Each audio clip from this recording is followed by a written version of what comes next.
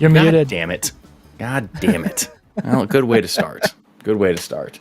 Welcome to the show that you're watching right now. I muted so that I could type things and then forgot to do that. And I am a professional. This is my actual job. And I am joined today by the much more aware Austin Archer, who is quickly become a favorite on this channel. And I'm so glad to have you back, my guy. Dude, I'm moving and grooving today. I'm ready to yap. I got this hat yesterday. Have you seen the little detail in here? It's hard to see, but inside the bat symbol it's that picture of the Cybertruck that's on fire in front of Trump Tower. And I saw this hat. I saw this hat in a store yesterday, and I was like, "That's sick. That's dope." So I'm ready to rock. Let's get it so on. wild. It's so wild that that truck exploded, and like nobody's first thought was terrorism. Nobody's first thought was that it was a problem that somebody did this on purpose. We have a line of cars in this country where when they explode, we're just like, oh yeah, that happens sometimes with those. Can you imagine if a Ford blew up on the highway, there would be news. But a Tesla is just a car that sometimes explodes, and that's just a thing.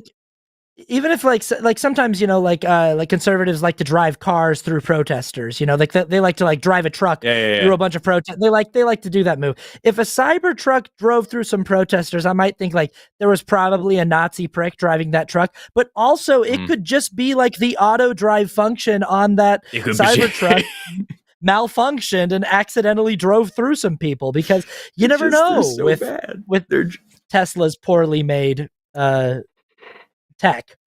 Yeah. You mean the self-driving feature that's been right around the corner for the next decade is still having major problems? Wow. Turns out when it sees pedestrians, they speed up. It's just, oh my glob.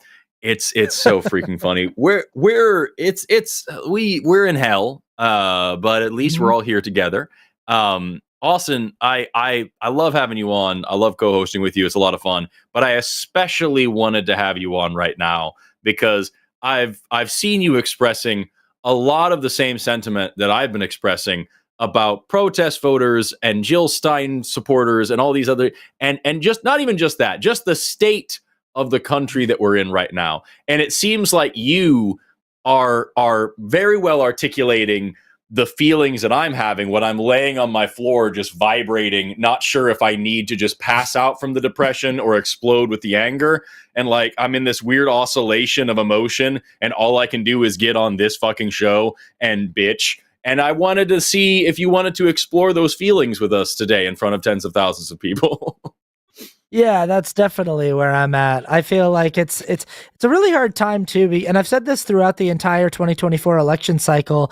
It's like I'm used to fighting with Trump supporters. I'm used to fighting with conservatives. I know all of their arguments like the back of my hand. Every time I have a conversation with one of them, I just, you know, like I already know what my response is going to be to every single thing that they say, because it's a conversation I've had more times than I can count in my life.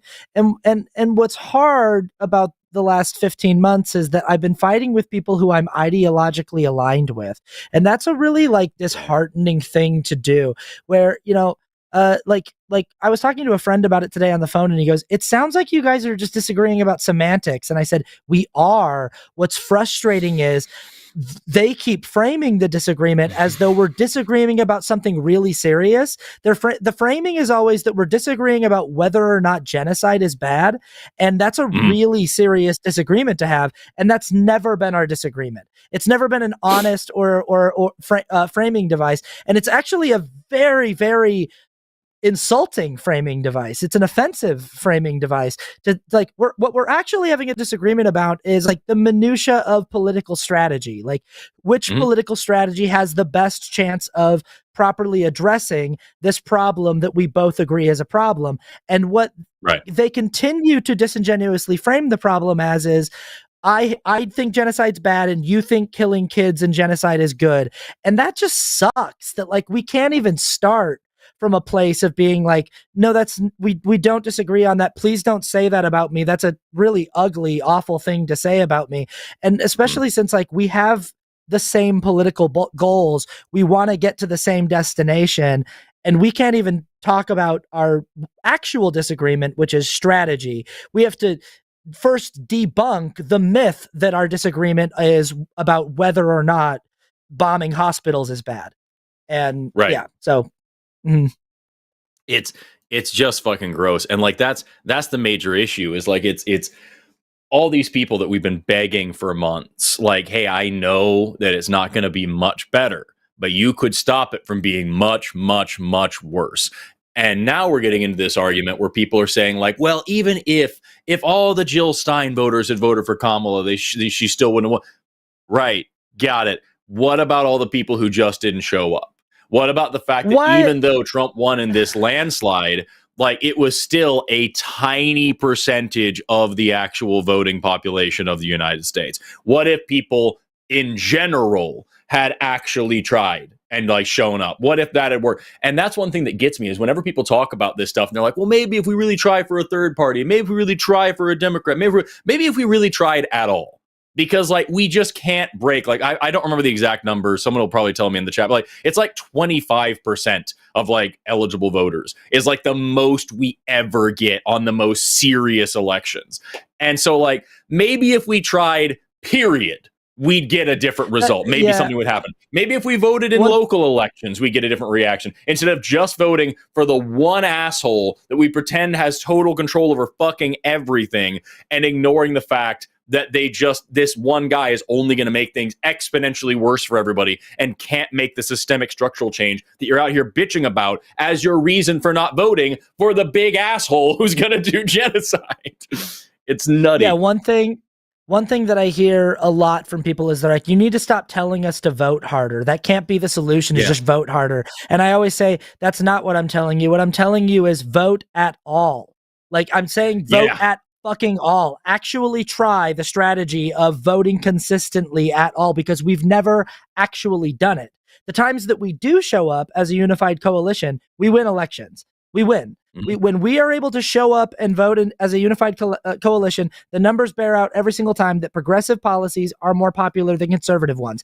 The problem is we are not able to do it consistently. We have them as voters, for some reason on the left, we have goldfish memories, but not all of us. The vast majority of us are able to consistently show up. So you're not being asked to vote harder. You're asked to be able to commit to a long-term strategy of voting regularly at all. It's not like you can fill out a ballot harder or something.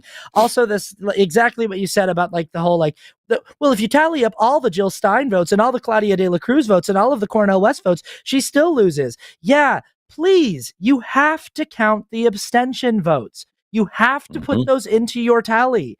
If 81 million people voted for Joe Biden in 2020 and only 75 million people voted for Kamala Harris, and around 2.5 million of those 6 million missing votes went to third-party candidates, you have to count the remainder, the remaining 4 million of abstention votes in your total. You can't just pretend those votes don't exist.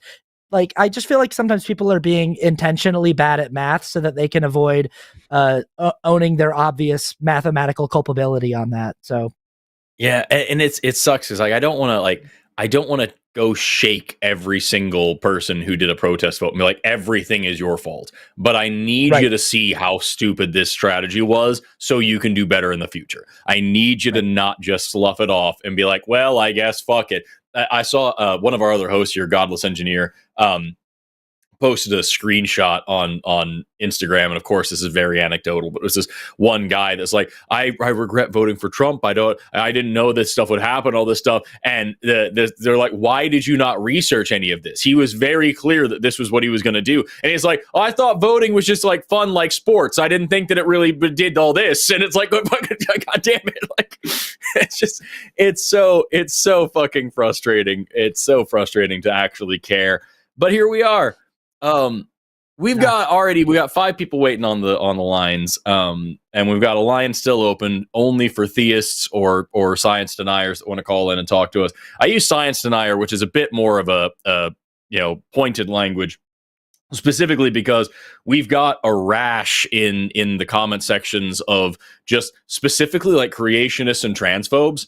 Who are just aggressive in begging people to come down into the mud and play with them and don't want to call in. So if you see one of them, we have a few of them. If you see those folks, remember, if you see any creationists or transphobes specifically, just remind them of the phone number.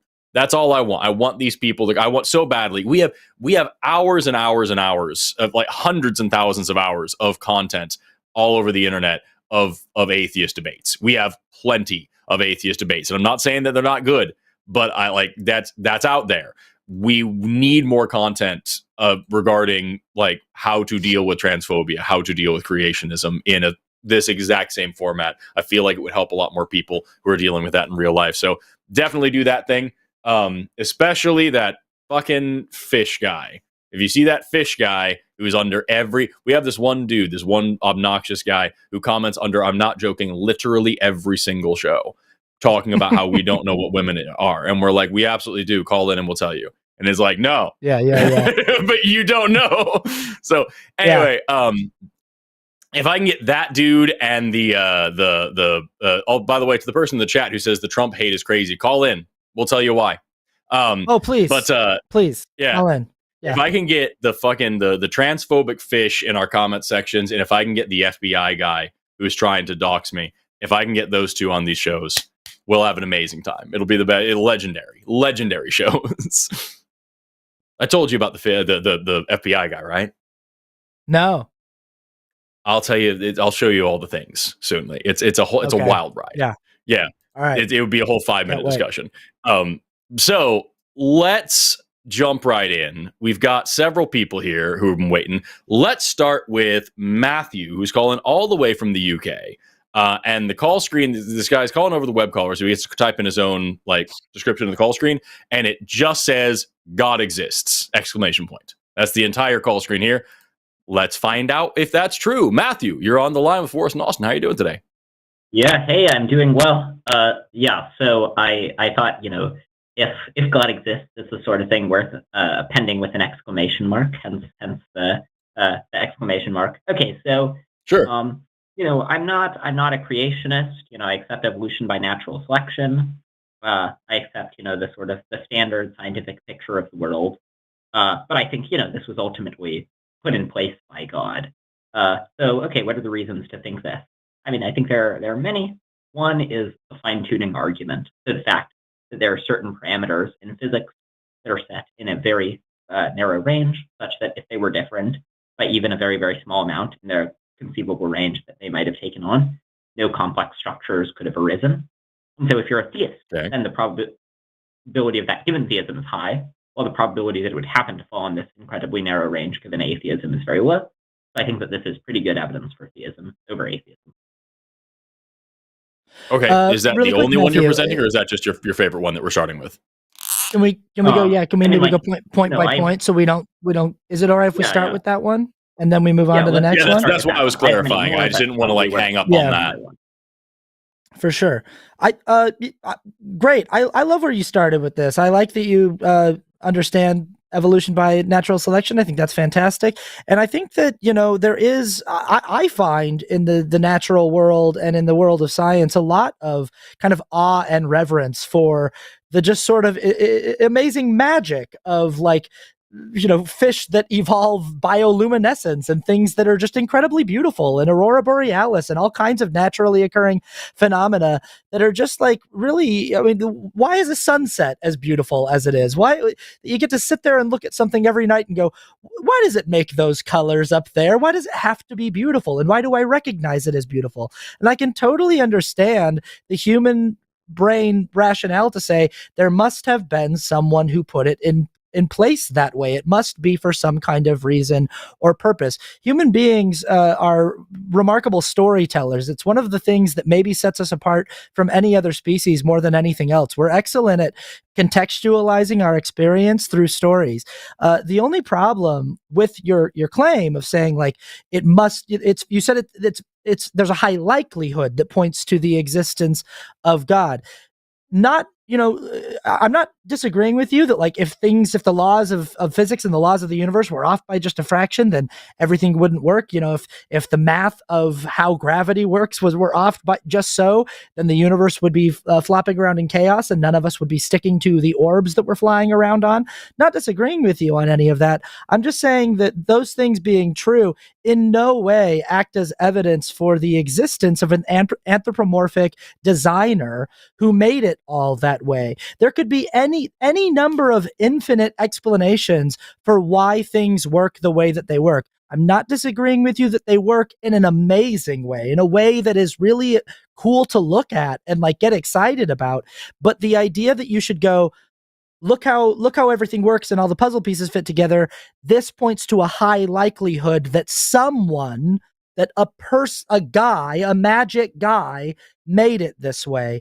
And what I'm saying is, I think that's a big leap, because it could be any number of any other supernatural explanations. There could be kind of an amorphous gas that is genderless, that is formless, that's not a personage, that made it this way for nefarious reasons. That could be part of some kind of malevolent experiment that this amorphous gas is doing. And the rules, it could be a simulation. You go to simulation theory. It could be designed this way by a hyper advanced race of aliens that has us living inside of a simulation, and all of the rules of physics obey the work the way that they do, because that's how they were programmed to by the simulation builders. There's any number of explanations that it could be outside of God, and they're all just as likely and as unlikely as the answer being God. I hope that makes sense.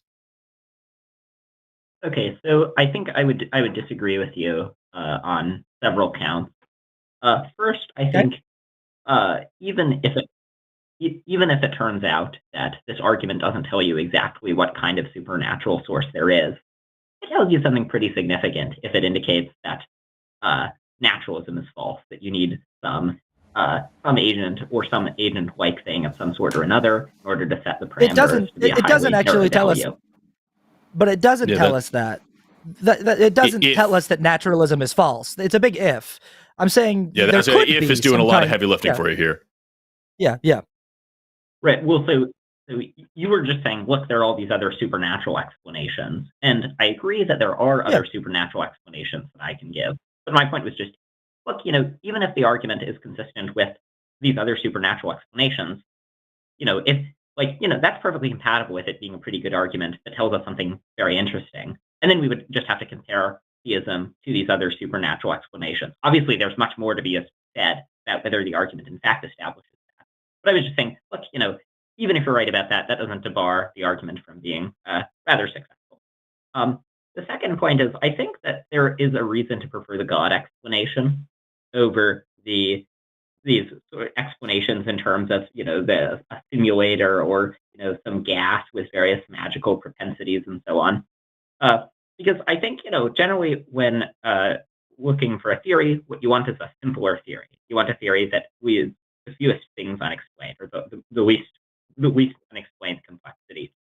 Now, if you have simulators, well, simulators are a rather complicated sort of thing to exist. And then it just kicks the fine-tuning problem back a level, where then in the simulators world, there'd have to be fine-tuning.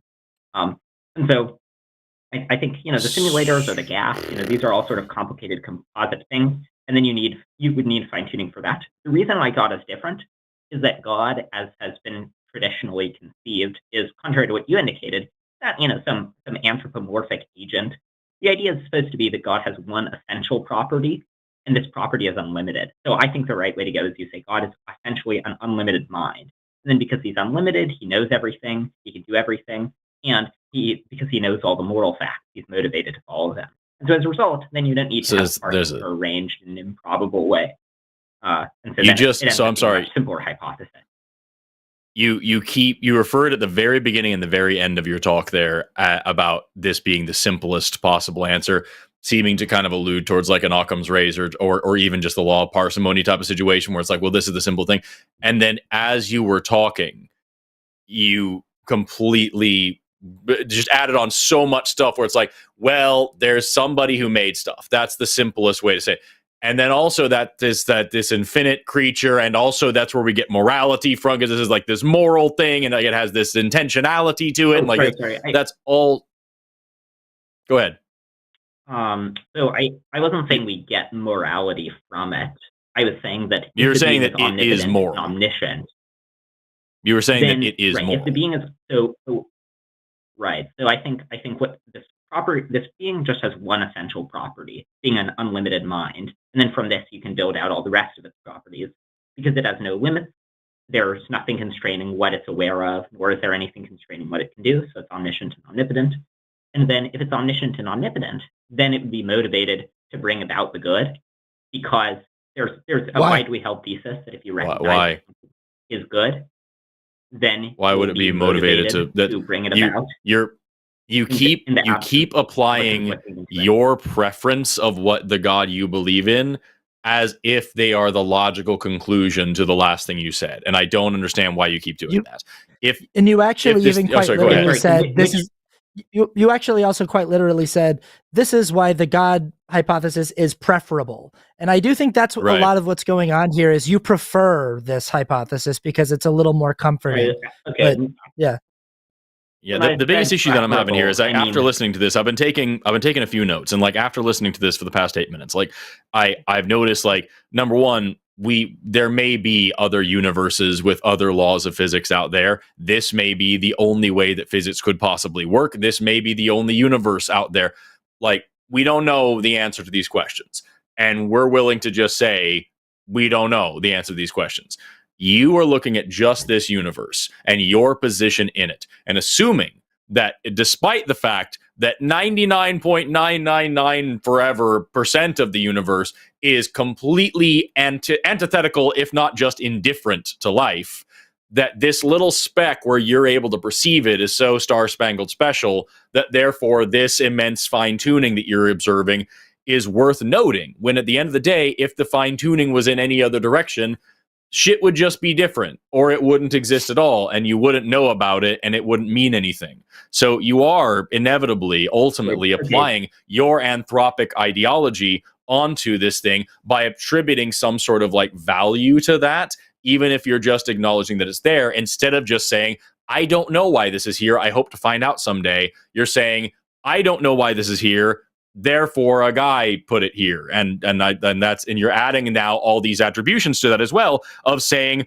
well, also this person must be omnipotent and this person must be omniscient, which those aren't necessary. Why do those have to go together? If this thing is, what if it's just a little powerful and all it could do is make the universe, and it turns out that wasn't as big of a deal as we thought it was? If it is all powerful, why does that imply or necessarily connect to being all knowing? That doesn't make any sense. If you're going to imply all powerful and all knowing, then there's a lot of logical problems that you have that come right along with that. The old fun ones about, like, can God make a burrito so spicy that even he can't eat it? You know what I mean? Like, you get this issue. And then more importantly, if you are going to say that there is this God that made the universe, then you have to then ask what made that God. And if you're going to reject the infinite regression and say, no, my God is the thing that doesn't need to be made, then I can say the universe doesn't need to be made. And it means the same nothing, because none of us have evidence. The point is, you don't have to address every little point that I just made here. The point is, you keep just making a tiny, tiny statement about the nature of reality and using that to justify several logical leaps that tend to line up with your preferred version of your preferred God, not anything that we can actually test or verify. Okay, right. So I guess I'll take these in a sort of random order. So you raised the paradox of omniscience. Or you can just stick to the end of it. Of omnipotence. Well, I mean, you did say a lot that I would like to address. If that's okay. Yeah. I just don't want you to feel obligated. You raised the paradox. Yeah, you raised the paradox of omnipotence, where you said, "Can God make a stone so heavy that he couldn't lift it?" The paradox of omnipotence, generally, if you look at sort of modern philosophers of religion, it's not taken very seriously. The generally agreed upon resolution is God can only do what is logically possible, and then creating a so he's not all powerful. Is not the sort of thing that's logically. So then he's not all powerful. Being all powerful. If he was more powerful, he could break the laws of logic. Well, no. So you're saying if he was more powerful, he could break the laws of logic. Breaking the laws of logic is by the nature of what the laws of logic are, something that's impossible. Like that's like saying that if someone were taller, they would be more than infinitely tall. Well, by definition, you can't. Matthew, but that's what omnipotent, omniscient, like this infinite mind, this all power. That's what all powerful means. It means you can do anything. Also, you're saying this as though like making an object that's so heavy even God can't lift it is this illogical thing, but making an entire fucking universe is like a very normal, logical thing that a being that obeys the laws of logic could do. You're acting as though like creating a universe is some small, very logical task, but like it's absurd to propose, the paradox of omnipotence. Like both are equally impossible tasks. So the doctrine is that God can do God can do everything that's logically possible. He can do everything depending on exactly how you construe a thing. So like, is creating a married bachelor thing? Well, I don't know, married bachelors, they're impossible, so they're not really things. Regarding your point about how, creating a universe is illogical, well, I was talking about, the sense in which I was talking about was whether it violates the laws of logic. So there's nothing that violates the laws of logic about a being that can create a universe. There certainly could be a being that could create the universe, even if we don't think that even if you don't think there actually is one. There's something that violates the laws of logic, of making a stone so heavy that you can't lift it, because that creates a contradiction. So you keep talking about this like laws of logic. Can I ask you a completely different question just for a second, Matthew? Yeah, go ahead. Do you believe in a particular God? It depends on exactly what you mean by that question. Do you believe in the God of the Bible, for example? No, I don't. Okay, do you believe in sin? I guess there's a sense in which I believe in sin. I think people do wrong things sometimes, but I don't believe in like Christian doctrine of sin. Do you believe in any kind of heaven or hell? Yeah. Okay, so you believe in a God, but not the God of the Bible, but you do believe in a heaven and hell, and you do believe that like there's some sort of sin in a weird way. Do you believe that a person who does bad things will? Sorry, just to clarify, I believe in heaven, not hell. You do not believe in hell. Okay, so you believe in an afterlife.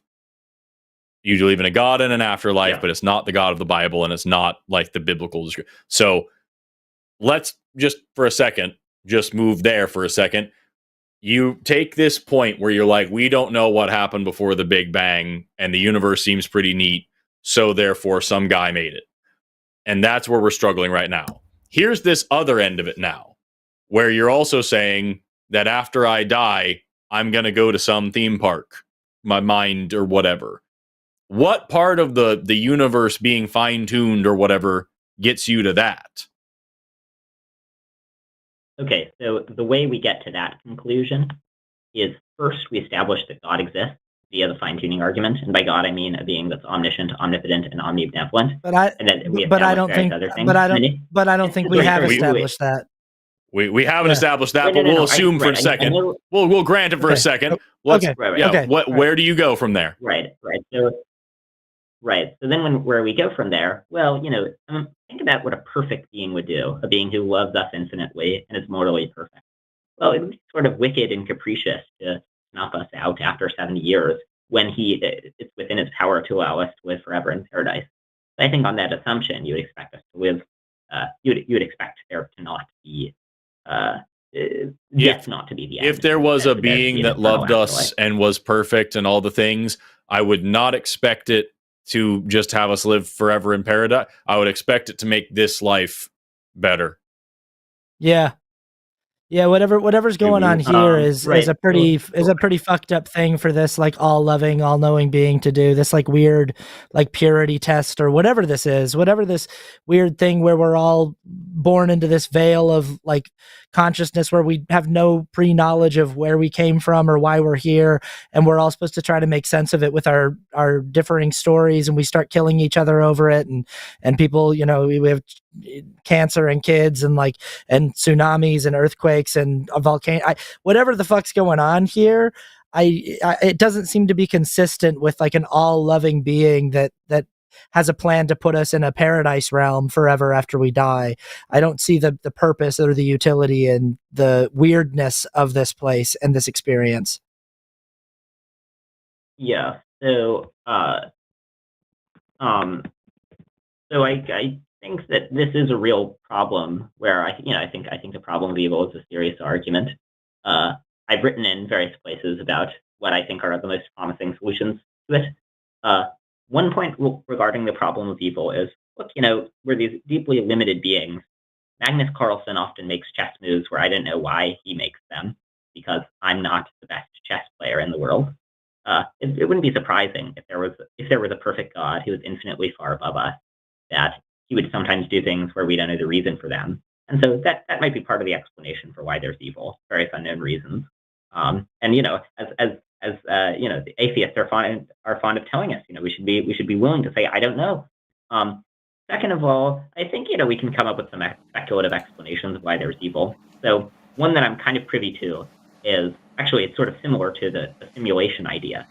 So basically, the idea is that there are certain archons, these sort of angel or demon-like creatures, who were tasked with making the world really good, but they failed in their task, which is why the world is screwed up.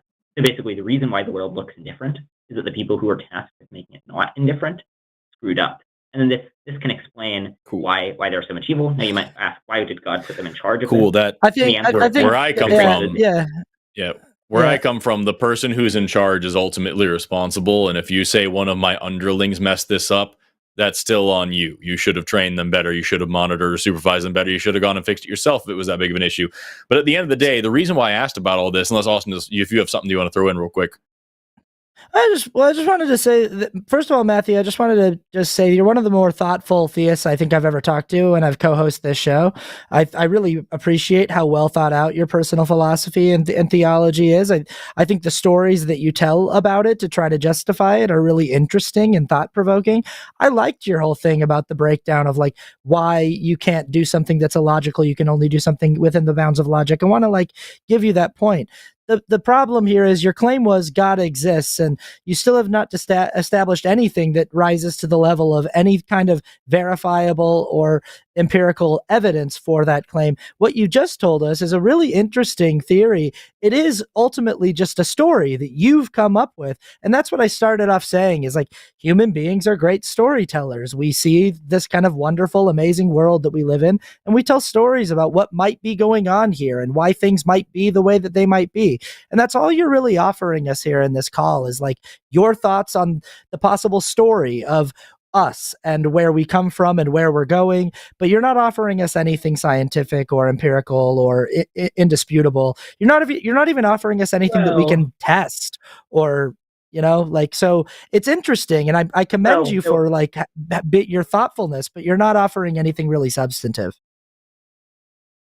Yeah, so I want to start by, I was saying I appreciate the kind words. So I mean, regarding like whether I'm, giving anything substantive. So, I'm presenting the fine-tuning argument. Now, there are lots of objections that you've raised that I have things to say about. But the fine-tuning, the phenomenon of fine-tuning in physics, this actually is something that, something empirically discovered by theoretical physicists. And so obviously, I don't think I don't think that God has appeared in the middle of Fifth Avenue and such that you have this kind of evidence for it. But the evidence for God, I think, is a lot like the evidence for evolution, where it's stuff about the world that makes no sense on the assumption that he doesn't exist, but makes a lot of sense on the assumption he does, just like with evolution. The evidence is like, look, this universal genetic tree, these nested hierarchies, all of this makes perfect sense if evolution happened. It is ridiculously unlikely if evolution didn't happen. I think the fine-tuning argument, the fundamental difference, Matthew, is that is one out of very many lines of evidence for evolution. And yes, it makes sense under an evolutionary framework, but what it's doing is it's pointing in that direction, and then we can test that, and we can demonstrate that that's where that comes from. What you're saying is this kind of almost points in the direction of a God, and then rather than doing any testing and rather than finding any other evidence, you're just saying this vaguely looks like some guy made the universe, so I'm gonna just roll with that. And that's very different than trying to compare that to evolution or any kind of science. And that's why I think what Austin was saying is so important, is that you're not giving us anything that's like anything we can actually dig our teeth into. You're just saying the universe kind of looks like it might have been made, so it was. And that's not good enough for us at all. So that's not the inference that I'm making, and this is not the only line of evidence. I think there are lots of kinds of evidence, including the evidence from consciousness, including the evidence. Well, give us your what you think is your best verifiable, testable piece of evidence, because we probably have to move on to another caller. But let's hear your very best, in your mind, top strongest piece of evidence. I think the best one is, unfortunately, it takes a while to explain it, and it gets kind of complicated. So if people are curious and reading about it, I have a blog post called "The Ultimate Guide to the Anthropic Argument." So if you Google that, you can learn more details. But yeah, I mean, it would take more than 5 minutes to intelligently discuss. But I think the fine-tuning one is a good one. But so, I mean, you were saying Valkai, is that your name? Or Forrest or something? Valkai. Sorry, my name is Forrest. Yeah, my last name is Valkai. Valkai. Okay, you were saying that the difference is that in the case of evolution, we have more evidence and it's testable. I'd say the phenomenon of fine-tuning is testable, and there's more evidence for theism. I think the fact of consciousness it's actively predicted given theism, and it's quite unexpected given atheism. Nope. There were more things there's two major assumptions you just made. Neither one of them holds up, unfortunately. It's not predicted under theism. You need a mind to conceive of the theism to then tell you that the theism should be giving you a mind. Like, that doesn't work. And to say that it's not expected under atheism is what I'm pretty sure I heard you say. That just doesn't make any sense at all. Yeah. Well, so there's talk about the argument from consciousness. It might be fruitful over and over. Like, you keep.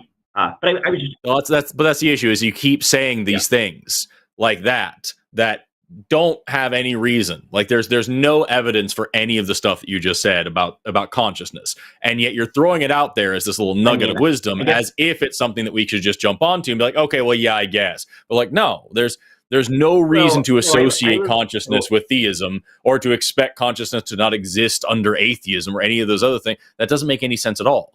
And like, you keep doing that with every part of this, is you're saying, well, this is a thing. And so therefore, not only is some dude responsible for it, but also that dude's all powerful, and also that dude knows everything. And also there's this moral principle to the whole thing. And that also there's an afterlife too, because if that's true, then this must be true. And no part of that is linear. No part of that is a logical flow. Yeah. You're just saying a thing and then telling me what you believe. I was just vaguely gesturing in the direction of another argument, because you were saying that the difference between it and evolution is that there's only one line of evidence that I presented here, where I was saying, look, I don't. Okay, then don't vaguely gesture. Then don't vaguely gesture. Why would consciousness not be predictable or would not be expected without a god? Hold on. If you make the claim that the difference is that there's only one line of evidence for it, then I think it's relevant if there are in fact more lines of evidence. Now, I didn't make the claim there's only one line of evidence. I made the claim that you had only presented one line of evidence, which is why you're now presenting more of them. It doesn't matter. The point is, what you are consistently doing over the course of this call is saying something that you've noticed, then your assumption about that thing, and then a bunch of religious jargon that matters to you but doesn't really mean anything to us. And I don't get why you think any of that is compelling. Matthew, can I ask you a question? Wait, so can I just address sure. Quickly? Yeah, really quick. Yeah, go ahead.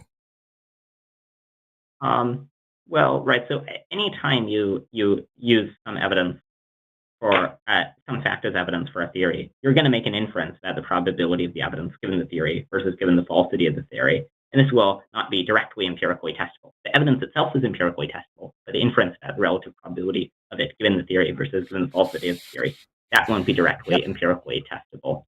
Now, regarding why I think this being is omniscient and omnipotent, well, the idea is we want a theory that's as simple as possible.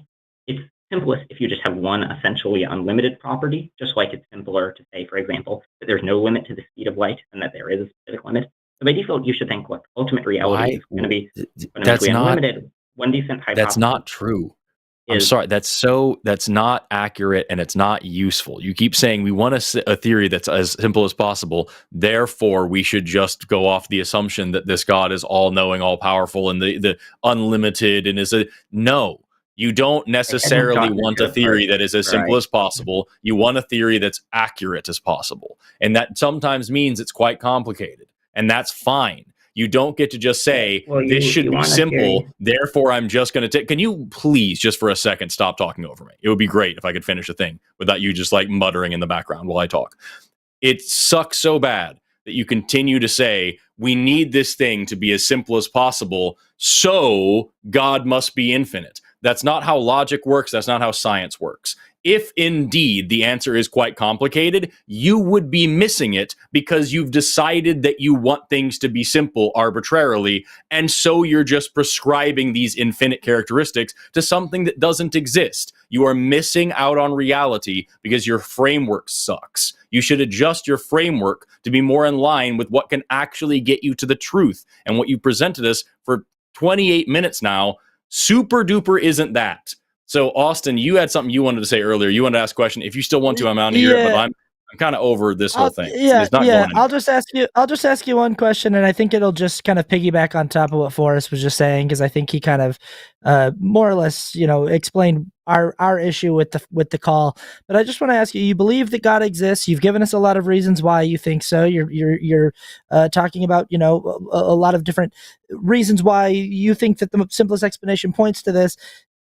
Is God do you think that God is like a pink unicorn that farts balls of onion, like onions fall out of God's asshole, and like those onions like become planets? And do you think that's how God creates planets? That God, just like, do you think that that's what God is? And I'm asking the question seriously. I know it sounds silly. Why do you not think that's what God is? Well, I think we should... Yeah, that's the point. That's the exact point, Matthew. You think that God is like a guy because that's what you've been taught to think. You've been told stories about what God is your entire life. Your entire life has been given a framework to conceptualize automatically, to default to an idea of God that is most comfortable to you. But the being that you're describing, the being that has these essential properties of an infinite mind that knows everything and is omnipresent and omniscient, could just as easily be the thing that I just described as it could be some guy. But when I describe, is God a pink unicorn that floats around the universe farting out onions and those onions turn into planets, you go, no. Why? Well, because that's a ridiculous concept. It's every bit as ridiculous as it being some magic guy that goes around making universes. You just think that the guy sounds more reasonable because that's the story you grew up hearing. If every story you ever heard growing up about God was that God was a pink unicorn that farts out onions and those onions become planets, that's the conception you would have. And you might have like a lot of really scientific sounding reasons to say this is why I believe in this pink unicorn. But as I say it to you, is this what God is? You immediately go, no. What's your evidence for that? Why do you know that's not what God is? You haven't described anything or even come close to providing evidence as to why God would be a man and not that. Like why is God an anthropomorphic dude with a beard who wears a robe and floats around on a space throne? Why is that more accurate than the fucking unicorn thing? And it's because that's the story you were told, and that's the story that's in your head. That's the image in your head that comes up when you think the word God. And that's my point there. Well, yeah, I think that's a pretty good summary of all of it. I don't think that God has a beard, or do I think that God is a man. I don't give a fuck. I don't give a fuck what you think God looks. You're missing the point of what he just said. You're missing the. I don't care.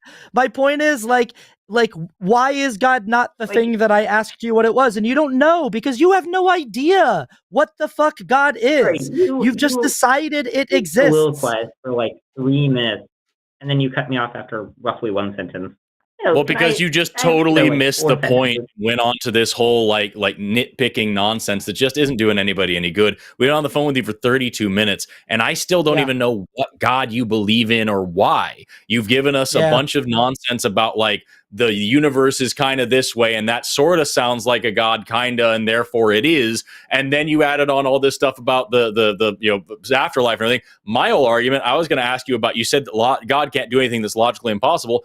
I was going to point out that it is absolutely logically possible for this infinite, unlimited being to have made a much better universe than this, but he clearly didn't, and that sucks. Like there's so many questions and so many problems with every single thing that you said. And again, it's all just based on your preferences and your ideas and your desires and your interpretation of your preferred version of your preferred idea of God. It's nothing to do with actual logic, reason, science, or anything. You're just invoking science and logic and reason as these buzzwords to make yourself feel like you have solid footing when you just freaking don't. So like, I think we're just wasting time talking in circles at this point. I don't think this call is any more productive than it's going to be any more productive than it is. So we're going to move on, Matthew. Maybe get your thoughts together in a different way and try presenting it to us next time, because I've gotten nothing from this so far. Okay, Yeah. well, thanks for having me on. Yep. Take care. Thanks, Matthew. We've got 2 more theists on the line, and we've got 2 atheists on the line as well. And that means we have 2 lines open for people want to call in. I would love if anybody out there believes in a God. It's specifically like if it's one of the big ones, the Abrahamic gods, you know what I mean? Like, because those are a lot of fun and they're all around us. I'd love to talk to you, because the theists that we've got certainly are not going to be arguing for the gods on these ones. So like, if you're out there and you're watching this show and you're one of the people in the chat who love to live here in our live chat and tell us that you can prove God and prove us wrong, let us know. Also, we did a poll at the beginning of the show. We asked, do you believe in creationism, intelligent design, flat earth, or anything supernatural? And 2% of you said yes, and I'm calling in. That's 2% of literally all people in the world, because that's who watches this show. So like that's what we should be getting here. In reality, just of the poll numbers there, times 0.02, that should be, just based on the poll numbers, that should be about 17 callers. And we've got just Matthew. So if you want to, put your money where your mouth is or where your click is and give us a call. We'd love to talk to you. Until then, let's talk to Hannah, pronoun she, her, who is a theist who is deconstructing, has a very conservative Southern Baptist family, trying to navigate sexuality and the church with her son coming out as pan. Any help would be appreciated. That's what I've got right here. Hannah, you were on the line with Forrest and Austin. How are you doing today? Hi, I'm good. That's a hell of a call to follow up on. Yeah, I feel like you'll be nicer. Yeah. I plan on it. So nice to meet y'all. I'm just now getting into the whole, I guess this whole side of YouTube and streaming and just sort of these types of videos. I had no idea that any of this existed until my husband somehow came across Kent Hovind, and he's actually debated him a couple of times. Yeesh. And then offended him and hasn't been invited back. So we it's a whole thing. And I grew up really, really Southern Baptist. My entire life has been rooted in, the King James Version, and it's a walk by faith, not by sight type of life. My parents were very totalitarian. It was, you follow what we believe. We are in church every Sunday. If the doors are open, we're there. Grew up listening to a lot of like Mark Lowry and a lot of theists. And so it's just, when I met my husband, you've been through it. Yeah. When I met my husband, his family is very much on the opposite side of this. His father has actually written a really good book on atheism called Religion Refuted. And, they've sort of opened my eyes to like what the world is and what kind of exists out there. And, you know, I've always sort of had doubts. I've always had questions, just things that didn't line up, things that didn't make sense. And so dealing with all of this and then navigating through having a now 15-year-old, it's kind of a struggle because he's come out as pansexual, and having to look at my child and tell him, listen, you know, if, you know, I'm going to support you no matter what. I'm going to love you no matter what. You know, I'm happy for you. I'm pansexual, you know, it's totally fine. But if you ever want to continue your relationship with your grandparents, that's a part of yourself that you never get to share. That's not a conversation that you should have to have with your kid. And no, so it's such a struggle to me to understand how my entire life, you know, like it's yeah, there's, you know, like I look at all of the situation. I look at, you know, the science behind atheism. I look at the science behind biology and behind evolution and behind just the world as it exists. And, you know, like I believe in evolution. I believe, you know, all of these things. And it just doesn't make sense to me how to navigate a kid that is pansexual but still wants to be involved in church. And is it wrong for me to tell him, yeah, sure, let's go to church, you know, do what you want to do, believe what you want to believe? It doesn't, like, it feels like giving him that support should be what I'm doing because I never had that option. But at the same time, knowing what I know, seeing just how religion is and how corrupt it is, am I on the bad side of parenting here if I let him explore this and dive into something that could be corrupt? And I don't really know how to navigate this, and I don't know if this is the right place to call in. I don't know. I just don't know. I have a lot of questions. It's a good place to start. What you're describing is surprisingly common. Like I know, I think Rhett and Link from Good Mythical Morning, that was one of their things. They were very Christian, and as they got more famous and they were hiring staff and everything, they told this story about how like they had this guy that was working for them that was gay, and they like loved this guy because he was like their best friend, working with him every day, making their show great. And they told the story, like they hugged this guy and they're like, I love you so much, man. And they meant it. And they're like, after the show ends, everything, like, we are supposed to hate him. We're supposed to tell him he's going to hell. We're supposed to change his mind. We're supposed to try to save him. That doesn't feel good. None of that makes any sense. And that was a big part of their deconstruction beginning. And so like, yeah, that when you love somebody and that person doesn't fit into the very, very parochial, limited, just cruel box that Christianity creates for people, it's a great way to start to see the cracks and to start to, for yourself. If you're asking me how to raise a kid, I'm not great at that because I'm not a parent on purpose.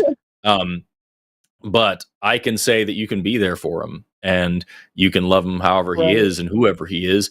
And if you want to talk to about like, is it appropriate to continue going to church? I would say maybe don't continue bringing this person around people who think that he's deserves to be tortured for all eternity. But that's just me. If you can find a way to make it work for you, that's fine, I guess. But I think if you're already on this deconstruction path, you're going to find a better and better and better way to live in a way that is more meaningful to you and more true to him than it is, useful to the church. Austin, you look like you were going to say something too. Well, I mean, I completely agree with everything Forrest just said. And I also I really feel for your predicament, Hannah. It is incredibly common. And this is such a common first step toward deconstruction. It was for me. I was a musical theater major in college. So a lot of my closest friends, as you can imagine, were gay people because there's a lot of gay people in theater.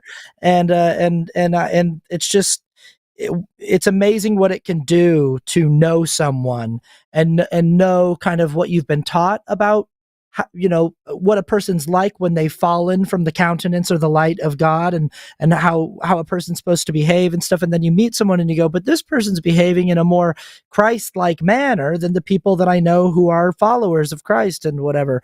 And it definitely was a beginning for me. What I would say, again, I don't have kids, and I echo Forrest's thing. I'm not here to be an expert on how to raise a kid. My sort of maybe unqualified advice would be to not put your kids somewhere where they are likely to experience harm that could be irreparable for them. What I will say really quick is my niece recently, who's 21, reached out to the family in our group text. I'm from Salt Lake City, Utah. My whole family is Mormon, and I grew up in a Mormon community. Everybody that I went to school with and all my friends growing up were all LDS. My niece is 21, reaches out, and she says, "Hey, family, I just wanted to share with you an obituary of a friend of mine who I went to high school with and did theater with in high school. He died, and, I went to his funeral, and it was really hard." And I read this obituary and I knew immediately what had happened to this 20-year-old young man, because it's an obituary that I've read more times than I care to count in my life. And I know how it reads and I know how it's written. The families of these kids almost never say the word suicide in the obituary. They just say, "Our son or our daughter who was too young to have died of like a sudden heart attack or like cancer or something like that." They just say they don't. And if it was cancer, they would say that. They'd say they lost their battle with cancer on such and such date, or, they died of a unexpected brain aneurysm. But every single time I read one of these obituaries, it just says, so-and-so, our beloved daughter died on this date. And then they just list a bunch of things about the kid that the kid liked. They said, they were a great friend. They really liked In-N-Out Burger. They really liked going to the movies with their friends. And I've read this obituary so many times in my life that I knew at the bottom of the obituary there would be a link to the AFSP, the American Foundation for Suicide Prevention, because I knew that this kid had died, pardon me, I'm sorry, by suicide. And I knew that this kid died by suicide because he was probably queer and he lived in a community that didn't accept him for being queer. And I've gotten so used to these really, really great people, really great kids, great people trying to raise great kids, putting them in places that are going to directly result in them not being alive anymore. And so my advice to you, heartfelt, would be to get your son as far away from those people as you possibly can, because there is not love for him there. There is not acceptance for him there. I was talking to a friend at lunch today about fat phobia, and she said, one of my friends called me fat phobic the other day, and I'm not fat phobic. I see other fat people and I think they look beautiful. She goes, "I only am fat phobic about myself. I don't want to be fat." And I said, the exact same way with queer phobia. There are a lot of Christian queer people who have queer friends and they say, "I love my queer friends. I just don't like it in me. I just want to repress it in myself." And it's maybe more pernicious and more dangerous when it's allowed to fester inside of the individual. So putting your child in an environment where that self-hatred is allowed to fester could be very, very dangerous, and I would caution against it. Yeah. My sister came out as lesbian to my parents after her divorce recently, and that, gone over about as well as you would assume. And first off, I want to say I'm very sorry about that situation. That's terrible. And I didn't even know the kid. It's just a sad situation. It's just yeah. It's just it's so prevalent, and it hurts. And when my sister came out, my mother had a conniption, and she brought it up to me, and she had moved in with this person and made the statement that she just can't believe that this person, like that Ashley, would choose to live with a lesbian, and at the time didn't even know that Ashley was dating her. And she basically, as I said, it sounds to me like you're more concerned, that you're less concerned over the fact that her marriage is over, that all of this is falling around her, that her daughter is going through all of this, than you are with the fact that she's moved in with a lesbian. And her exact response to me was, "Of course I am.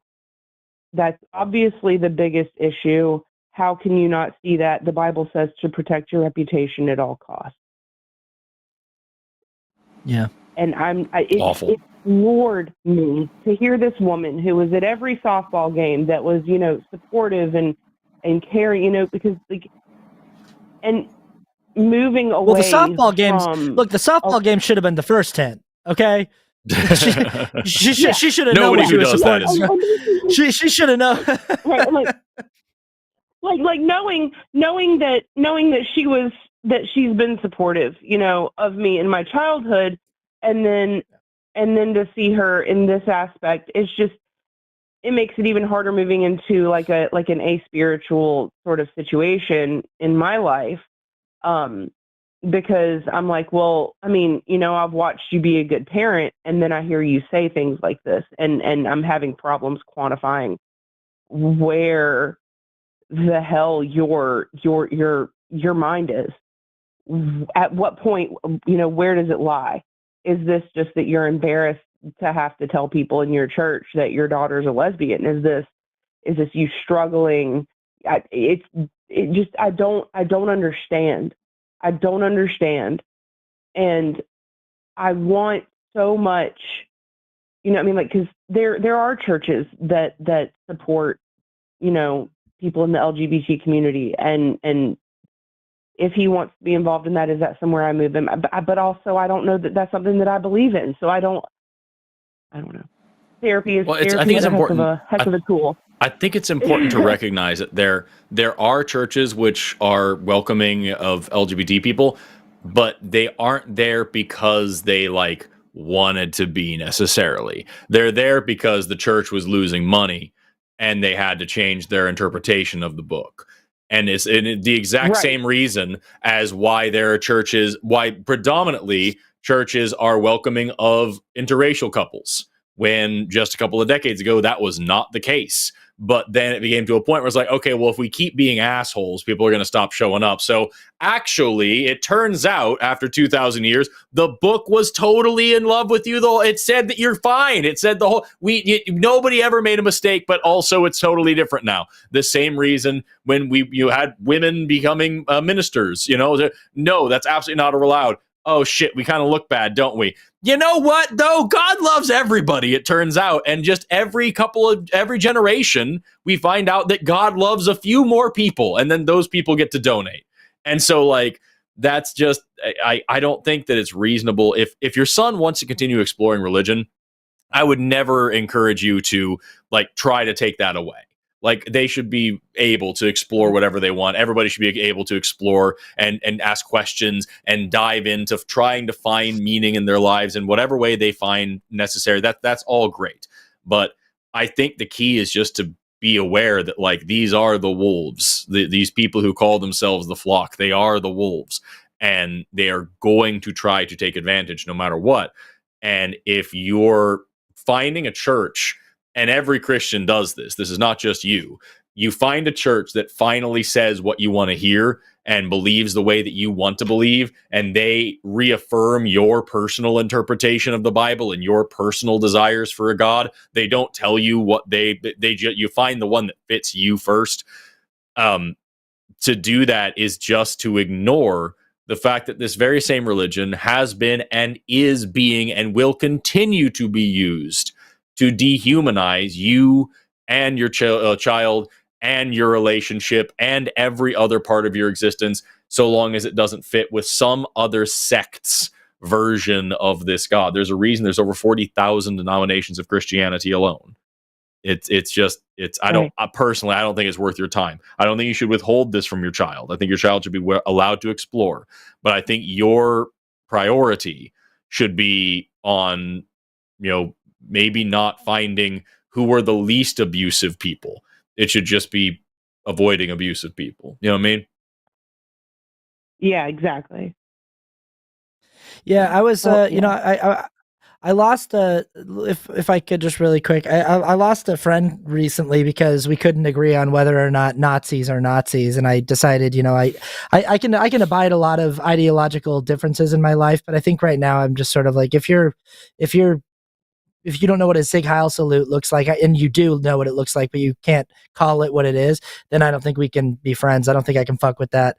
So, like, I lost this friend, but while we were arguing about that, while he was trying to tell me that Elon Musk was doing a autistic stim on stage and that it wasn't what it was, while we were arguing, and I was talking about how, like, lost in the woods he is with this conservative ideology, and like look how brainwashed you are. Like, you can't call something as obvious as what Elon Musk is doing on stage. You can't, like, you've got to come up with all kinds of like rationalizations and justifications for it. He made this really fucked up comment. He goes, look at both of our lives. Who do you think's doing better? This is a guy who has made a fortune off of selling solar. And he lives in a mansion in Texas, and he's got 8 kids, and he's married.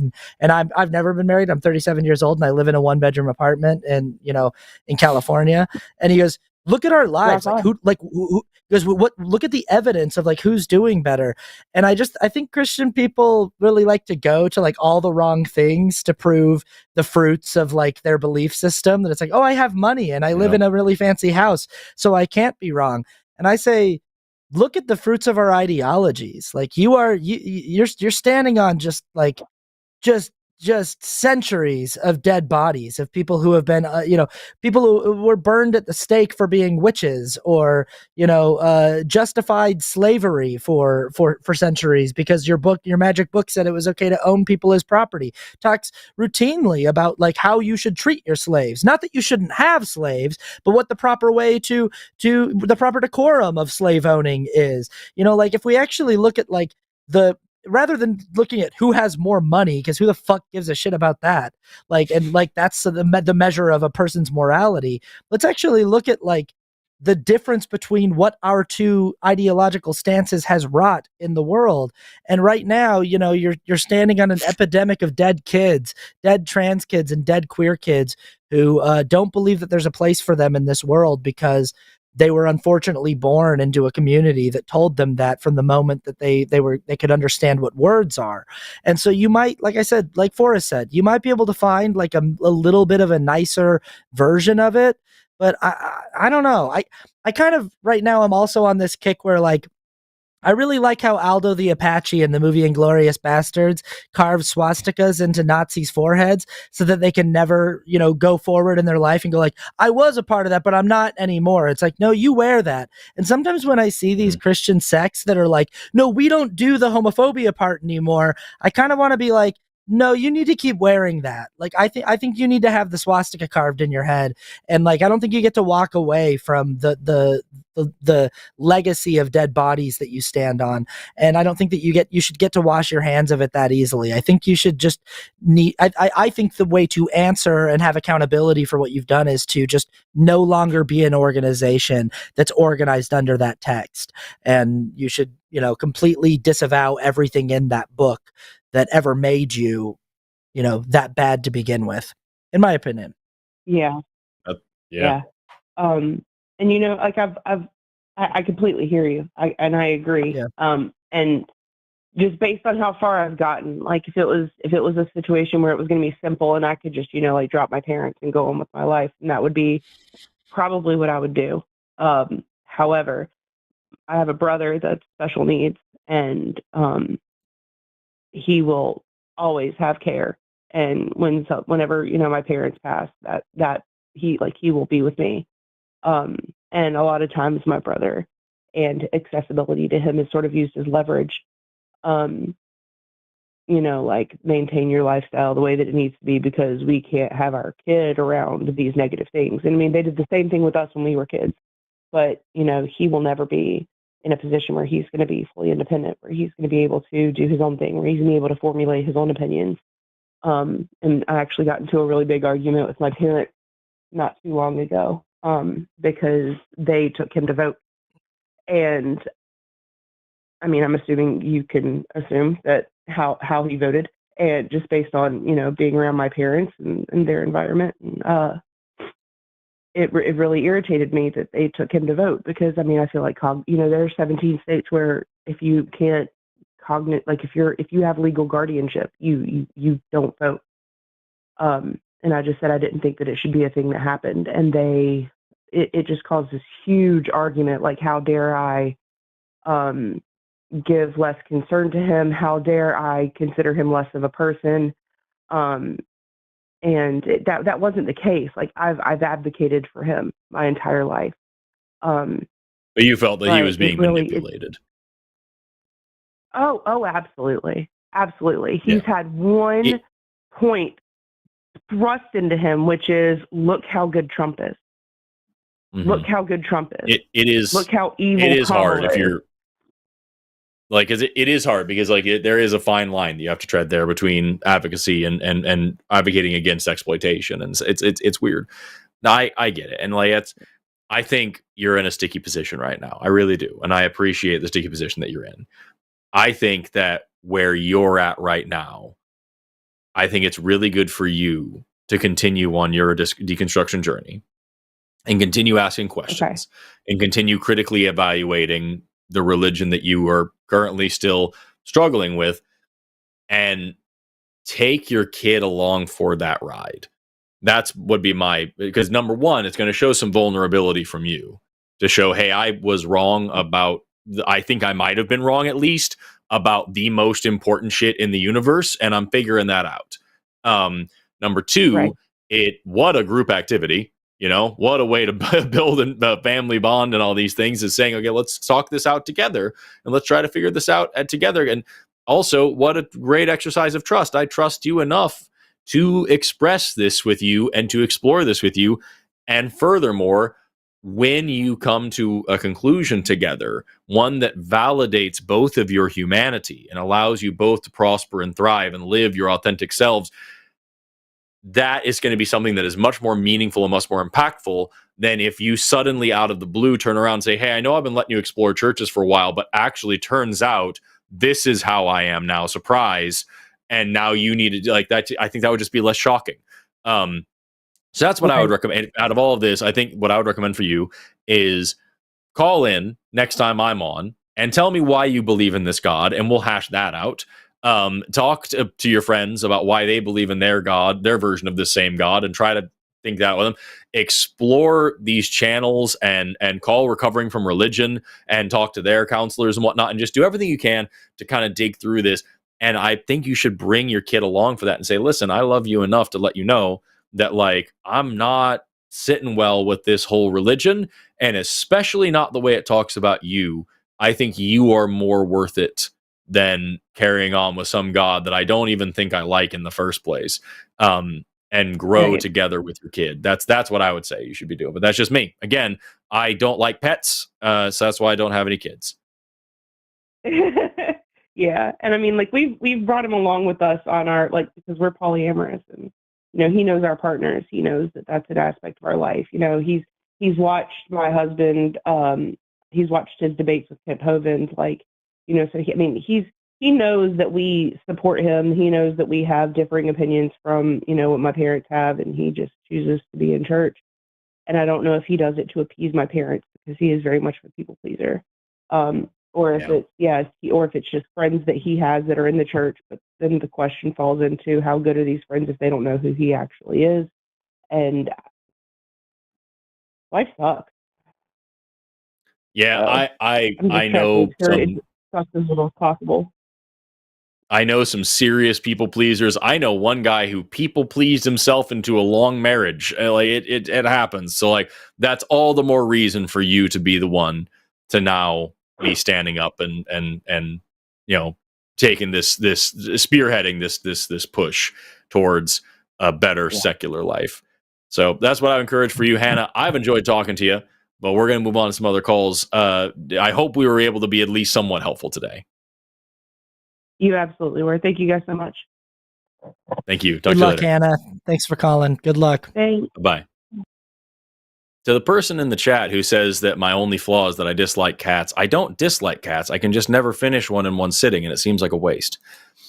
Austin, I didn't know you were 37. I thought you and I were the same age.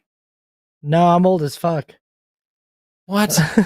Well, that's fucking shocking. Here now, how old I are you? thought What are that you? we were What are you? both. You 34, 33, something like that?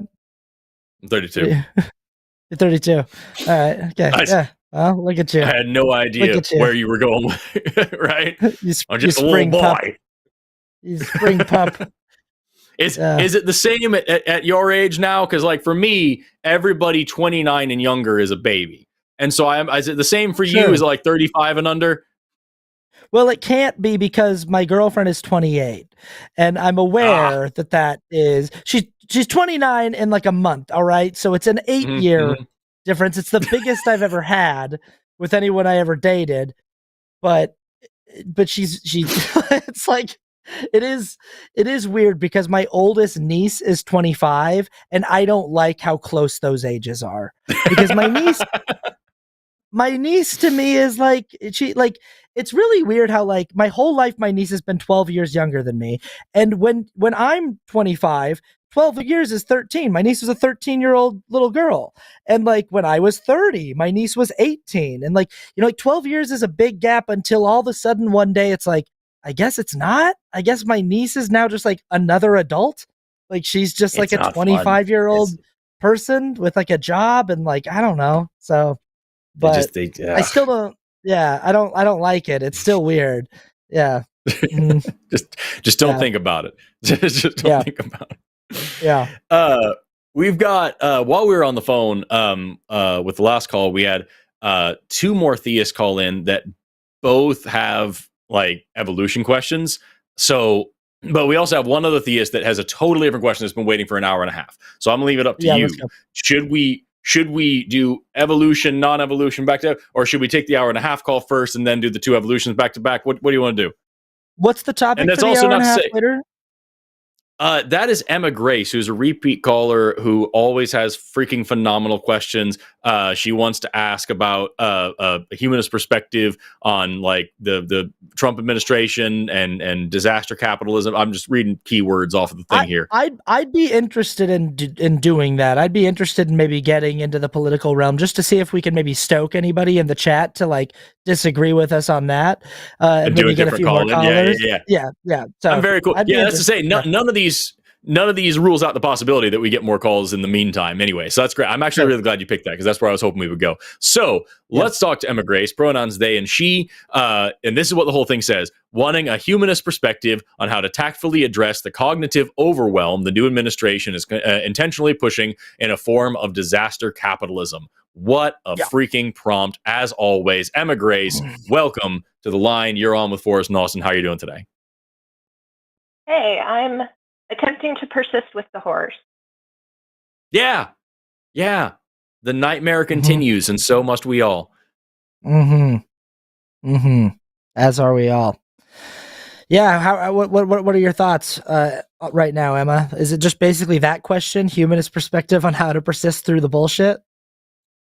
So as someone already just kind of living with way too many irons in the fire and noticing a lot of people who do movement work already dropping off left and right from burnout or compassion fatigue or just losing their job and funds for those jobs, you know, I'm just wondering how to navigate the cognitive as well as the legislative, economic, and educational bottlenecks that these smoke screens of orders have and are going to create. Because on the one hand, it seems easier to stay in like 2 or a few key areas of which like you have the most expertise.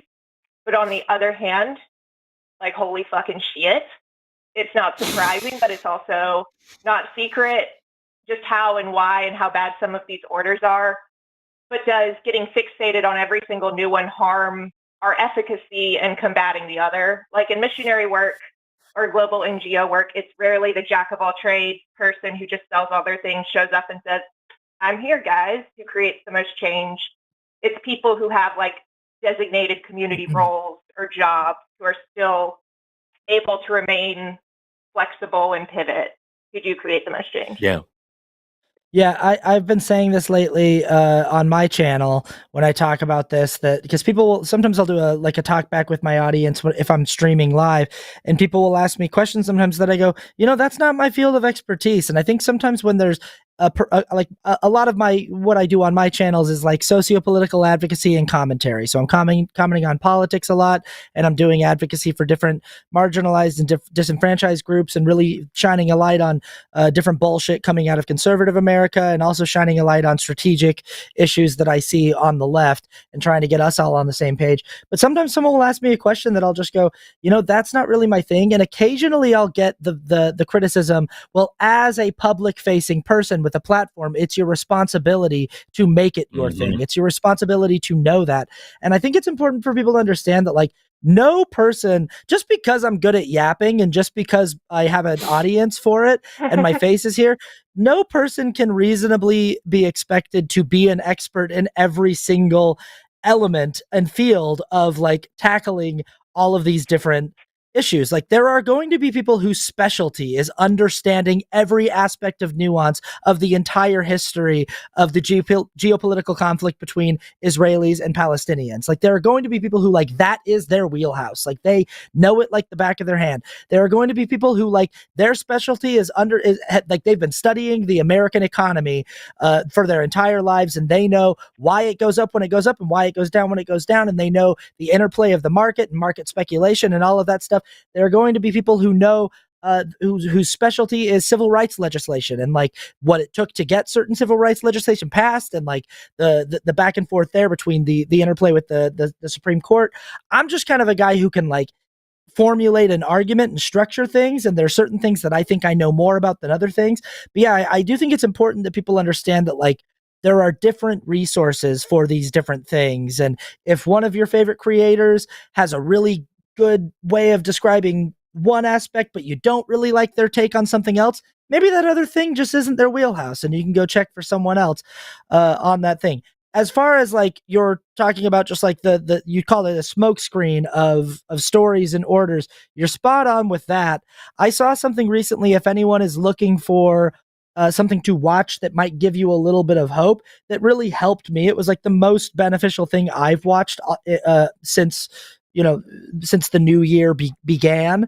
And it was just this like 13-minute little think piece from Ezra Klein, yeah, that he did with the New York Times on YouTube, where he was his advice was basically, in the first Trump administration, our goal was to not normalize him, to loudly and emphatically say nothing about this is normal. This is not business as usual. This is not how a normal presidential administration behaves. And in the second Trump administration, our mandate and our goal should be, don't believe him, because what he's doing right now in these first few weeks is he's pretending to have the authority of a king. He's just saying, we're doing this, I'm doing this, I'm writing all of these executive orders. Very few of his executive orders are actually going to pass the legislative process. And actually, so like, he's making it seem like there's this overwhelm, this tidal wave of national change that's going to come in, and that he's coming in, and it is his country now and his world.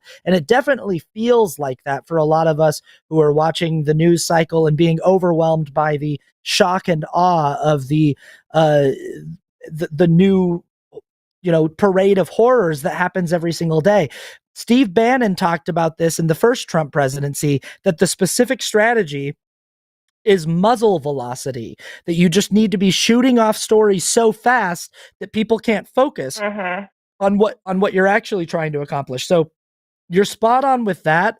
I think my advice right now for myself and for the people in my audience is like, be aware of the tactic, that the tactic is to disorient you, and then try to like take it one thing at a time. Give yourself space, give yourself time to recharge, because we need everybody focused and in the best possible health situation they possibly can be.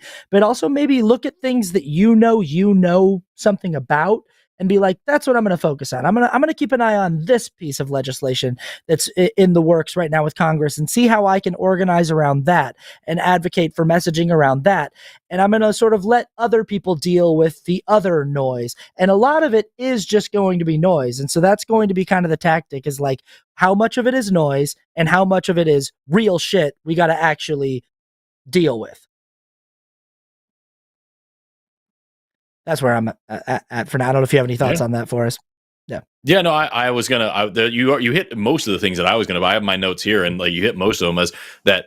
Bannon last time called it flooding the zone. That you just do a shit ton of things, like 5 executive orders a day, and while the media is freaking out about the most egregious one, they miss the other 4, and those just go through, and nobody's paying. It's too much stuff to pay attention to, and you put in when you talk about like this cognitive overwhelm. That is the point. Disaster capitalism is the point, because the more desperate people are, the more easy it is to then pick a scapegoat, immigrants, trans people, whatever, and then send those scapegoat people to death camps. It's very easy to do that when people are so overwhelmed over the price of eggs and the price of bread and the price of all these other. I do think, as far as, and also there's the analogy of the a lot of people have been talking about Air Bud the whole time. We're all here screaming, dogs can't play basketball. The dog's fucking playing basketball. And so like as we are sitting here on the news screaming, Trump's not allowed to do this, Elon Musk can't just bar a building. Elon Musk can't just walk into the Department of Education or whatever and lock the doors and disallow any elected officials from going in and hack the server. They're doing the thing while we're sitting here discussing how illegal it is. They're doing the thing. And it's beyond frustrating for me. And I don't want to sound like I'm instigating anything, because I'm not, but it's beyond frustrating to me personally to watch all of these freaking Democrat politicians just stand there and be like, look, there's a man here just standing in front of the door and he won't let us in. What are we to do? Look, get the news. The news should see that we're not allowed in. And it's like, North Korea had a military coup that was ended in less than 12 hours because the politicians jumped the fences and did their jobs. Why are you allowing this skinny white dude to just stand here? And that's what stopped democracy. Democracy is over because this man wouldn't get out of the way.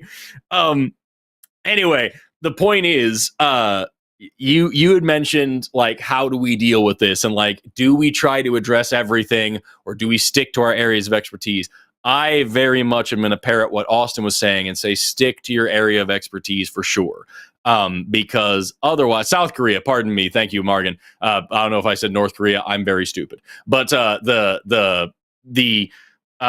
sticking to your expertise is not only the most useful strategy, because it's like, if I tried to write a paper about, polymer chemistry, I might be able to do it, but it's going to suck ass. And I should really go to someone who is a polymer chemist to like tell me what's going on. I shouldn't do that. I should stick to the one thing that I'm good at. And same thing, like if we're talking about, Trump's dumbass executive order about sex and gender and stuff, that's something that I can speak to. I'm not going to be as good, if I'm good at all, about speaking to like these little details about the military should be doing this, or this is how we should be funding roads and or this is how we're going to tariff people. Like I can talk about that a little bit, but not nearly as much as somebody like Josie, who does political shit for a living.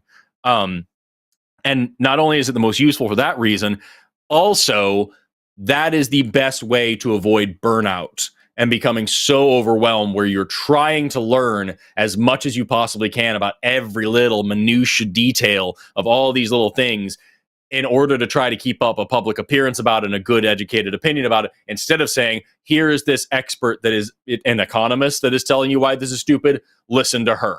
Here's this expert in agriculture that knows it, listen to her. Here's this expert in medicine that's telling you why this is dumb, listen to her. Instead of just saying, here's my opinion on everything. It will stop you from going insane, and it will make sure that you are credible and moving forward as well. Those are my thoughts, Emma Grace. We both rambled at you for 10 minutes. What do you think?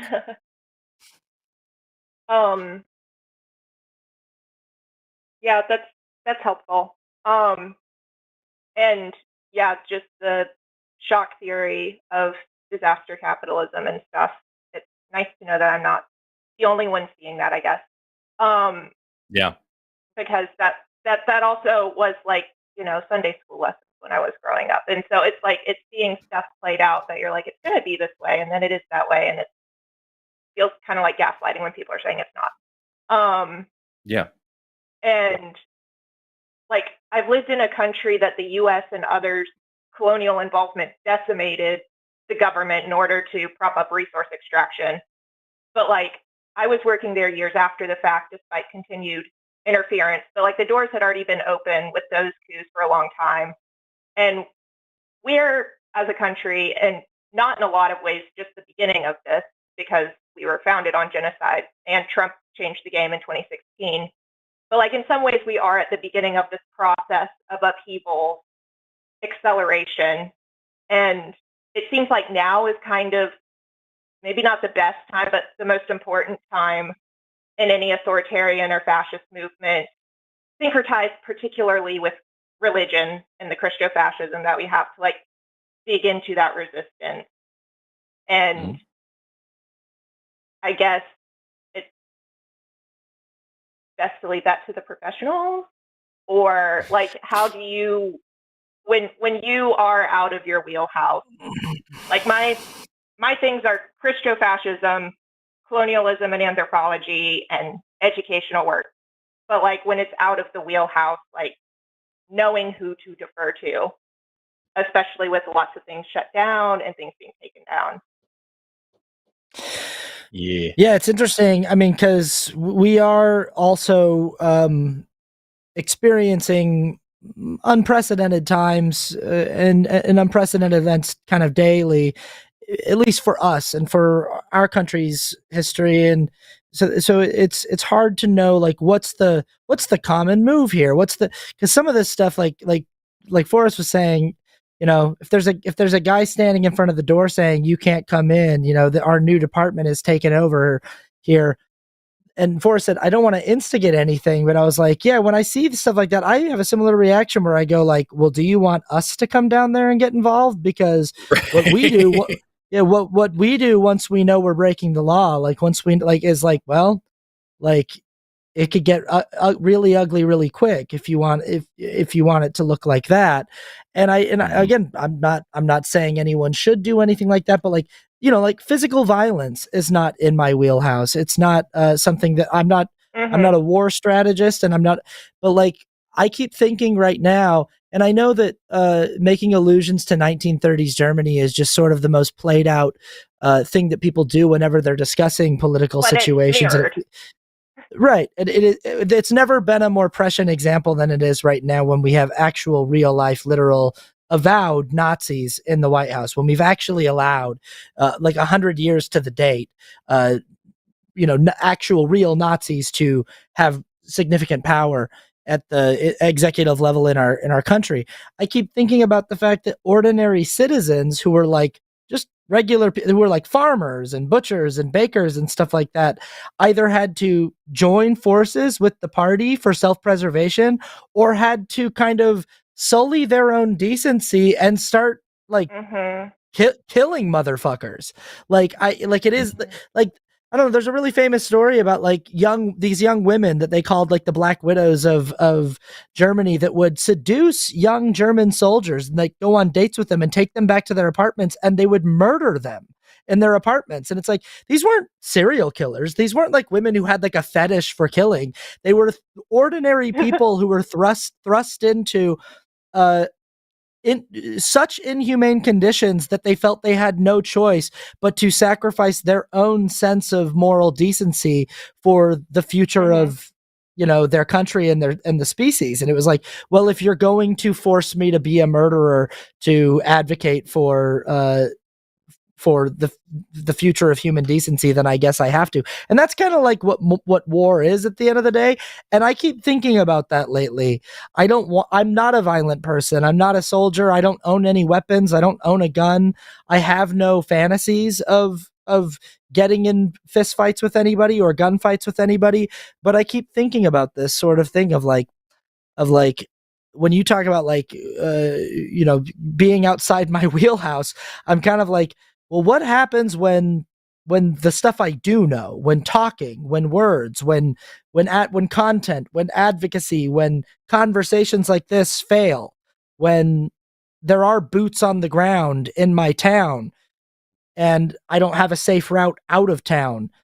At that point, you know, like, I don't know. I think these are questions that a lot of people are grappling with right now. And I know that what I'm saying doesn't sound very hopeful. It sounds kind of terrifying, but it is sort of the reality that I'm honestly considering, and I don't like it, but it is where I sort of am.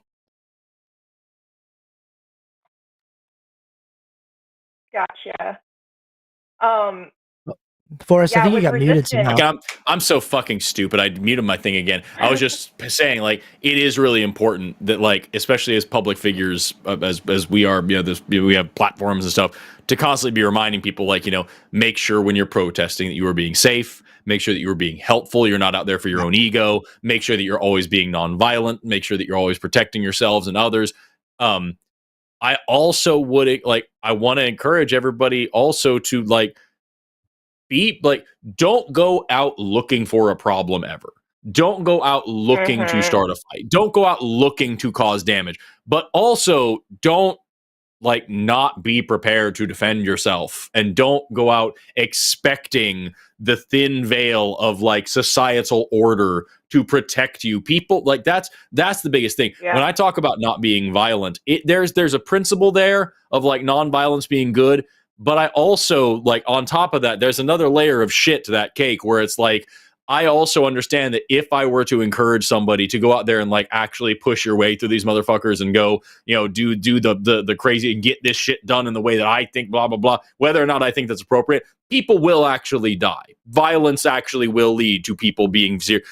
There's a lot of people on the internet that like to cosplay as revolutionaries and like to be like, oh, we'll go tear down the walls and throw our bodies on the machine until the machine can't turn, as if that's a fun thing to do, and as if actually the reality of that situation isn't actual death. And so that's the big thing is it's important to remember that while we advocate for nonviolence and while we advocate for peaceful protest and while we advocate for people to be smart and responsible and everything out there, that is maintaining as best we can that razor thin, sheer thin, little veil of society that keeps people from actually just fucking murdering each other.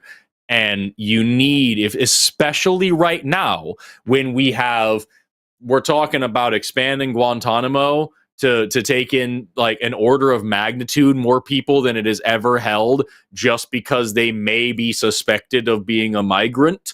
We're talking about building prisons in El Salvador to handle the overflow of money. We just had this this memo that just came out of the Attorney General's office a few days ago. I don't know if you saw it, that talked about how great the death penalty is and how for too long America has been stingy with the death penalty, and that shameful history stops today, and we will bring back the death penalty for all these violent people, and also anyone in this country illegally. Yeah, the writing's on the wall, and you don't want to sound like a conspiracy theorist, but so don't go believing that the bad shit's going to happen until it happens, but be aware of what that looks like. And if you're going to go out and protest and fight for this stuff, be aware that you are in real danger, and do not go out looking for a fight, but fucking be careful and be ready for one and be prepared for that shit. And don't go out with the idea that if you just hold up a sign and have your First Amendment that you're safe and protected. You're fucking not. These people are crazy. So be fucking careful and don't pick up the bricks. No construction company in the world leaves stacks of bricks around where there's a parade route. Don't fucking pick up the bricks. Don't be stupid.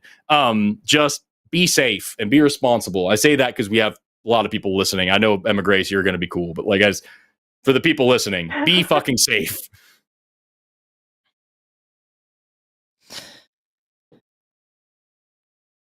Yeah, go ahead. Also mask up.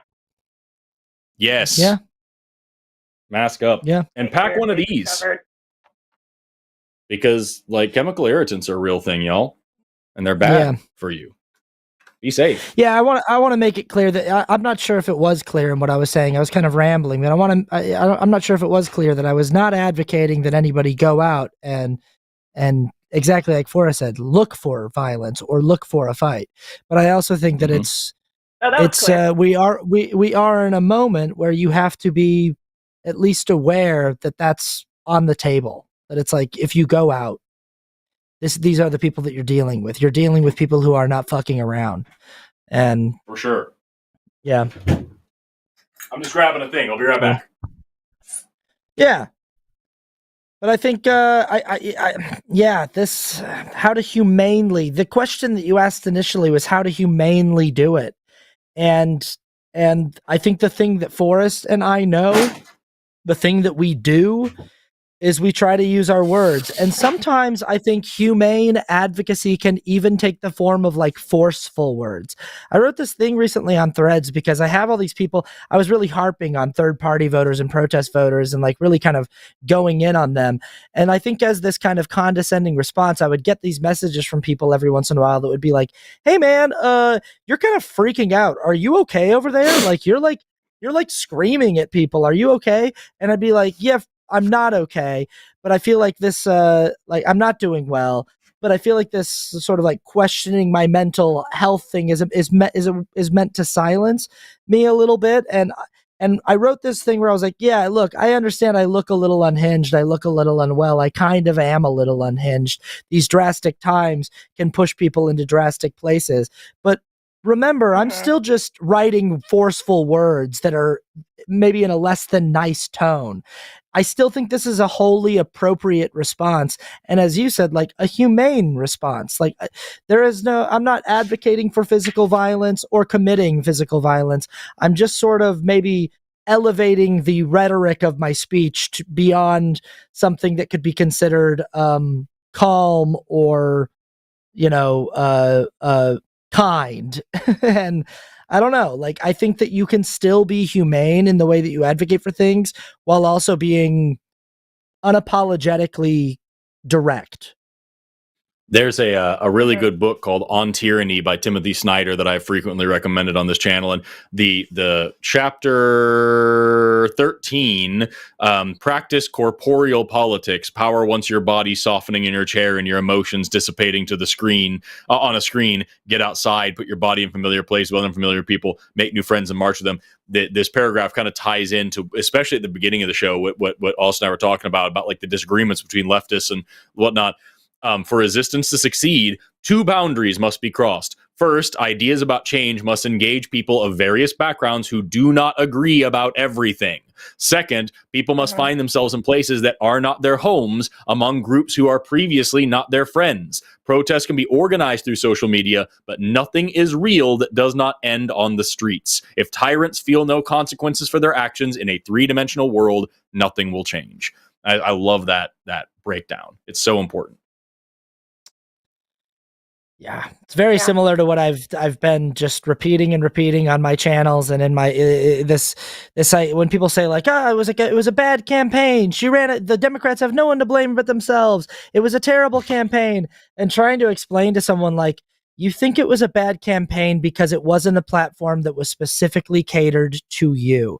You don't understand how difficult it is to create a winning campaign in a country of 350 million people and to try to design a campaign platform that is meant to appeal to a coalition of around 80 million voters. And in that coalition is every kind of intersectional identity. I mean, the Republicans have the advantage far and away when it comes to that. Republicans have a homogenous voting bloc that is like 90% white, Christian, heteronormative people.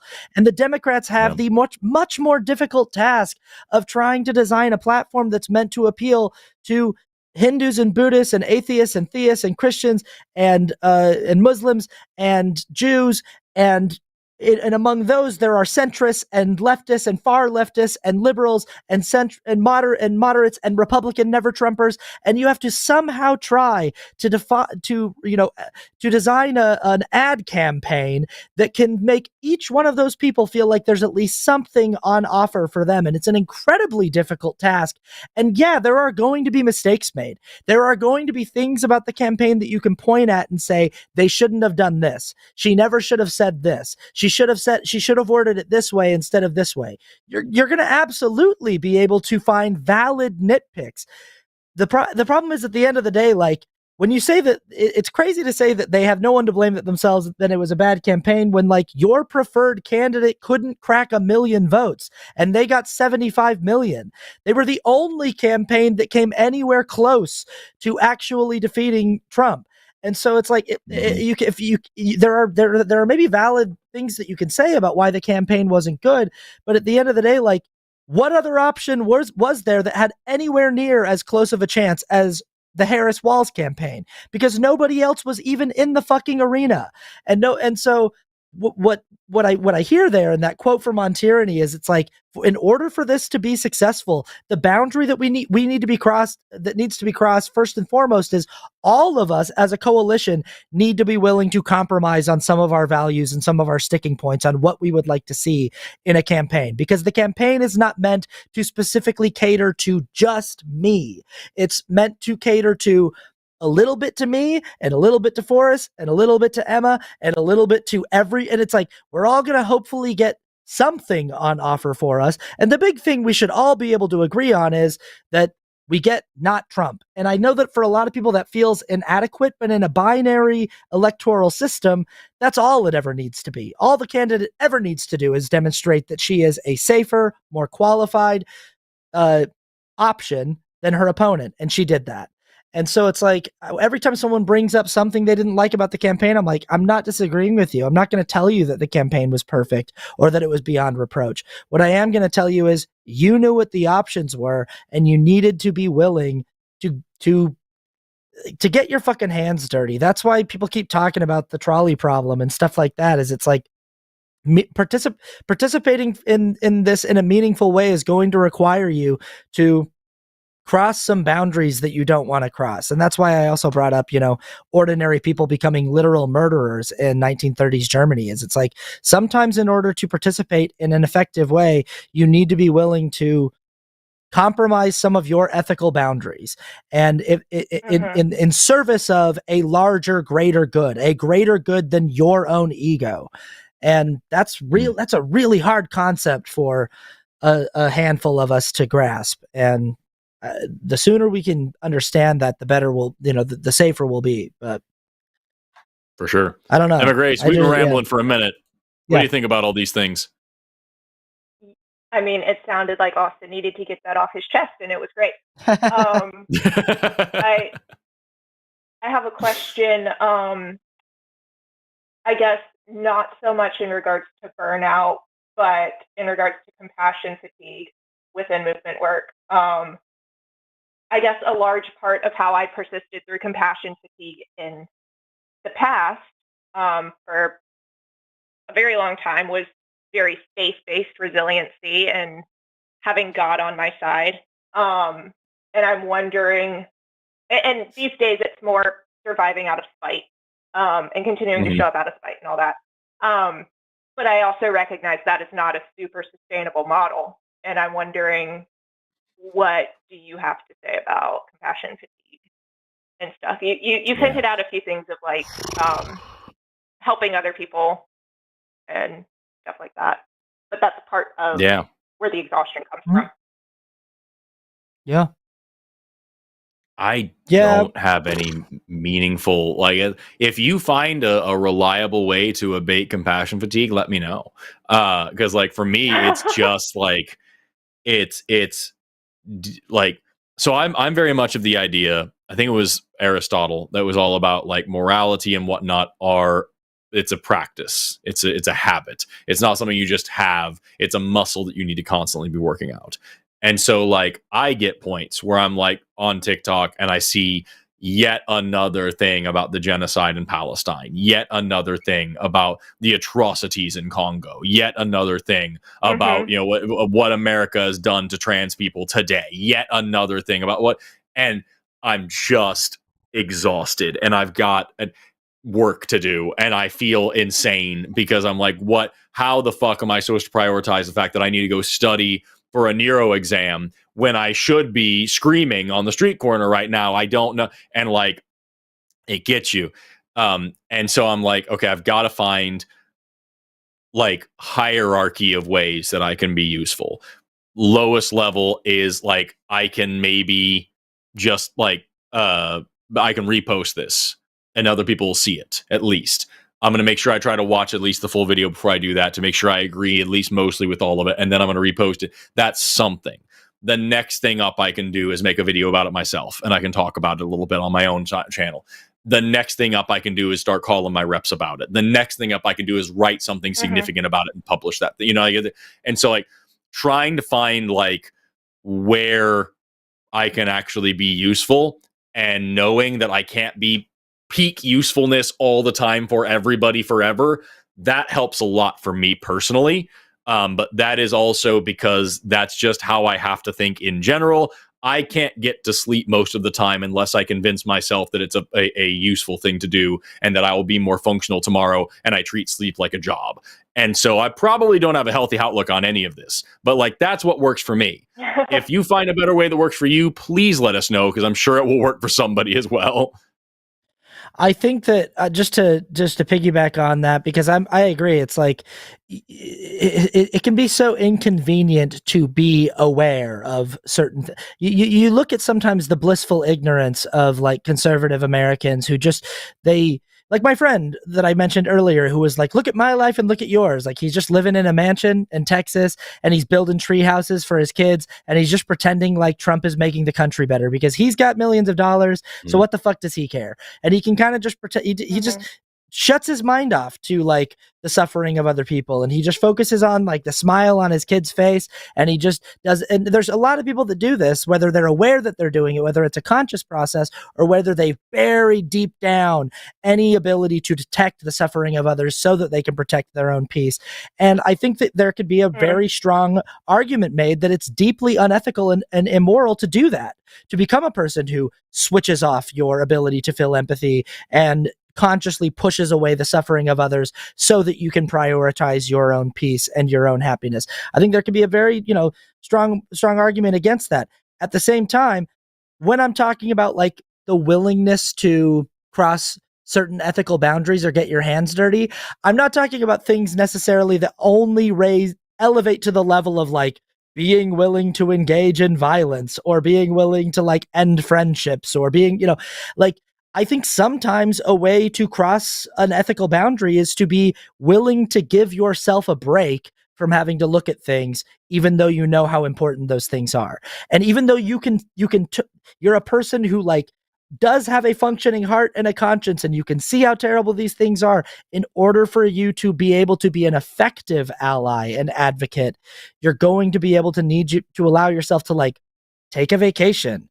You're going to need to be able to allow yourself to like go to an amusement park and ride a roller coaster if you can afford it and have the time to, and laugh and like watch a funny movie and go hang out with your friends and have a good time, even though there are people in the world who are prevented from ever being able to have a good time. And even though there's going to be a part of you that understands that there's something wrong with that fundamentally, that it's wrong that you're allowed to go and laugh and go enjoy things, while when you know there are other people who are currently suffering and you are not actively helping them, there needs, I think, in order to be able to stay in the game and be any use whatsoever as a useful advocate, you need to be able to like kind of cross that ethical boundary and cross that place and be like, I'm going to allow myself to enjoy my life in spite of my knowledge of all of these things, so that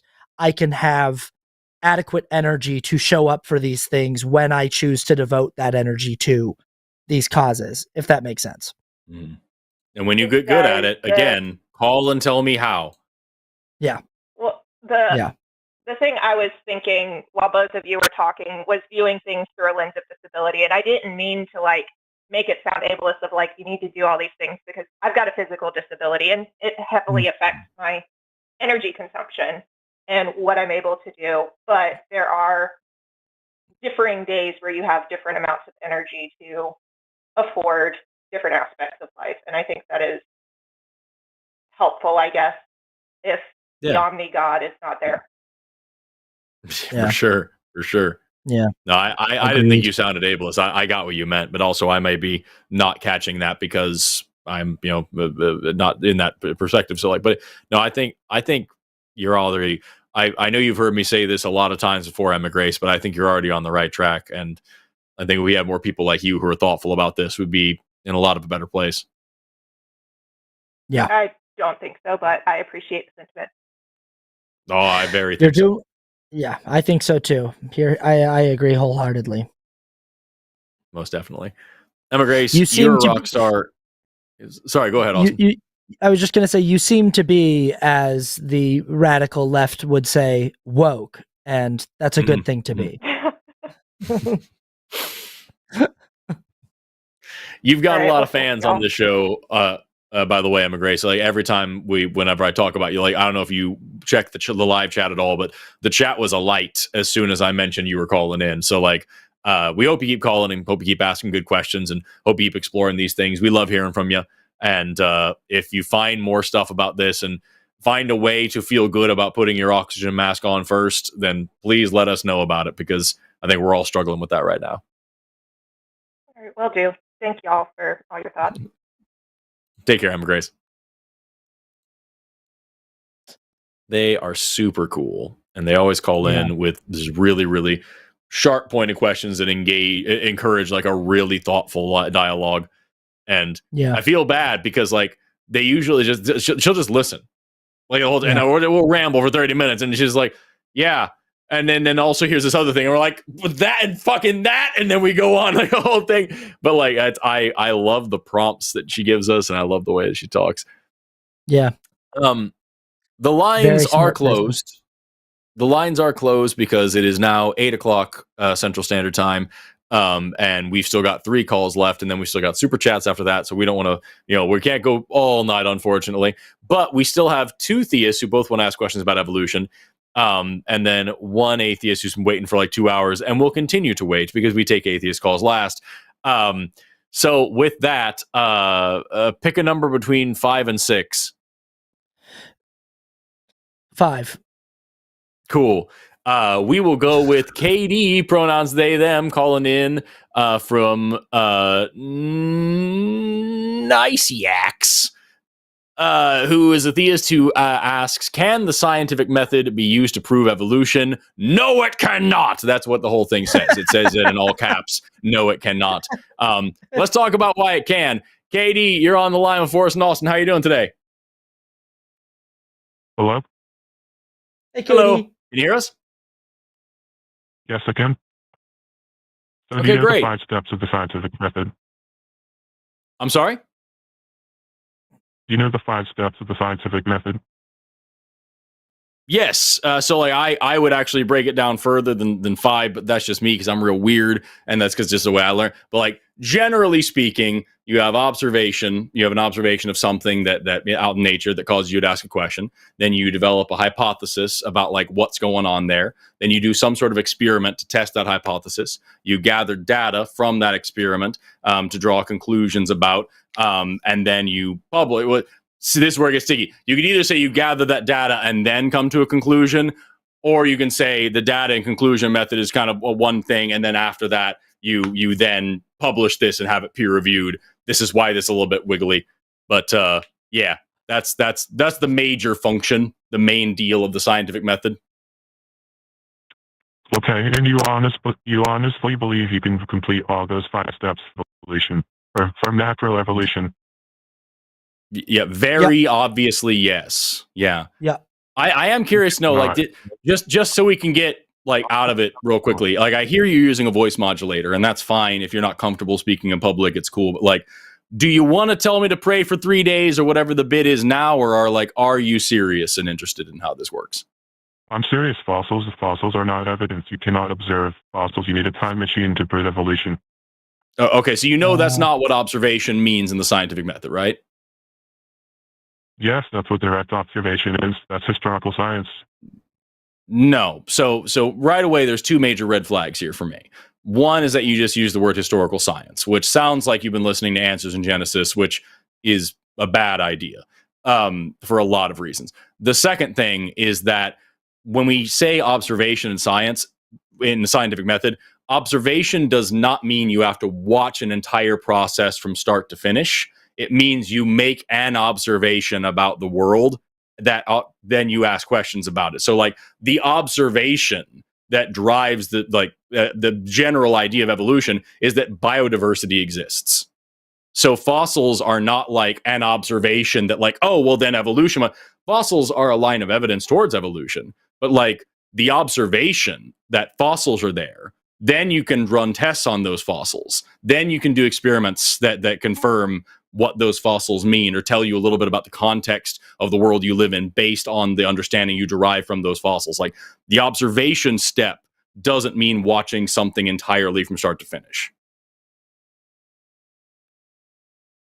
Yeah, but you're making a lot of assumptions along the way about the consistency of nature if you're not making indirect observation. So that's also not true. Yeah. And here's the issue with it is that, like, when if you talk about observation in the way that you are, that would mean that a murder trial would be entirely faith-based. They would, for the field of forensics would be a faith-based practice, because we would need to see this person be murdered several times in order to have a testable, repeatable, blah, blah, blah. You know what I mean? Like, that's just not how it works. And that we're making these assumptions about how somebody gets stabbed. And, like, really, unless we've watched it, then it's just a historical thing. You know what I mean? That's just not accurate at all. Right. Yeah, there's more ways makes to sense. test it than just directly observing it happening. Like, there's more ways. sure. Yeah. And the thing about fossils, like, we when we talk about, like, because oftentimes whenever a creationist will say something about, like, how fossils aren't good evidence because they're not repeatable, or the kind of things you're saying here, very often they'll miss the fact that, like, the types of evidence that we're deriving from these fossils is more than just their existence.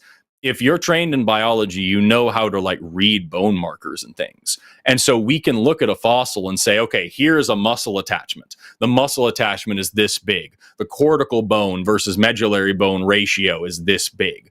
So I can now tell where this muscle was attached, what angle the muscle was pulling at, how strongly the muscle was pulling, how big this muscle was, how big this bone was, how much work the bone was doing. I know a lot from looking at a bone about the biomechanics of the entire animal, the size of the entire animal. There's a lot of times in which certain bones can tell you a lot about a lot of things. For example, if you give me just a half of a jawbone of any monkey, any primate, I can tell you what kind of primate it is. If you give me a jawbone, I can tell you whether or not it had a tail, whether or not that tail was prehensile. I can tell you what kind of stuff it ate. I can tell you about it, like, it's seasonal nutrition, like, all sorts of things can be derived from this.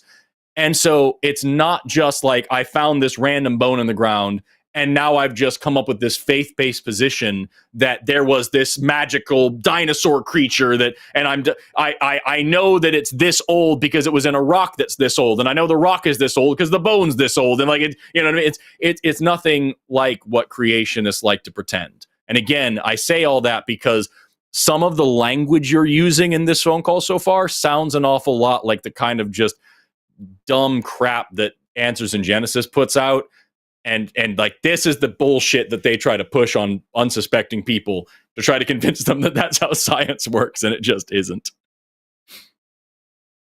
Right. So even if I took your word and believed you on everything you said, you would understand that there's no transitional fossils that have been ever found in an intermediate form between kinds. You would admit that, at least. So 2 things. Number 1, you should not ever just take my word on everything that I've said. As a scientist, I want you to check me, right? And second of all, no, I would not believe you on that, because that doesn't make any sense either. Number 1, kinds aren't a thing. The word kind is just kind of like this fuzzy word that creationists throw around. It means anything from, like, species all the way up to, like, family.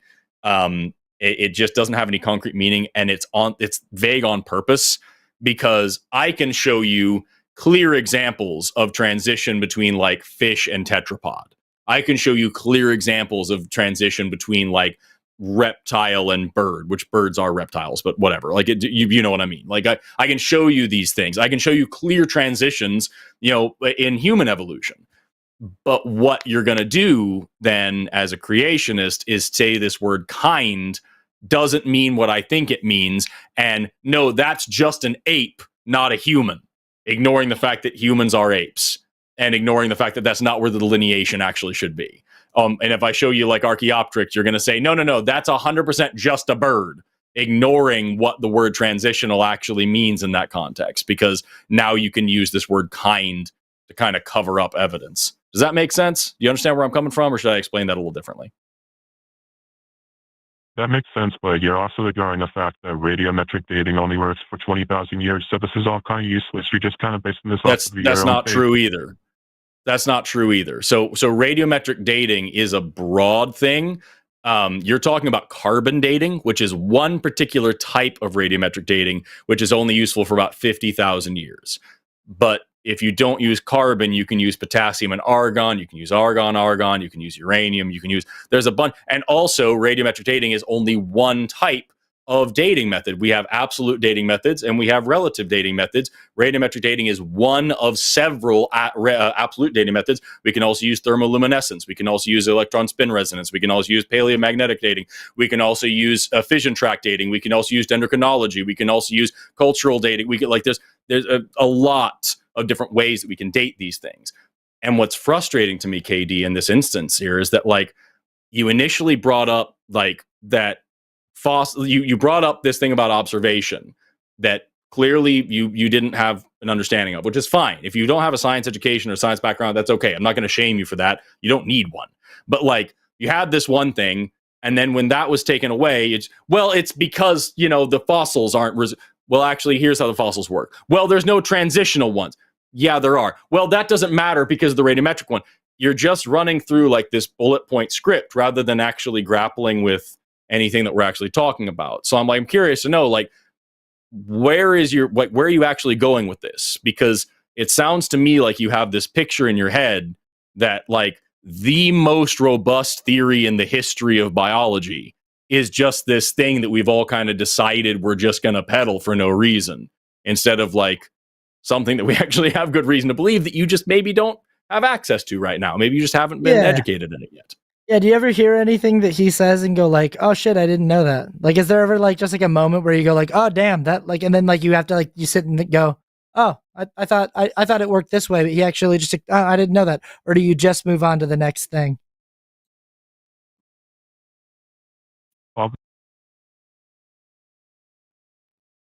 Also, yeah. Oh, did we lose? Nope. Sorry. Yes, Keep I say remain again. unconvinced. I remain unconvinced still, and I don't think Forrest has explained the fossil gap very well at all. Well, you haven't brought up the fossil gap. Yeah, You now haven't we've moved on mentioned to the that. fossil.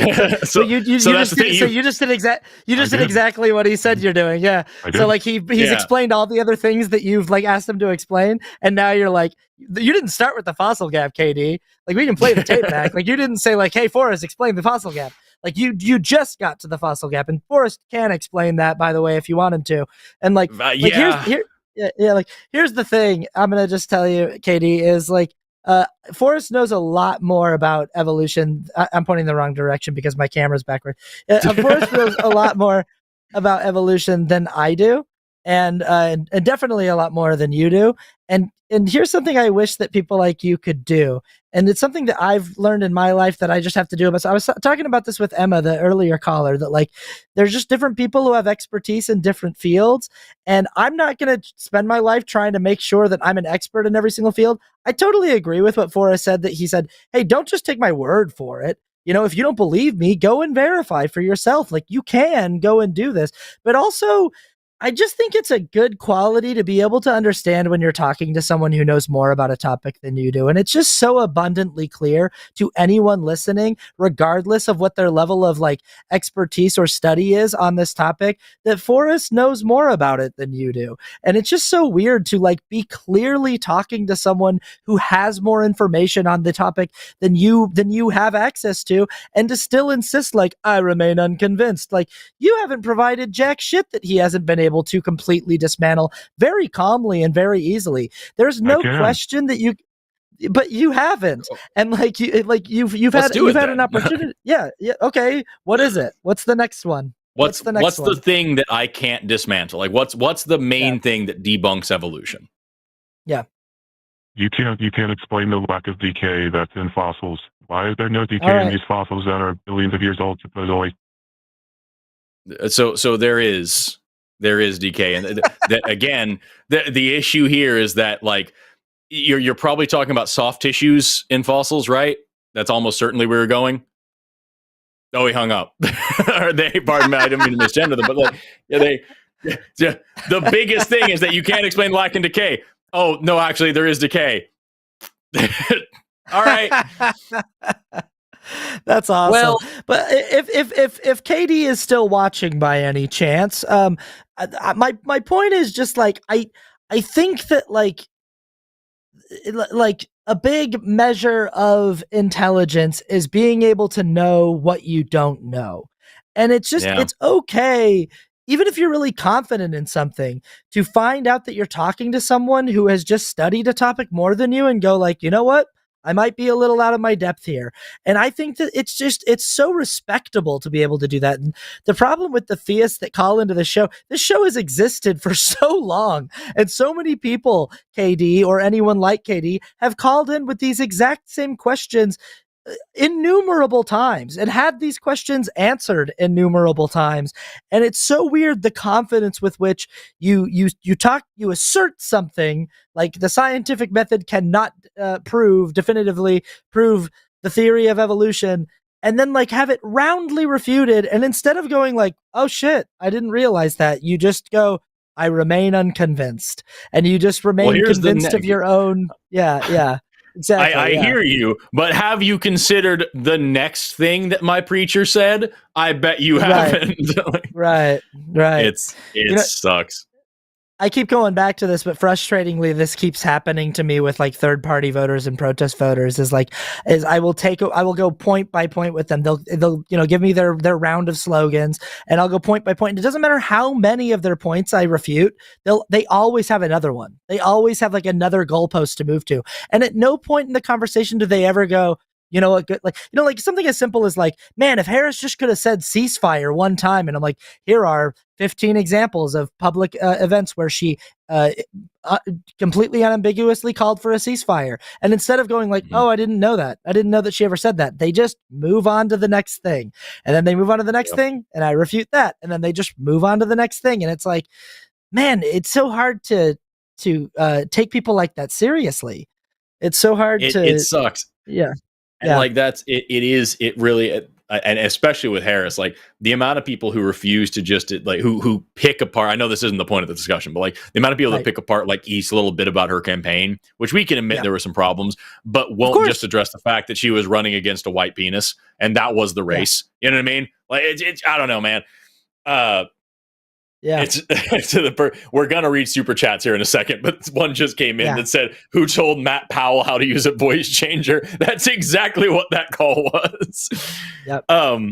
Also, while we were talking, we had our producer for tonight, Amargan, was in the host chat here, who just pointed out we have yet to have an honest theist caller who used a voice changer, or any caller. We have yet to have an honest caller that uses a voice modulator to call in.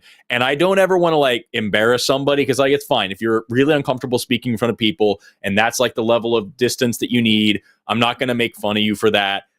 But the trend is if you don't declare pronouns and you use a voice changer, and like either one of those, chances are you don't know what the fuck's going on, and it's going to be a very short, very weird call. Right. And it's like immediately too, like I heard the voice changer and I saw the pronouns were listed as they, them. And I was like, if this person actually gave their I just was like, I don't want, I believe whatever anyone tells me their pronouns are, and I respect it. But whenever someone like that does it, I'm just kind of like, okay, you're full of shit. Like you're just like, you are doing this in order to get it. Yeah. Yeah. Like you're hoping that we will like accidentally say the pronoun him, and then you can say some bullshit of like, oh, how dare you misgender me? I gave, like it just some disingenuous. It's just like, you're full of shit. It's weird. It's just weird. We've got one theist call left, and it is also about evolution. Let's hope that it goes better than that last one. Let's talk to Jonathan, pronouns he, him, calling in from Chivalrous Aardvark. Talking about a guy with a long tongue and a lot of honor, who wants to know how evolution does not violate the laws of entropy. Jonathan, you are on the line with Forrest and Austin. How are you doing today? I'm doing good. Thank you guys for taking my call. Thank you for calling. What does your question mean, Jonathan? My question is, how does the law of entropy not violate, or how does evolution not violate the second law of entropy, or the second law of thermodynamics, which is the law of entropy? Oh, thermodynamics. Okay, Yeah. Okay. Yep. Yeah. There's Yeah. this Okay. whole thing, yeah.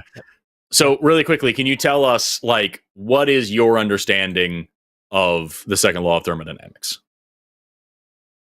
So my understanding is that the universe goes from an organized state to a less organized state. So final entropy is always greater than initial entropy.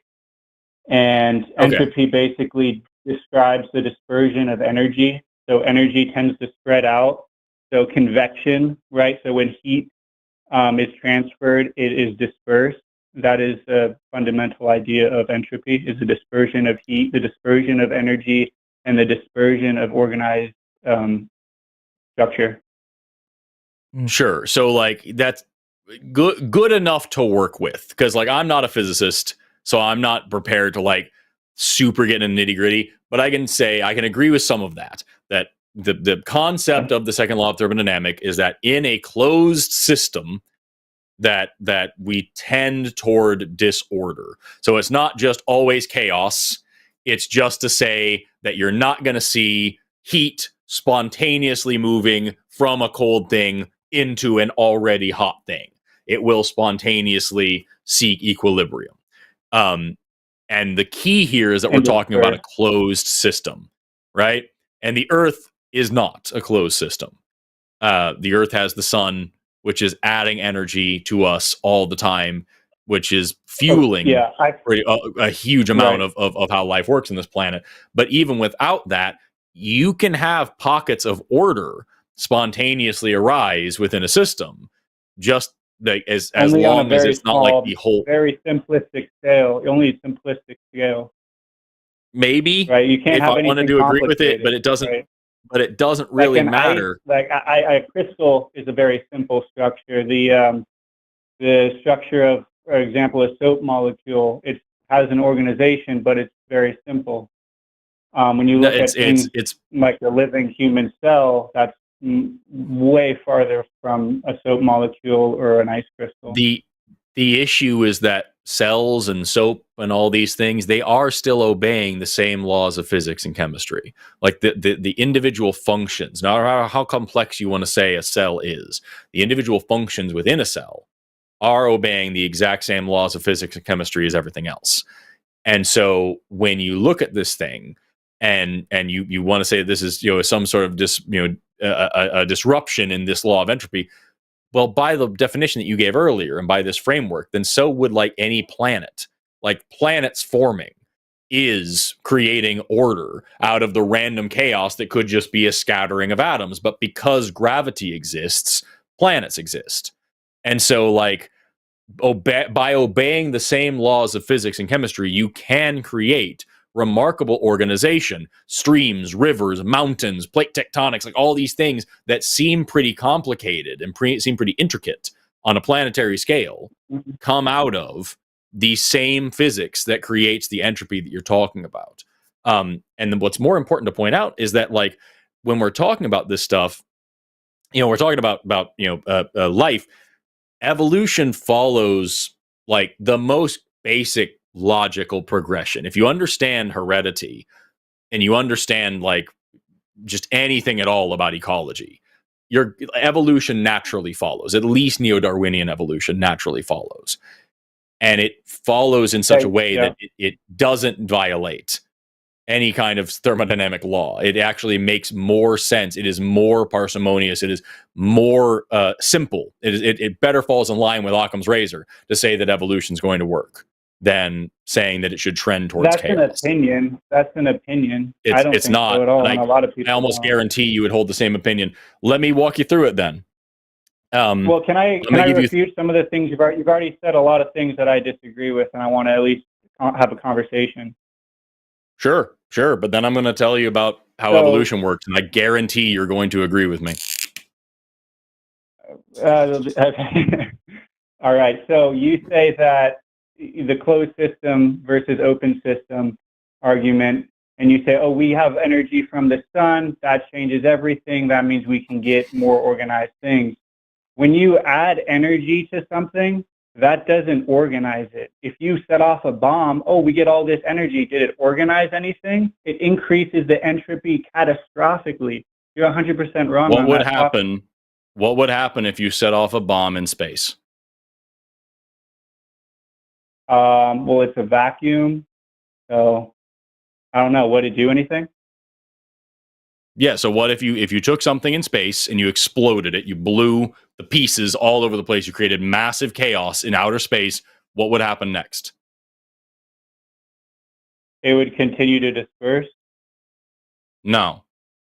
Because of gravity, What, you would gravity? have heavy chunks attract smaller chunks, and you would end up with things clustering together and becoming more organized than they were during the explosion. Right. So you like, it's a bad example. You use gravity and you get a round ball. I'm talking about how does a living cell come from random molecules, right? So you see how there's random. levels to entropy.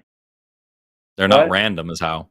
They're not random as how. Natural selection. Now we're talking about abiogenesis. Everything started off molecules, right? Everything Molecules still is molecules. There's a chance. Abiogenesis, right?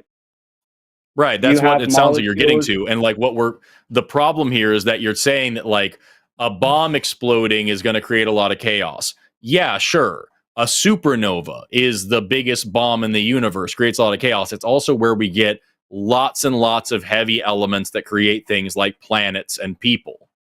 So like we from that chaos, you still get order. Even if you take evolution out of the question, the biggest explosions in the universe are where we get the ingredients for life. You got a round planet, incredible. Explain a living cell. Yeah, we got a planet which happens to be stocked with all the things that make life. Totally natural random processes. Molecules. Now take that and then go and make a living cell. Right, there's a big difference in entropy, a big difference in organization. That's a better existence. A cell is so easy to fall apart and to break. A living animal is so easy to have not all of its parts work perfectly. That's so. Let's life. Austin, it sounds like you had something, and then I have something too.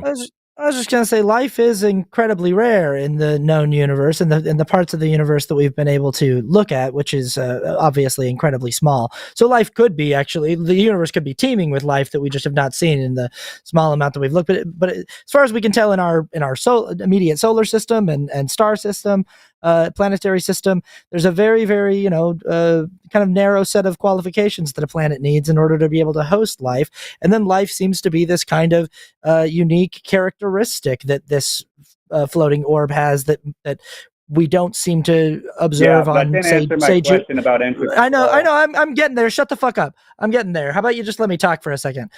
So there might be a more philosophical component to what you're asking than just the nature of how physics works and entropy works. Hey, Jonathan, shut up. I'm talking. We might be talking about determinism here. So, the law of determinism is kind of like an object in motion, stays in motion unless it is acted upon by another by another force.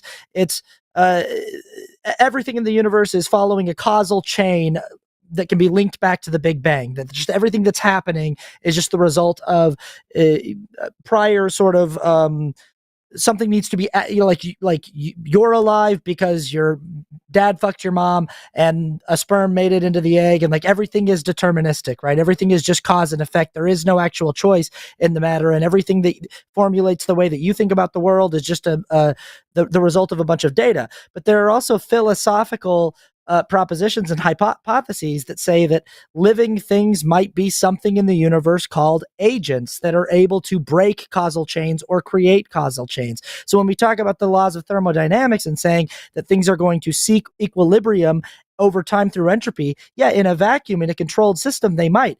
But enter the kind of wild card of life, this thing that can exist in the universe, that these agents that can create causal chains, and these like molecules, these bacteria that we're trying to fight for survival, and that happen to be on a planet that had the right ingredients for life. And as they're trying to figure out what they need to do to survive and grow and adapt, you have the process of evolution, and those things could, hypothetically and philosophically work in tandem with each other. I'm just proposing that concept.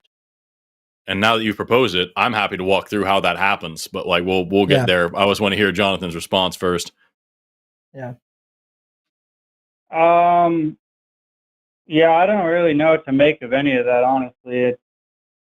I guess it went over my head.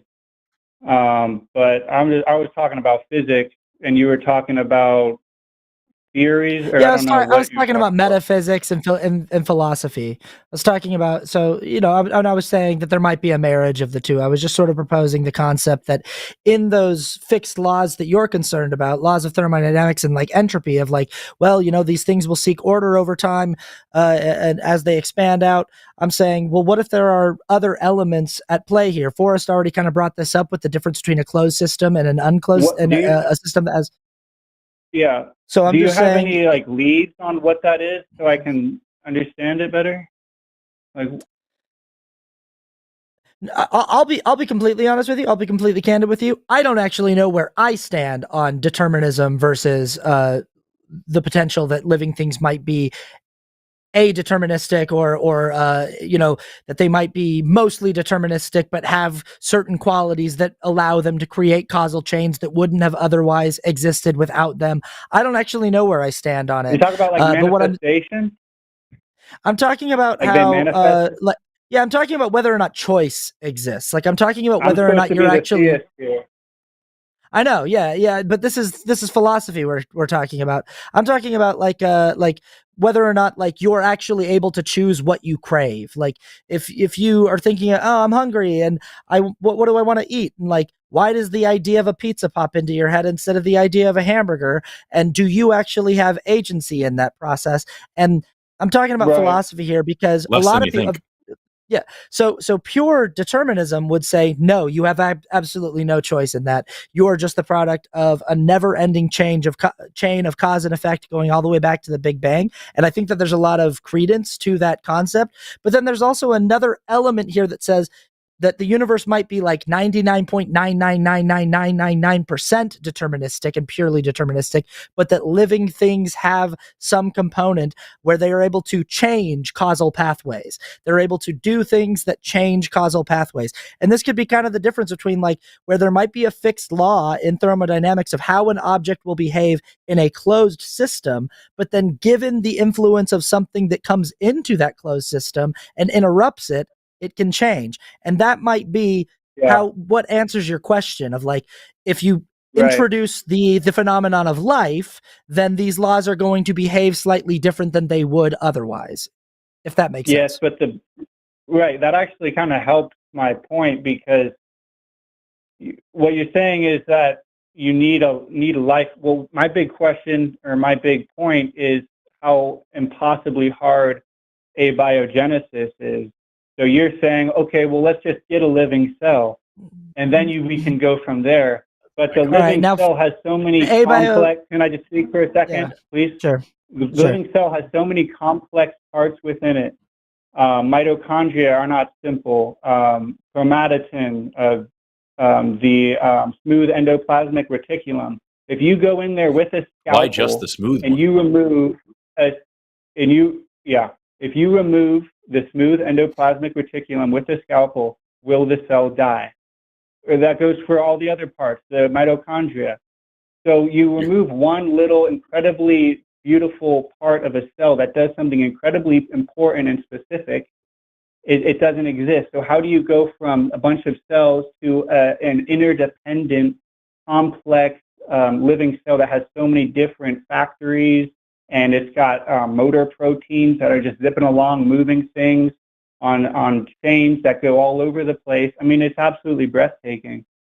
So, Jonathan, what you've just introduced here is the idea of irreducible complexity, which is just lazy thinking, is what it is. It's lazy thinking trying to be framed as science. You're saying that you don't know enough about where these things come from, therefore it's magic. And like, what's frustrating about it is that you're talking about all these parts of the cell, you're talking about all these parts. Well, you're calling in as a theist, presumably pushing creationism, right? You're saying that this couldn't have possibly evolved. God did it, right? Yeah. Yes. So magic, yeah. So, but like the point is that's No, really not the point of what we're getting at. No, because Is that God is something by that saying this exists. irreducible complexity I'm not stuff, saying what you're nothing doing did is it. you're I'm pointing saying at something did it. You're what the you're one saying pointing nothing to. did it because you're saying Jonathan, evolution. Jonathan, Don't you get Jonathan, how you're the one Jonathan, refuting Jonathan, your own beliefs? Jonathan, you're gonna have to listen to the whole thing. So, by claiming this conversation, we irreducible talk back and complexity forth. point, I'm gonna put you on mute for just a second so you can quit whining long enough to listen. So the thing with irreducible complexity is that you are looking at these things as they currently are today after 4 billion years of evolution and saying they're so remarkably complex they never could have gotten started in the first place. And that's intellectually lazy. That's just not how it demonstrates that you've never taken the time to think seriously about this. And maybe you've never taken the time to learn about this, which again, I can't stress enough, is fine. Not everybody has to go to school for this stuff. It's weird. So like, don't be upset about it if you don't know it, but don't come at us and say like, everything's this way now, so it can't be any other way. That's just, it sucks. Now, I'm going to take you off mute so that way you can participate if you'd like. But you've been talking this whole time about abiogenesis. That's what we've been kind of hinging on here for the minute. I'm going to go over abiogenesis with you and why it makes sense. And then we're going to go to when I said I'm going to walk you through evolution, and I guarantee you'll agree with it. I haven't forgotten about that. We're going to do that too. Okay. So we're going to start with abiogenesis, how life gets started. Then we're going to talk about evolution, which is what happens after it gets started. We're going to do both of these things in record time. Okay. First of all, before you even say that, when you say a point, can I just at least have time to maybe put in one sentence? I mean, if you really want to, but I don't think it's going to be useful. Okay, well, I want to have a conversation. I mean, I thought this was a show where people had conversations. Well, if you say something silly, we're going to have to refute it and then move on. Otherwise, it's boring for the audience. Do that then. Okay. I did.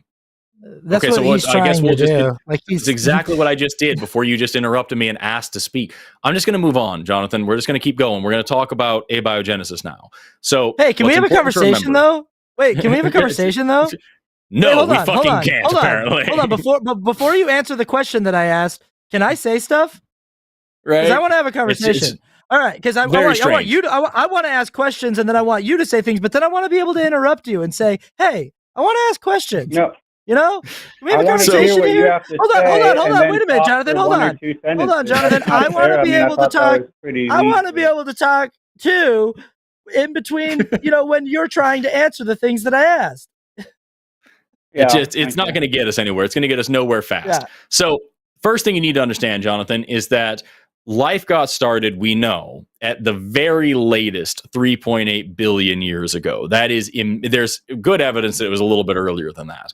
But that is at the absolute latest, like within a couple 100,000 years after the end of the Hadean, which is to say fucking immediately. As soon as the planet wasn't just molten lava hellscape, life begins right away. And that was bacteria, correct? No, it would have been like very, very simple things. Like even modern day bacteria would be fundamentally way more complex than those things would have been. So we don't know. We don't have any data on it. Likely would have been closer to Archaea. No, we do. It likely would have been closer to Archaea, but even like the oldest fossils that we have are bacterial. They're things we call stromatolites, which are billions of years old. So what we've got right away, we know that the earliest evidence of life is like immediately from the point when life is even remotely possible. Another thing to know that I think is important about abiogenesis is that there are 4 major macromolecules that make up literally every living thing. Those are proteins, carbohydrates, lipids, and nucleic acids. The things that make those things, and I am so oversimplifying a bit for the sake of brevity here, are amino acids make proteins, the fatty acids make lipids, sugars make carbohydrates, and nitrogenous bases make nucleic acids.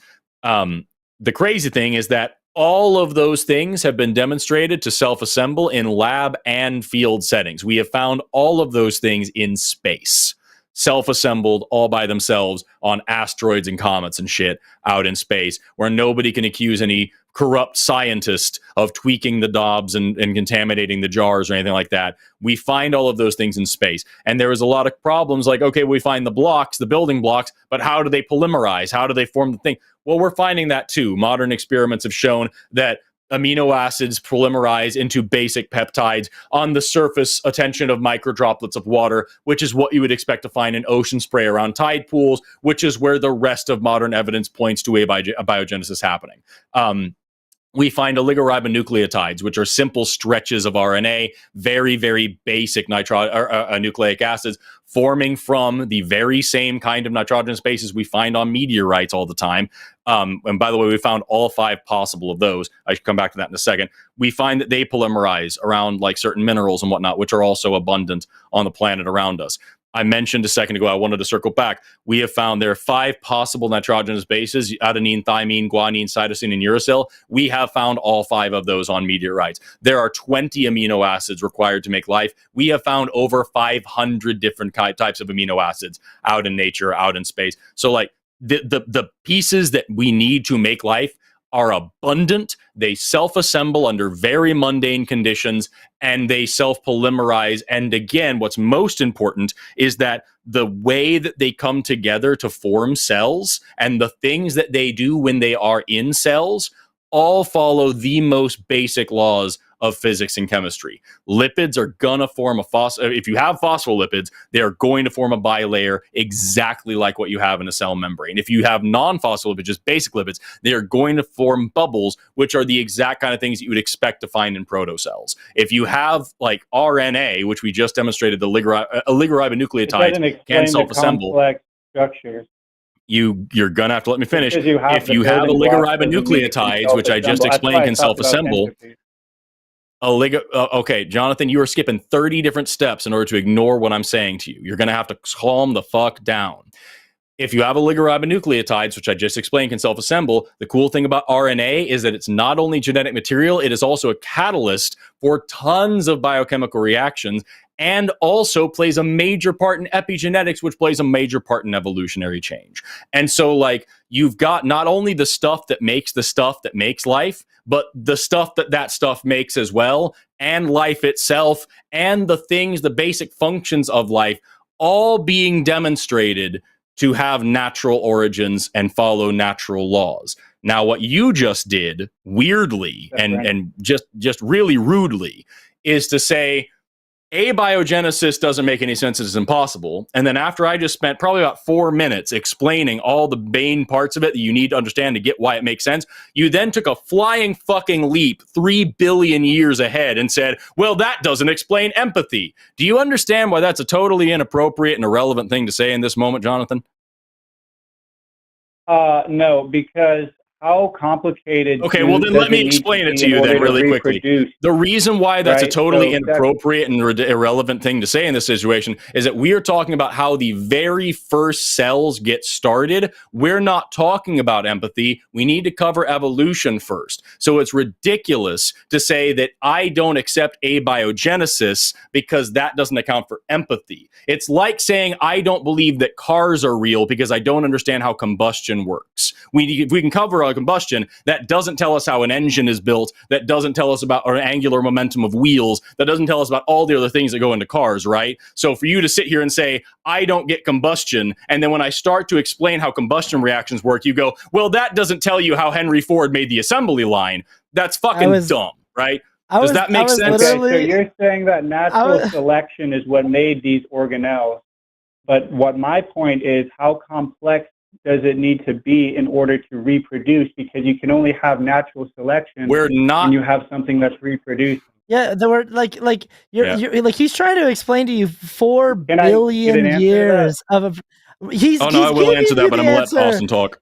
He's giving you the answer, but like exactly his example right there. It's like you're asking, like, walk me through every single part of the process of how a car is built.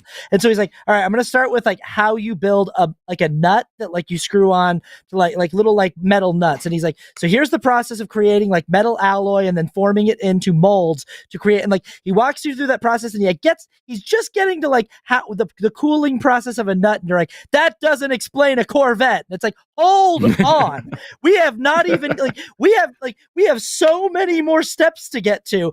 Like, let me get like, you asked me to walk you through the, and it's actually like the example that I'm giving you of like how to build a car. It's actually like that times 100,000, because we're talking about 4 billion. He already started. He already gave you the process of like how we've done experiments that show that the 4 basic building blocks of life. Yes, because we've done experiments that show that they assemble. We've done experiments that show that they autonomously assemble. We can demonstrate that. You stupid fuck. Like that's it is. That's the whole fucking point. You said they couldn't do it without an engineer, and then we go, yes, they can, and you go, well, just the building blocks. If I showed you that a nut for a car can self-assemble, would you not be impressed by that? If I showed you an example of like, watch, I'm going to lay out this metal alloy and it's going to form itself into a nut that I can then put on a tire. You're telling me you wouldn't be impressed because it's not a Corvette yet? Jesus fucking Christ. But like no, so you asked a second ago. Jonathan, you're real hung up on the fucking analogy, and it sucks. It's just an analogy, dude. Here's the thing: is that you then asked after I just explained to you. Yeah, I'm getting that. You literally interrupted me when I was saying the question you just asked was this, and you're like, you didn't answer my question. Holy fuck, calm down. So the question you asked a second ago was how complex does stuff need to be to self-assemble? Literally, we have seen RNA, which is the thing that I just explained to you, self-assemble. Oh my fucking God, dude. Calm down and let me finish the sentence. You're talking about self-assembly and then you're talking about reproduction. We talked about self-assembly. Now you want to know about reproduction. RNA, the thing that I just explained to you, can self-assemble. We have seen it self-replicate as well. In laboratory and field settings, it does it by itself. Yes, RNA can self-reproduce, and as I just mentioned, RNA is not only genetic material, it is also a catalyst for a ton of biochemical reactions, and it also plays a major role in evolution. There's like 50 different types of RNA, and some of them play a big role in epigenetics, and some of them play a big role in like just basic Darwinian or neo-Darwinian evolution. They do a bunch of different stuff. Some of them can even do, you talk about like mutation selection mechanism, microRNA can do post-transcriptional gene regulation. Like that's fucking nutty, you know? And so like you have this stuff which is able to do remarkably complex stuff on its own and also produce remarkably complex emergent properties when combined with the other parts of a cell, which I just mentioned, also self-assemble. So yes, we have seen these things self-assemble and they can self-replicate. All of those things have been demonstrated to be natural processes. Now, how many are you ready to move on? Did the DNA have that oh my fucking God. And now we just got to go to the next fucking thing. It's a silly ass question. How big this strand of DNA is. Does it matter? And also, it's not DNA, it's RNA that we're talking about. We haven't even gotten to DNA yet. It doesn't matter how complex it is. Jonathan, do you want this call to take 4 billion years? Like, is that like what we have to do?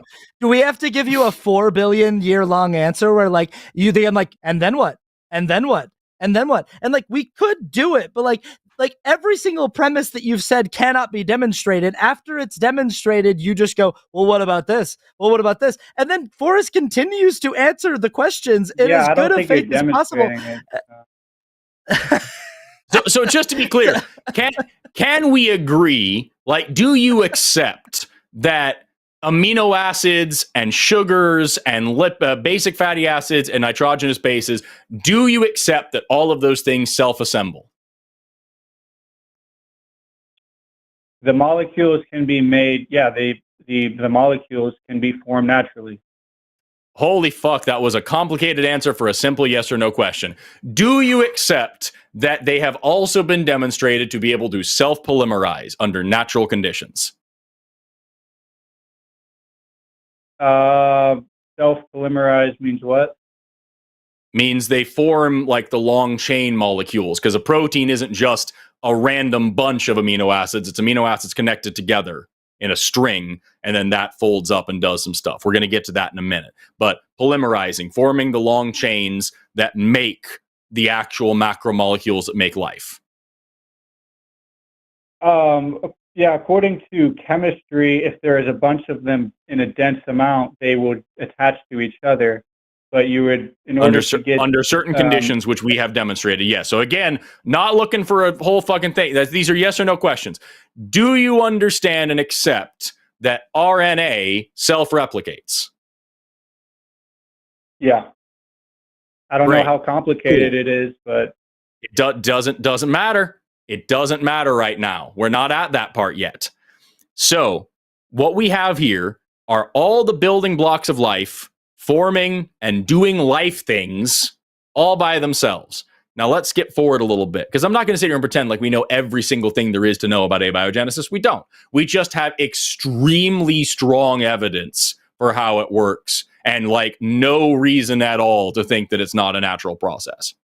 Let's get into life itself, because your initial question here is about evolution. So let's talk about evolution for a second. Now we've gotten past abiogenesis as if that matters for evolution. Yeah, take your time, man. I'll be doing this for 3 seconds. Yep. We dig into evolution now. 3 things that we're going to see if you can agree with. Number 1, you do agree, of course, that DNA exists, that DNA is heritable, right? Mm-hmm. Great. Second thing is that you understand that DNA is broken up into genes. Those genes have different flavors, what we call alleles, different types of the same genes. And right, so we understand that it comes in different styles. Okay. Yep. You agree with that? Okay. Do you also agree that different alleles are better suited for life in different environments? Yes. Okay, so then you understand the basic concepts of evolution by natural selection and how it does not violate the laws of entropy. If you have living things that are reproducing in differential environments, then different alleles are going to be expressed in different frequencies within different populations, and you're going to have evolutionary change that doesn't violate the law of entropy at all. That is how evolution works. Yeah, I think evolution has a massive amount of assumptions all the way through, though. So I'm going to ask you to just address what I actually just said, not the next thing you want to say. So please address what I just said. Would you say natural selection or something? Okay, so you weren't listening. You weren't even listening to what I fucking said. Great. So I'm going to try one more time, Jonathan. Yeah, we just covered that DNA is passed down from parent to offspring, that DNA isn't ubiquitous. It comes in different styles and flavors. Different alleles exist, right? And we covered that different alleles are better suited for life in different environments. With those 3 axioms that you and I agreed are real, right? The logical conclusion then is that in different environments, you're going to get expressions of different alleles. You're going to have different allele frequencies because certain individuals are going to die off and certain individuals are going to reproduce more and are going to have a better life and all these things. This is what we call differential reproduction and survival, literally the definition of natural selection. So that's what we were talking about there. So the question was, do you see how that is the logical conclusion of those 3 axioms and how it doesn't violate anything to do with entropy?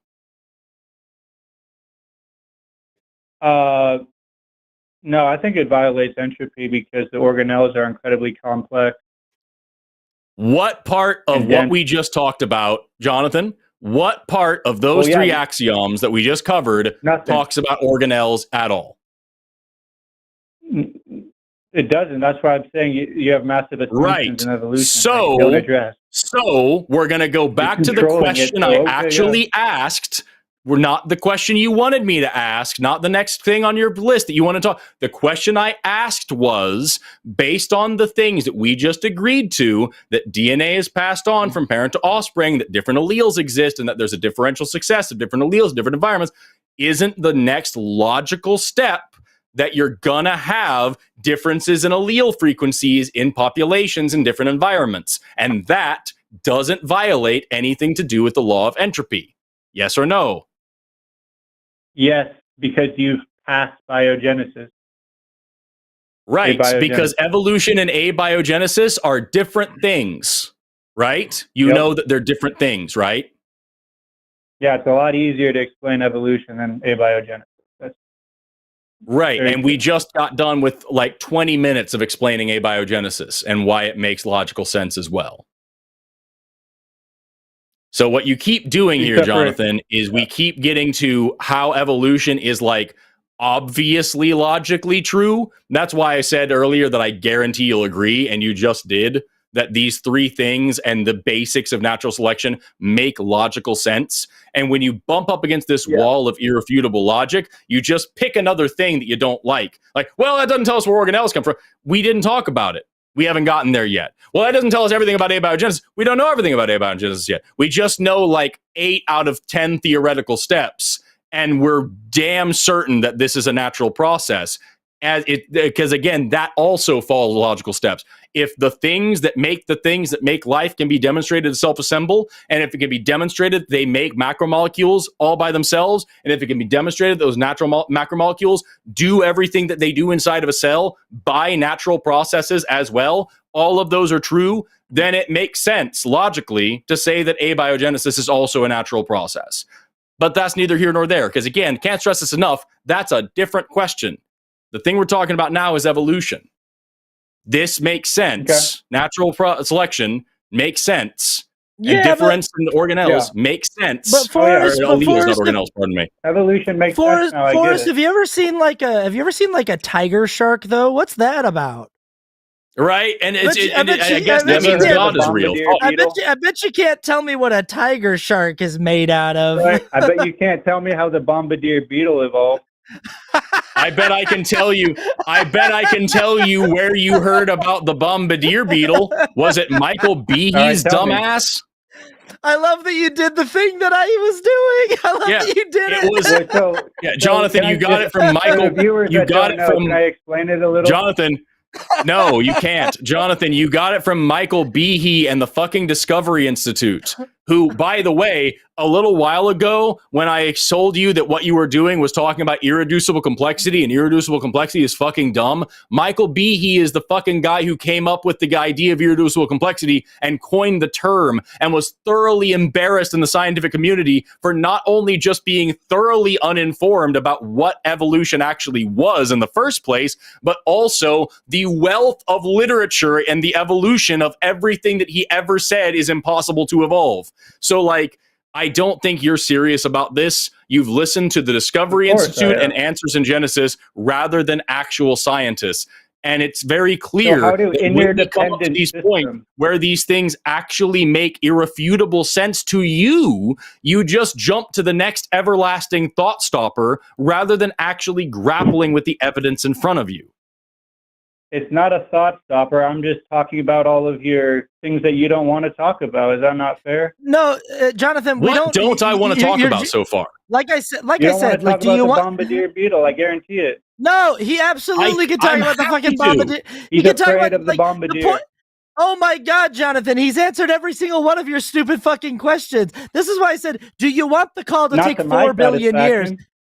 Yes, he has. You've agreed. He's been like, do you agree with this? You've yes, agreed yes, yes, with yes, the yes. things I've said. So are you satisfied? No, Yeah, because I have wasn't another able to talk goalpost. about all the things that you assume and that you dodge Oh my and that you God don't want to talk damn. about. You don't want to talk about the complex organelles. You don't want to talk about the Jonathan, bombardier beetle, incredibly Jonathan. complex system. Jonathan, that you're not would a blow him serious up if he person. didn't have it all Jonathan, I'm just muting him for a second. You're not a serious person, man. Like the problem is with it's the exact same thing with like KD, and that the reason why I said, do you want the call to be 4 billion years long is because what you're doing is just every new time your next question gets thoroughly answered. Every new time Forrest patiently walks through the process of answering your question. You've just, instead of, like, you even said, like, do you have a response to that? At one point you went, I didn't hear what you said, because you were just thinking of the next thing you wanted to say. You were just like, well, I've got another thing in my back pocket. And the reason I said, should it take 4 billion years is because that's with the tactics that you're employing, that's how long we could be here.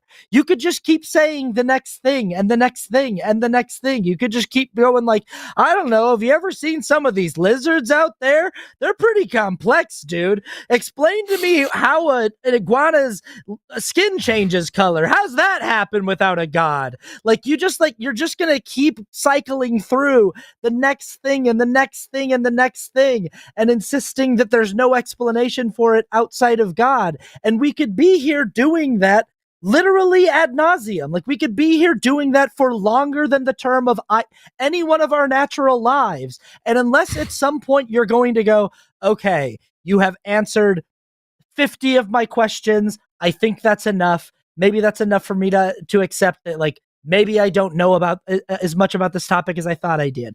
But you're not willing to do that. So why, like, what's the point in continuing to go on with you? That's where I'm at. Sorry if I'm out of line here. Yeah, let me. No, you're fine. I have a question for Jonathan. Like, as you just said, like, not to my satisfaction, as if you hadn't been agreeing with the things that I was saying, and even at one point said, yes, evolution makes sense. Like, just out of curiosity, is there anything that I could say that would make you say, you know what? I understand evolution and abiogenesis are absolutely accurate, true, natural processes. Those things are real. It's not as much what someone can say, but as what they can show.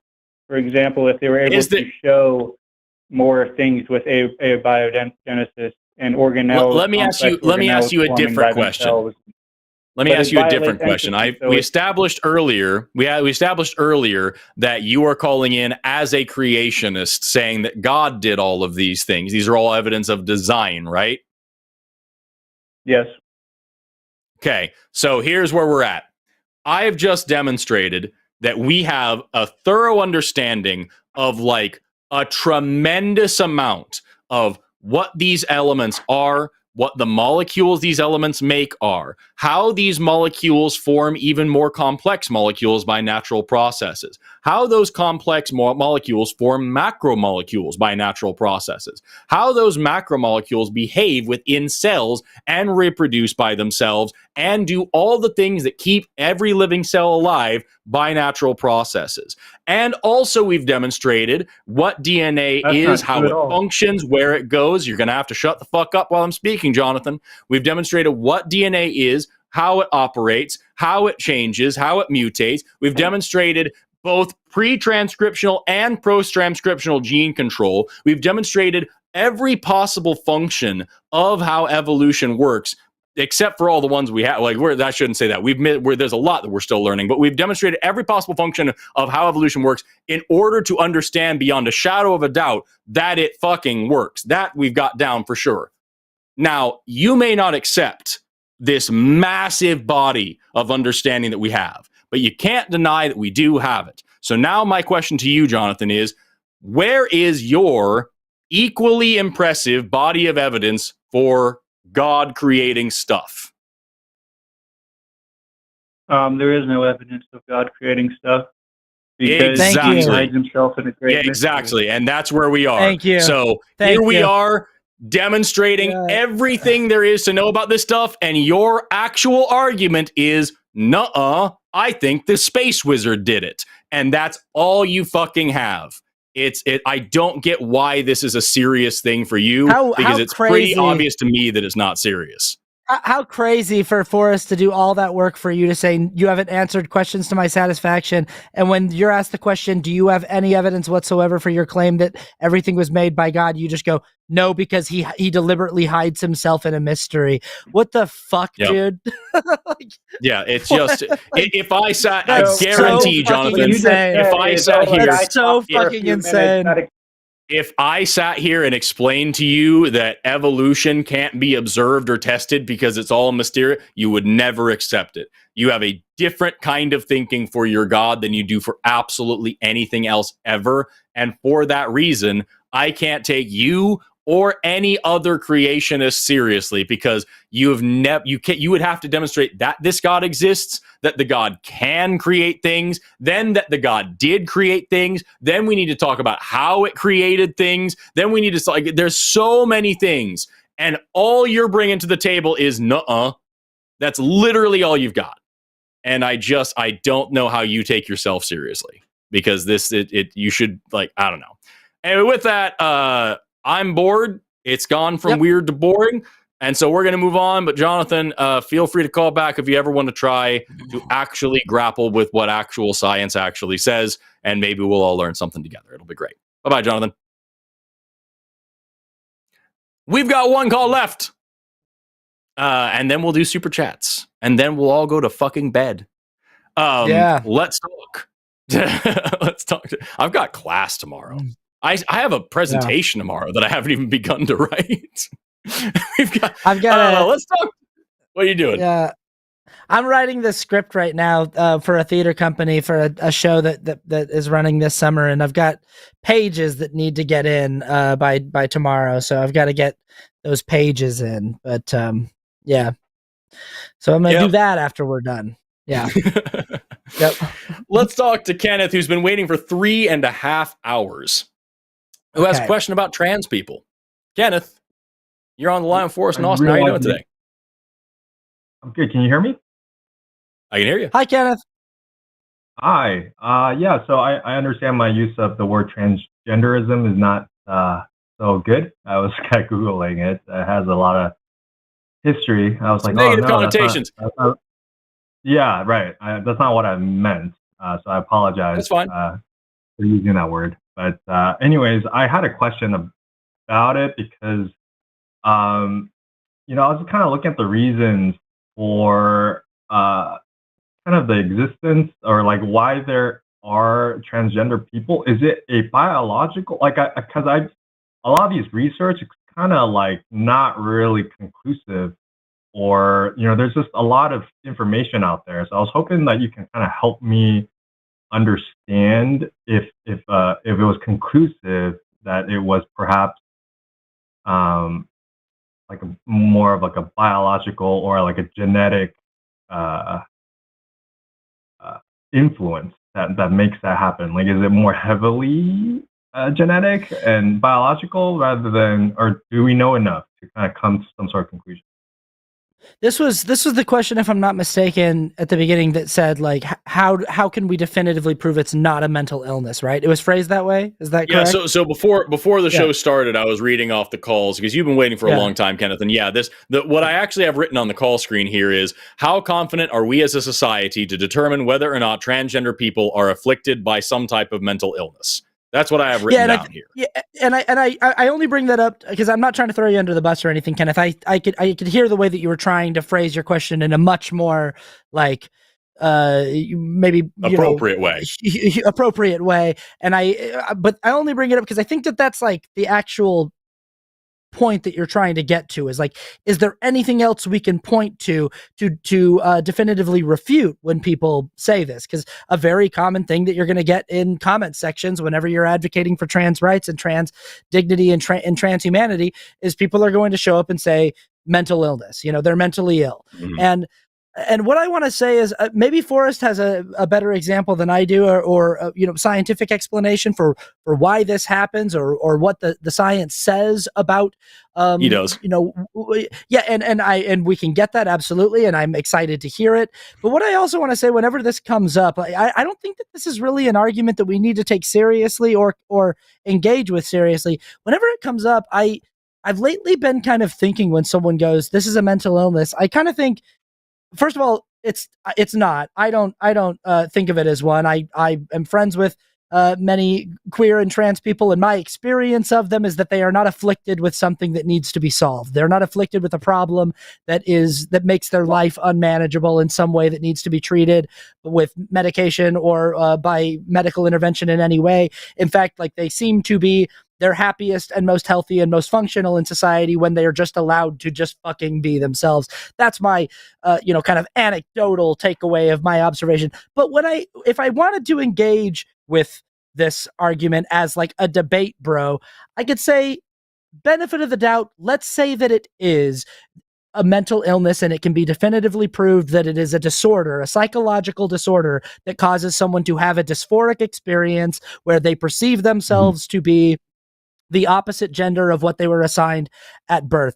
I just think it's such a strange and like wildly inhumane response to be like, because it is a psychological disorder, it should be outlawed and we should try to eradicate these people. I have panic disorder. It's a psychological disorder that is greatly debilitating to my experience as a person. I also have clinical depression and obsessive compulsive disorder. Like, there are a lot of people who live with a lot of overlapping intersections of psychological disorders, and no one in society is suggesting that we should like ostracize these people or disenfranchise them or otherwise marginalize them or cut them off from from meds or psychological care, or cut them off from community and family and love, that we should dehumanize and rob them of their dignity. Because like, nobody is saying like we should outlaw depression, we should outlaw borderline personality disorder, we should outlaw bipolar disorder. I think it's so strange to have this sort of like this argument that's like, because I view the transgender community as being afflicted with some kind of psychological disorder. They're not. I'm saying this for the sake of argument. They are not afflicted with a psychological disorder. But because someone does view a transgender person as being potentially afflicted with a psychological disorder, that means they are less deserving of basic human dignity and respect. They are less deserving of like just like love and friendship and basic humanity. I don't fucking understand the rationale here or why it should be engaged with seriously. All that being said, it's not a psychological disorder, and Forrest will be happy to take it from here. Just to kind of help save some time, I could probably just express kind of my stance on this is I believe anyone who breathes deserves equal rights no matter what. My question is more like a scientific question rather than like who deserves rights. I believe everyone should get it, and I don't believe, even if it's a mental illness or whatever the case is, a lot of it, might not be under their, it's not their fault or in whatever way, and we should treat everyone equally. My question's more like, more like kind of like a scientific kind of, because I do want to know, that way I kind of can position myself to kind of work through it politically as well, if I knew kind of the kind of reasons behind it. Because, like, for example, like I back when I was in college, I kind of wish I was paying more attention back when I was in college, but I remember one thing I learned about like histones binding to DNA, which prevents expression of, expression of certain genetic traits, which can lead to like, anomalies in like personality or whatever the case is, or like certain genetic disorders. So I'm like, there's so many factors that can contribute to issues, not just like transgender. I'm not saying it's I don't want to frame it in that to say that it's like a negative thing. I generally am saying that I am just trying to understand it. Like, if I come off as like very transphobic in any way, I don't mean to.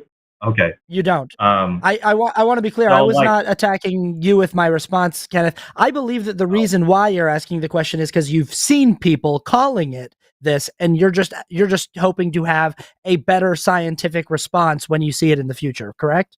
Like, when you see people saying, "Oh, they just have a mental illness," you're hoping to get a better scientific rationale that you can respond with, right?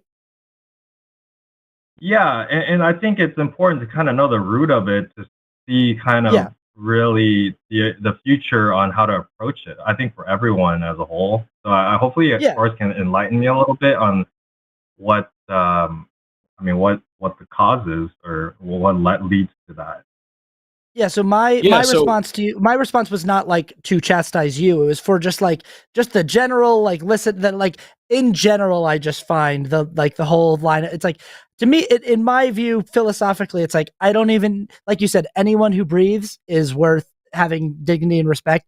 To me, it's like, I don't even need to fucking understand it to just believe a person when they tell me their experience is what it is. And I agree, and I think that that's who you are as well. Like that, like you believe that as well.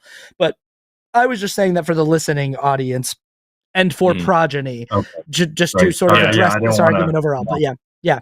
Okay. Yeah, no, we don't think that you're saying that, Kenneth, but it is important. I think it's an important thing to say, especially when we talk about this stuff, is like, the people who are out here saying like, oh, this is all a mental illness, so we should strip them of the medical and mental health care that we have demonstrated. Like, even if we agree that it's a mental illness, the evidence-based best practice remains gender affirming care. And so like, even if we're going to sit here and say it's like telling someone with anxiety, that's a mental illness, therefore we're going to stop medicating you. We're going to take away your antidepressant. We're going to take away your anti-anxiety. We're going to take it because we don't want to play into your illness. It's like, fuck, that's the stupidest fucking thing.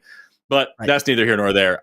As far as what you're asking, just to be very clear and very blunt, and if you like, I can go into details, but there is absolutely overwhelming consensus in the biological community that yes, sex and gender are different things, and that they're not necessarily congruent. It's beyond apparent. It is so apparent that it is literally in like introductory textbooks at this point. And I'm happy to pull one up to show you if you like. I have 5 or 6 textbooks within arm's reach of like some from my undergrad that are actual college biology textbooks that talk about trans and intersex people, but we're talking about trans people and intersex, but like it's kind of included in the same conversation a lot of the time. And so like, yeah, no, it is beyond a shadow of a doubt. We don't know exactly what mechanisms play into this all the time. We are not sure 100% where gender comes from. Or what gender really is in the brain all the time. It just because gender is a cultural construct, it's a social thing, it's not a biological thing, but it does have some interesting biological underpinnings, but it's hard to tell how serious those are. It's the same thing with sexuality. And so like, sexuality definitely has some biological underpinnings. It's difficult to tell which ones really matter. And also the way that we define and categorize sexuality is a cultural thing that does change a lot over culture's time. And also gender, just like sexuality, is historically more rooted in socioeconomic status and power than anything else. And so like, it's hard to now take our very, very modern framework of men versus women and whatever else and try to pretend like that's some like bioessentialist, like natural thing. It's fucking not. All that is to say, yeah, no, it's not. There is no inkling, no hint, no inconclusive, maybe probability, whatever, that this is just some disease or disorder. And if indeed we find such evidence at some point, it won't change one iota of how I believe these people need to be treated. So that's my answer to you. If you like, I can dig into it further, but I don't think it's necessary. No, I think I agree with you that the treatment of transgender or anybody in general should come with respect, and everyone should be treated equally. I'm just thinking from the way of how to approach this, because I mean it is a extremely difficult message to get across to the people who are less tolerant, right? So I'm just trying to understand it more so that perhaps we can think of ways to approach it, because I was hoping it would be more biological. That way, perhaps we can say, well, based on the mother's diet while she was pregnant, she had some sort of thing. And then, it and causes the issue with that, and they had no control over it. And then because it's biological and they have no control over it. The issue with that is that it does run the risk of also pathologizing trans people and saying like, oh, here's what went wrong with you, rather than just saying like you exist. So it's fine to be curious and want to explore where these things come from. I think we should. It's just really important when we do and I don't think you were doing this, I just think it's really important that when you do that research and when you do explore these ideas and when you do ask these questions, you are very careful to not broach that line of eugenics of like, okay, well, here's what went wrong, so let's not do that anymore. You know what I mean? Yeah, and when it comes to the question of like, is there maybe like a more biological explanation? One thing to remember, because I've done a lot of talking to these people, to the bigots, and to the anti-trans bigots. Like it's a big part of what the advocacy that I do in the socio-political space.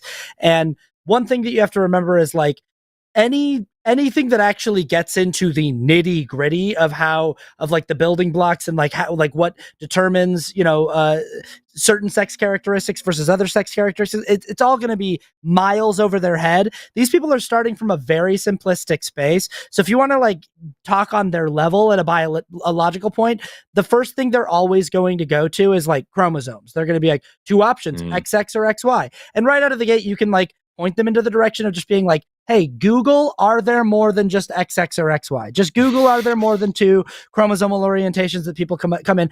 Any place that they can look at for evidence of a scientific binary, whether it's chromosomal orientation or anatomical orientation or, hormonal orientation. So they might say, well, okay, yeah, there are different kinds of chromosomal orientations, but they're still just the two anatomies. You got a penis or you got vagina, and those are the two that you can have. And that's not true either. You can point them to the existence of intersex people. You can talk to them about the fact that everyone begins in utero one way, and then people develop, and like their anatomical sex characteristics develop in utero, and sometimes a person will develop an external facing penis and still have a uterus inside of them. You can talk to them about, so sometimes they'll hide their argument for biological binary in hormones. They'll be like testosterone and estrogen. There's a reason why you got to take hormone replacement. It's like, if there was a binary between testosterone and estrogen, a binary is a fixed thing. It means it cannot fluctuate, which means all men would have the exact same amount of testosterone in their body, and all women would have the exact same amount of estrogen. It can't be fluctuating, because if it's fluctuating, then it's spectral and not binary. And all of this is like I'm giving you like a very elementary like breakdown of like how you can refute the idea of binary biology, but it's because you need to sort of begin and try to meet them on their level, because they're still at the level of thinking that established biological science says says that there's two things, that there's two chromosomes, two sex organs, and two hormones. And so, yeah, I actually understand the things you are saying, and I feel like what I'm trying to do actually is trying to simplify it, in that, because when you start going into chromosomes and some with this type of disease, and then we throw out like big words, they kind of get lost, right? And I had to Google a lot of things when I was first learning this too, and a lot of them are somewhat prideful, and they have an ego, and instead of saying I don't know, they kind of just power through it. So like for me, I don't mind saying I don't know, and I do look at definitions and things like the transgenderism. I didn't know it was a bad connotation, so I'll own up to that, and in the future I'll do better. But so that's what I am kind of trying to do, is trying to simplify it, because in my store we have a lot of people who are Trump supporters that come in and they don't know a lot, and I just want to know kind of how to approach them better, especially in this topic. And I'm just thinking, I would say if the way to approach them better is to point out that like every major medical association and like every major psychological association in the country is all staunchly on the side that trans people exist and are valid in their identities. Every major medical association agrees about gender affirming care being the best and most appropriate way to treat a trans person's mental and physical well-being and ensure their mental and physical health. Every biologist that's even close to serious. Every biologist that's even close to serious is also very clear about the distinction between sex and gender and how they're different things. And modern biology has now pretty well demonstrated that sex and gender are not binary either. And that's what Austin was talking about here as he was going through all of these intersex conditions. Like, even if you want to try to say that sex and gender are the same thing, okay, well, then you've got about 136 million people who either have more than one gender or half a gender or have several genders at the same time or whatever the fuck. If you're really going to try to blur these lines, it's going to go poorly for you. And it makes much, much more sense, both scientifically and logically, and also even in your idea, if you separate these and admit that they're non-binary categories and they're not necessarily congruent. It's like with the last call when we were talking about evolution.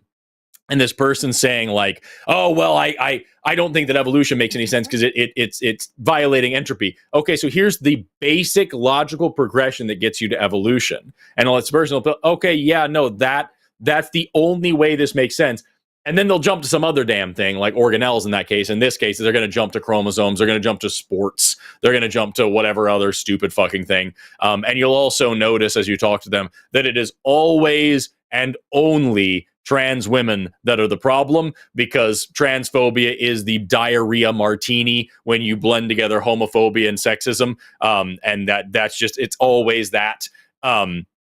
But the point is, they're never anywhere nearly as upset about trans men as they are trans women ever. No, it's my always favorite thing. We have a trans man on this channel named Dr. Ben. He's a medical doctor and he's a trans man. And my favorite comments that we get are telling him that he'll never be a real woman, because that's just what transphobes know to say, and it's fucking hysterical. And he's like, "Thank you very much. I agree." It's great. But like, it doesn't make any fucking sense if you try to boil sex or gender cannot be boiled down to nor predicted by sex. It just doesn't make any sense. And also, like, if you try to do that, you won't be able to define these categories in meaningful ways. You just won't. So like, I don't know, man. I'm happy to sit here and give. So go ahead. I would say that like maybe a meaningful way to like Forrest said earlier in this talk, like we don't fully know where gender even originates from or where it comes from, because you were looking for like a scientific place to go. But some of these things, it's like, well, we can't really pinpoint it because it's more part of like the way that humans were socialized and came into being as like pack animals that formed civilization and stuff like that. And I talked about this at the beginning of the show, so it's kind of a full circle moment of like, we're storytellers, right? And I think of gender as just part of that legacy. We've built gender out of our nature to tell stories about what certain things mean. We tell stories about like all kinds of things. We tell stories about like what people with different amounts of melanin in their skin are like, versus, we've created social constructs like race. We tell stories about what bald people are like versus people with hair. Like we have archetypes that we sort of ascribe to people, and that's all gender is like we've decided that people with certain sex characteristics that are visible should have certain roles in society, and that's what gender is. It's sort of an agreed upon story we tell about what certain people with certain visible sex characteristics are supposed to behave like, and it's woefully inadequate to actually explain what our actual experience is, which if you've been out in the world, you've met gender diverse people.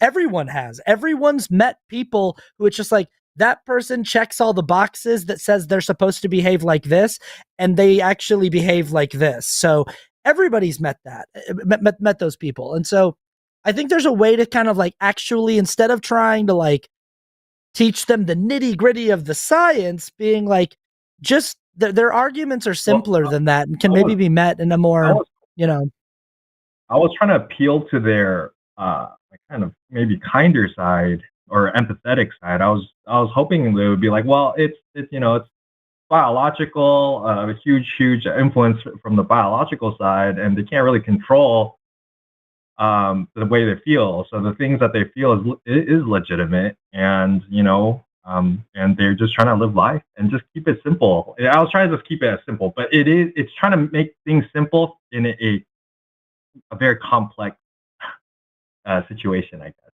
because I guess from what I'm hearing, it's very difficult to narrow down the exact reasons.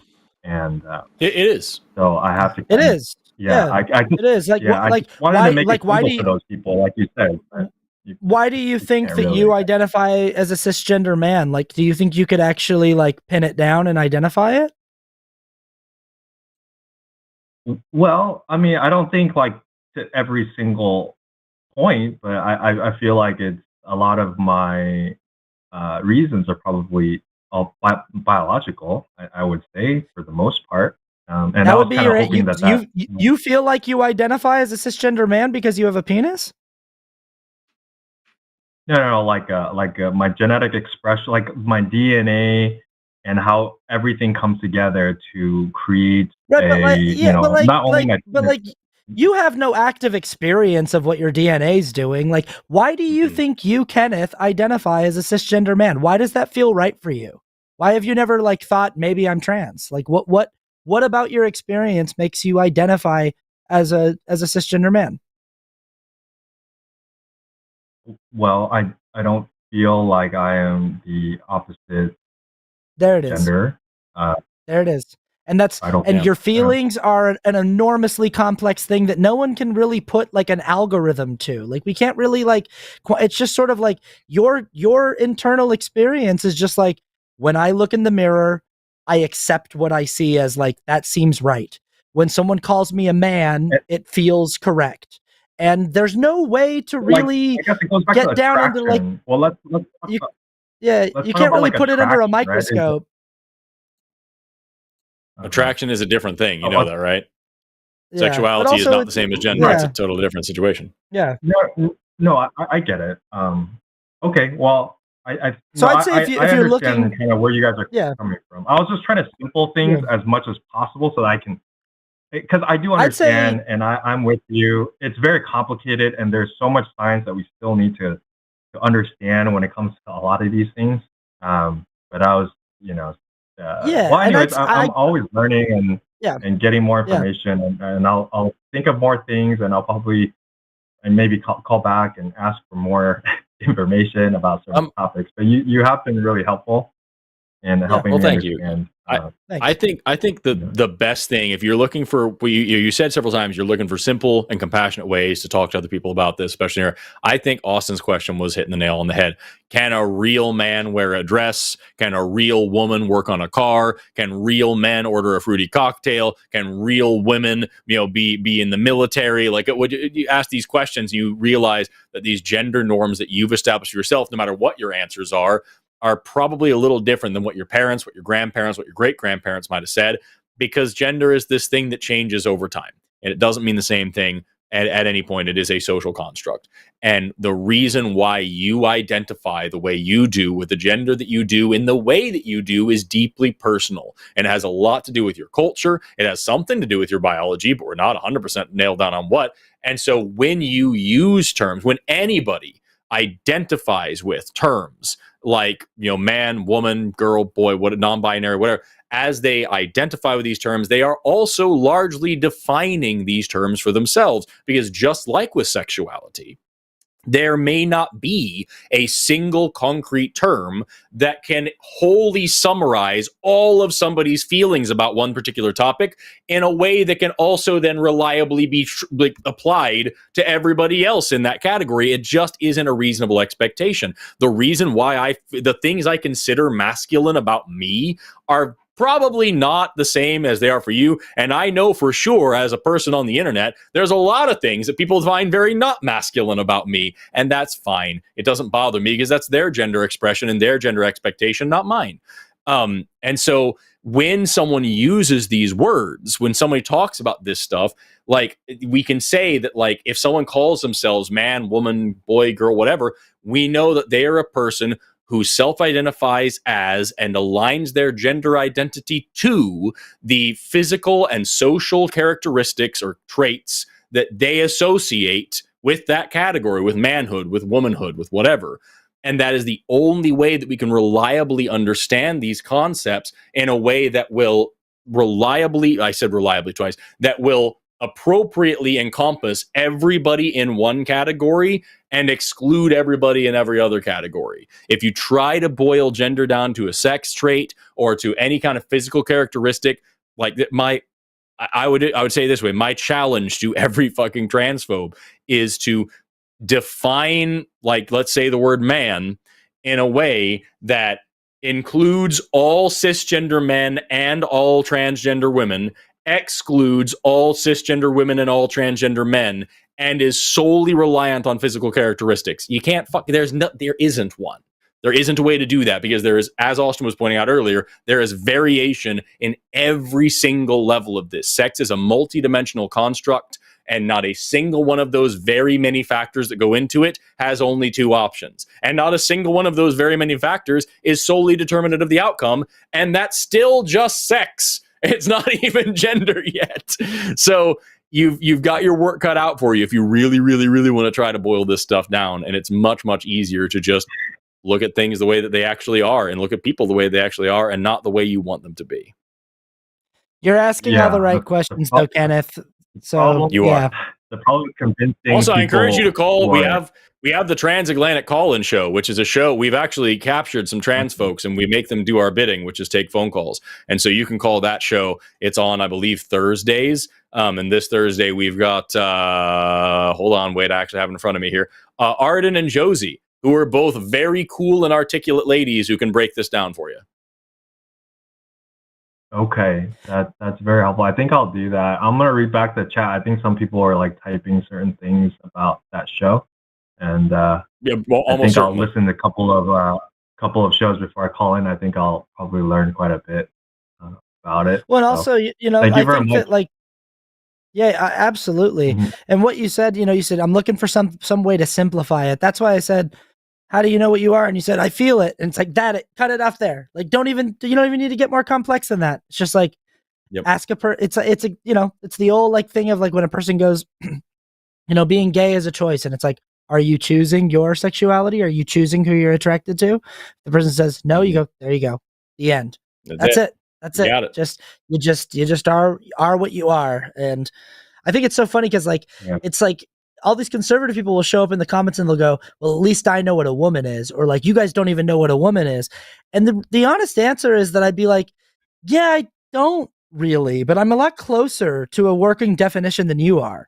Like, I'd be like, yeah, no one really does. It's like, it's this weird term and it's hard to, but I think that like our side of the ideological divide is a lot closer to a working definition that makes sense than just saying, it's just whoever's born with a vagina. Like that's just because that's not what women are. It's just so reductive. Yeah. It's like when we talk about like if I say the word like some people with a uterus or like uterus owners, which I think is a funny way to say it, but just like someone with a uterus, right? And a lot of people get upset. And it's called women. No, it's not. Because not all women have a uterus and not everyone with a uterus is a woman. Whether you separate sex from gender or not, that is true.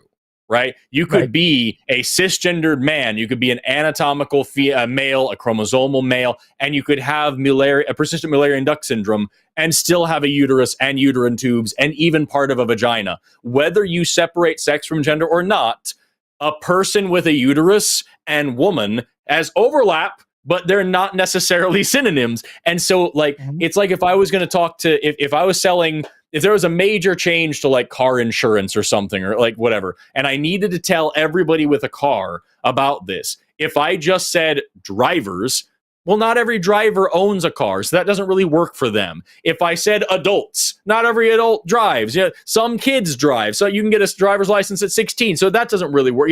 The appropriate thing is car owners. That's who I'm talking to. You know what I mean? And so like, it's the same thing when we talk about these anatomical characteristics.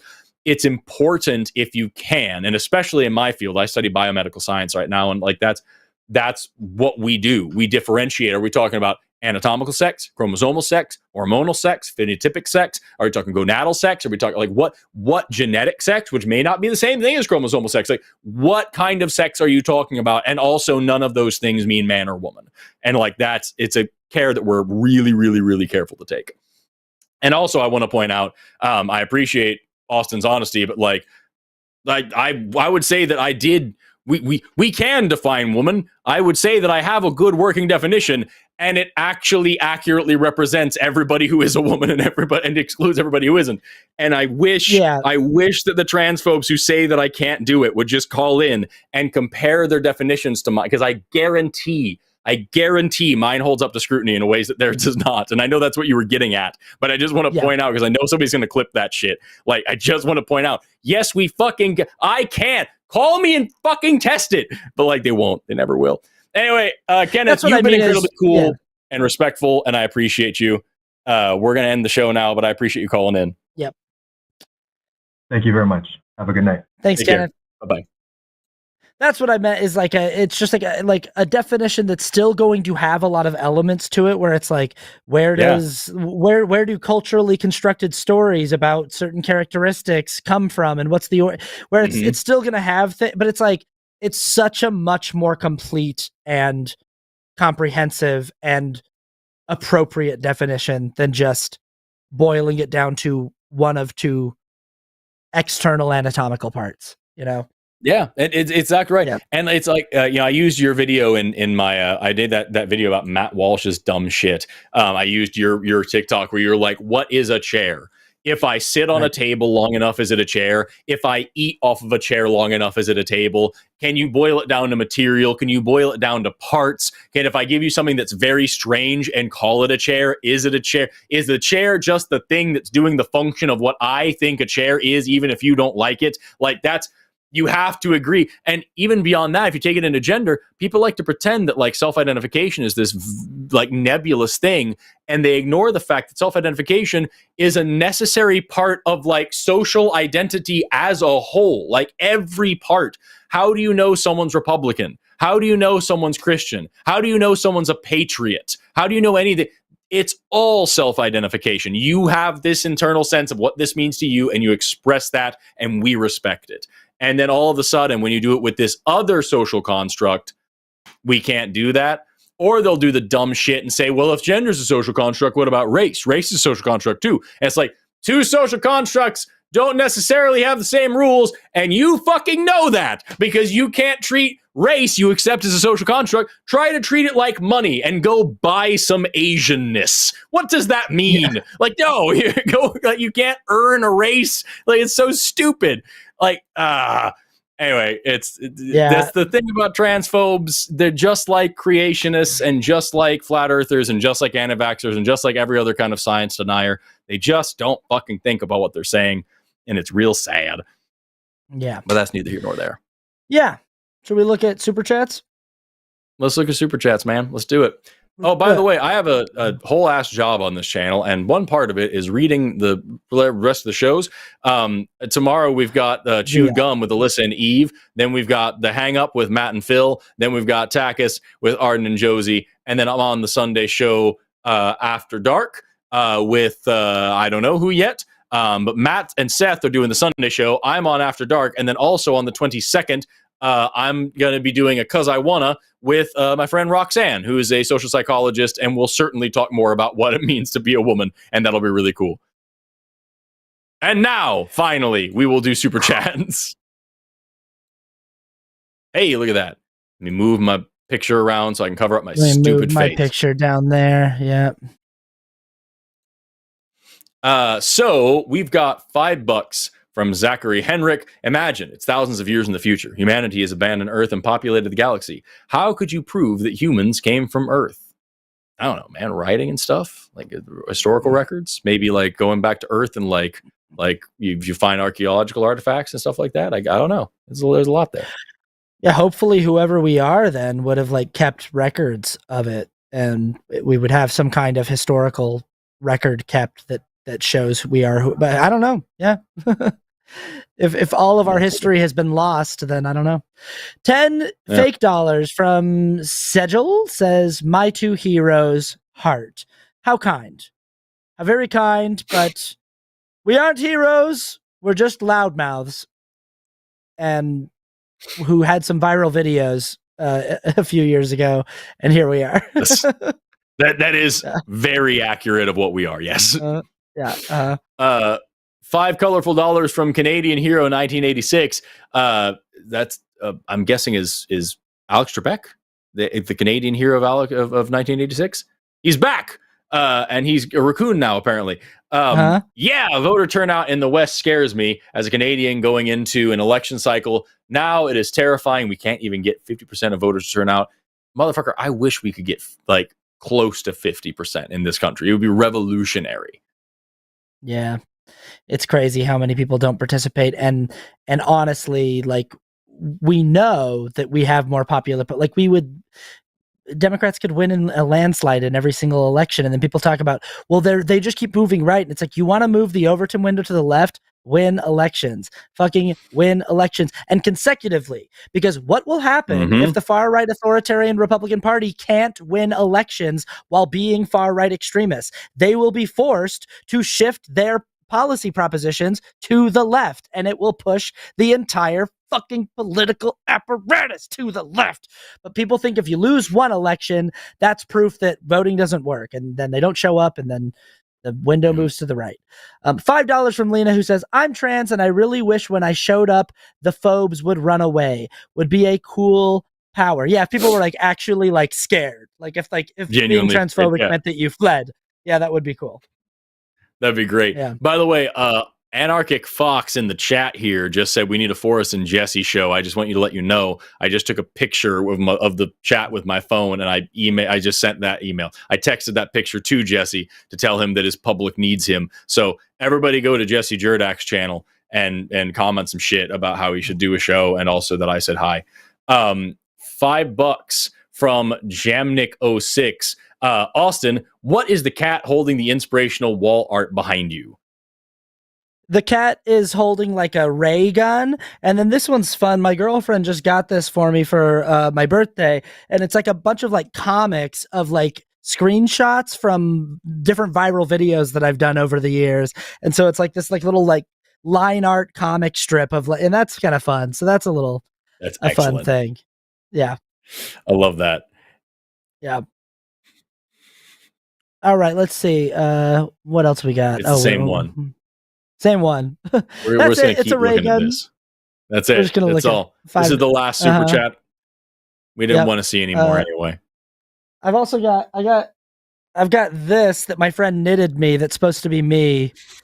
That, you know, you can sort of see. You can see, you know. Yeah. $4.99 from Huge Ass, who says, Forrest, rapid fire. Name these abbreviations: VT, AK, SD, NC, WIMT, WV, MEILORHI. Venereal termites, ass kicking, suck dick, new chungus, wiggly iguanas, mount titties, wide vernacular, metaphorical, estrogen, itchy legs, organic rabbits, and hysterical icicles. There you go. That was a good one. Don't ever do that to me again. $5 from anti-religion cunt. Great fucking username right off the bat, by the way.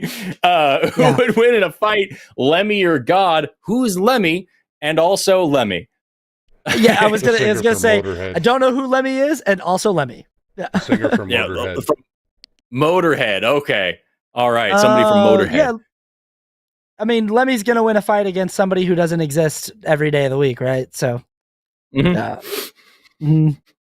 yeah, not hard to win a fight when the other person is incapable of showing up. 5, whatever that is, lira or something, or I don't know. It's pounds. Pounds. I don't know. From Ethan O'Callaghan Linford. My granddad doesn't believe in evolution. He's a primate change denier. Primate change, but I was trying to rhyme it with climate. Primate change denier. That's good. Yeah. You know, I just thought about it's Motorhead is a metal band. I think somebody said it that this is in the chat. Motorhead is metal or whatever. God can't fight chariots of iron in the Bible. So if Motorhead is specifically iron as the metal, then it works. Ooh. $10 from it's a deep cut. $10 from the Raven 200. If I had to review the Super Bowl halftime show, I'd give it 5 Kendrick Lamar Grammys out of 1 Drake lawsuit. The grin he gave to the camera when he said "Say Drake" was diabolical. Very great show. I don't know anything about any of this because I didn't watch any part of it, and also I don't know who these people are. I know their names and I know that they're artists, but I don't know anything about any of it. It I'm was very dumb. it was a truly epic piece of artistic genius and like brilliant political art. Drake, did an overtly political performance at the halftime show at the Super Bowl in front of Donald Trump with an all-black cast and ensemble of dancers dressed in red, white, and blue outfits, with Samuel L. Jackson playing Uncle Sam. And it was like an overt fuck you to conservative America and to like all this DEI shit.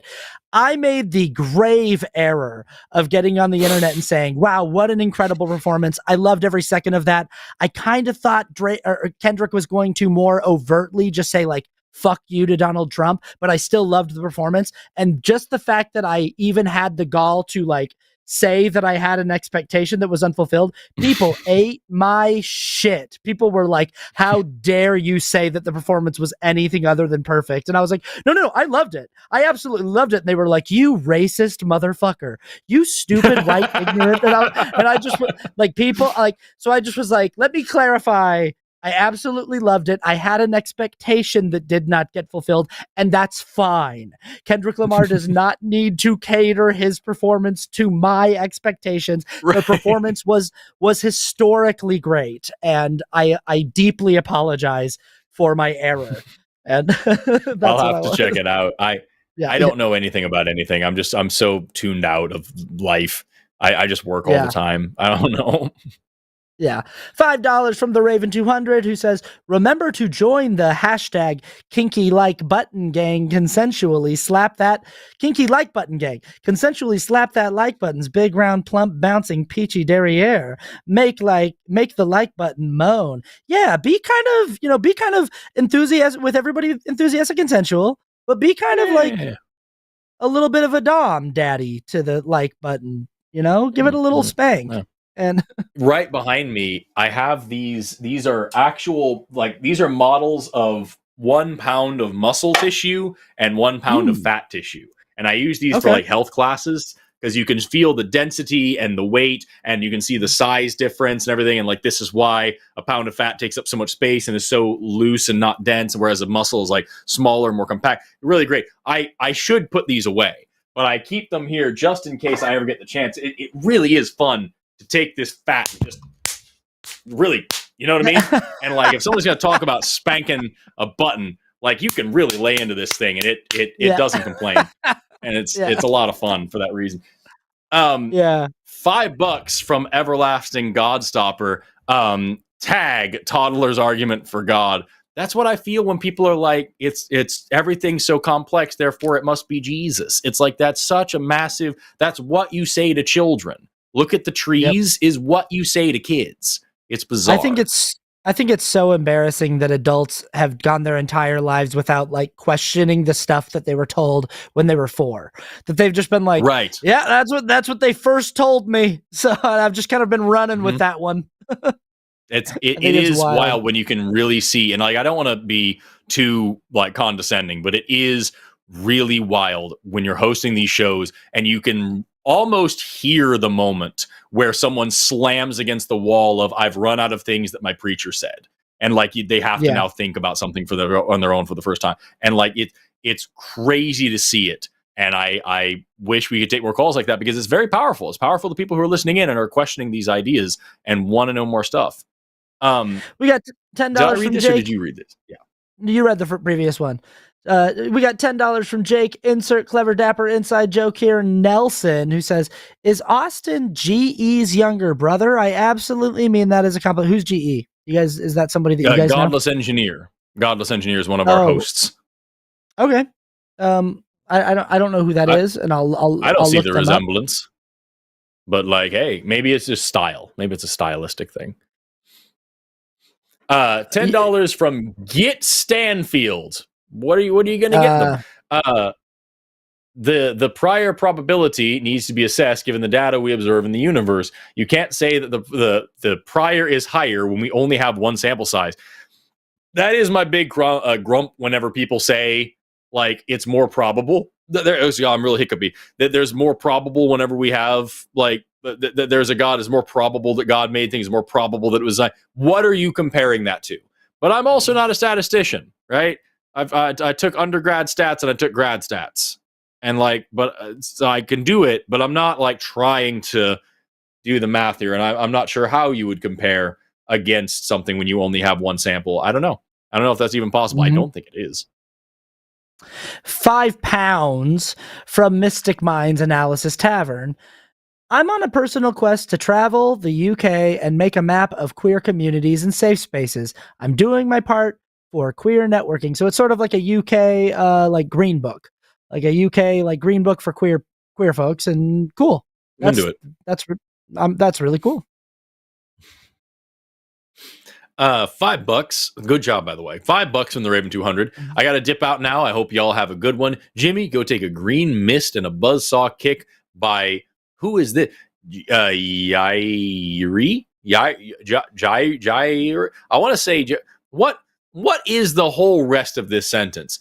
I'm not going to say it because I feel like it's a slur in an alien tongue. You know what I'm saying? Like this is a lot. Maybe it's I'm trying to Google this person and see if it's like a professional Muay Thai fighter or something. I feel like the whole thing that's here, because the first word would read cock for sure.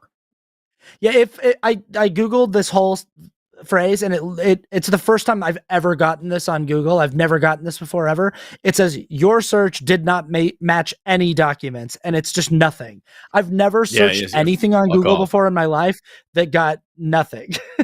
0 results. Yeah, I wonder if it's one of those things where it's like you're supposed to say it. What is it? I believe it's Nez Perce. What is that? Indian language. Oh, okay. Oh.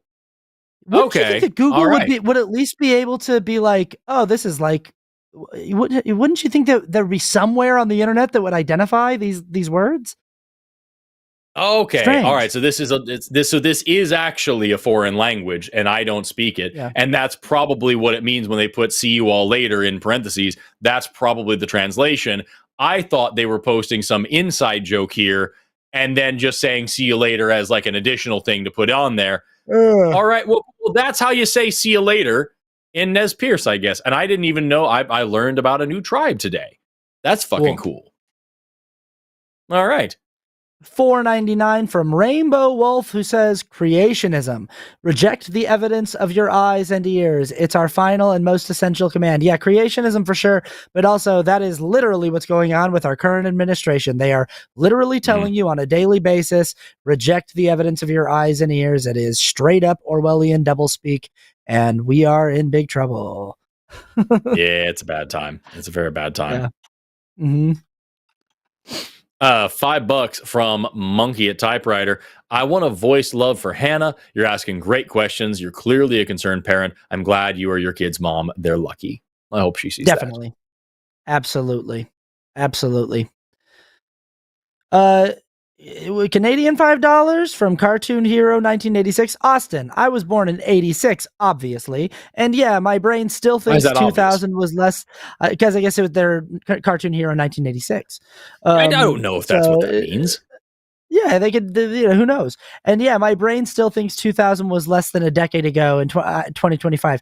I hate aging up. Yeah, I guess talking about the whole like difference between the age and with me and my niece and stuff like that, and how time is weird, and how 2000 it was 25 years ago, which is very strange. Yeah, it's a bad very time. Strange. I graduated high school 15 years ago, and that feels real weird. I'm about to be. Sorry? I'll have my 20 year next year. 20. That's crazy.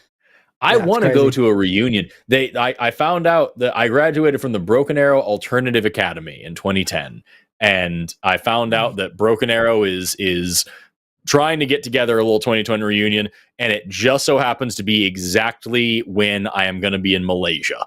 And I wish I could convince them, because they put off the 10 year because it was COVID. You know what I mean? But like, I wish I could convince these people, like, just, hey, y'all, fucking just go a week or two back, or maybe a week or two, some other time, just tweak it a little bit, just for me, because I'm so fucking special, right? I don't know. Yeah, I want to see that, because it feels just super strange. $5 from Stina, saying you don't want a cat will manifest the cat distribution system into your life. Enjoy. That already happened, and that's how we got Newt. And you can see my video with Promise where I got Newt, and I've already rehomed Newt. By the way, the cat's name is Newt. You can see Stina with her cat there too. So it's like, there it is in the picture. Wow. Wow. $5 from Monkey at Typewriter. Thrilled to see Austin back. Wish I could feel as optimistic as you guys. I'm broken and I haven't figured out how to be okay yet. Glad for this space. I don't know what made you think that we were being optimistic at the top of the show. But I am always thrilled to be back. It was nice to get to rant and rave about some stuff. Yeah. No, for sure. So that's why I texted you. I was like, "Hey, man, do you want to come vent for a minute? Like, just get some shit out there into the ether." I literally was like, I could yell at people. Listen. Yeah, I was like, I could yell at some people for a little bit. Yeah. $5 from Mr. Boricua. 2 great calls back to back. Bloody awesome. I have nothing but high hopes for Hannah and her kid, Pan, myself. And I empathize. Emma Grace's feelings. Keep on. Yeah, they're both just amazing. Amazing calls. Excellent calls. $9.99 from Misinterpretations. Love you both. Austin, I saw you on TikTok for a long time and just happened to catch a short of you on Mormon Stories. I'd never seen it before, but now I'm a Nevermo who follows all the Exmo content. Yeah, that's a wild show. Shout out to John DeLynn, who's been doing Mormon Stories now for what feels like 20 years, something like that. Like, guy's been and it's still a very popular show. But my episode of Mormon Stories is 7 hours of me telling my entire life story as a Mormon and my deconstruction. If anyone ever wants to go watch 7 hours of me talking about that. I love that. Yeah. $5 from Cade Moore. Forrest talking to evolution deniers is like pro wrestling. The moves are telegraphed, but they're still impactful, hard-hitting, and crowd-pleasing. Oh, yeah, brother. It's like professional wrestling. It's like professional wrestling where the other person in the ring doesn't know that they're in they're also going through the motions, but like they don't realize what's happening. Like they're also doing the pre-taped, like pre-planned on choreographed moves. They're never hitting you with something but it's like they expect their like weird wrestling move to work, and they're shocked when you powerbomb them. They're like, how'd that happen? And it's like, because that's how this conversation goes, you know? Yep. Yep.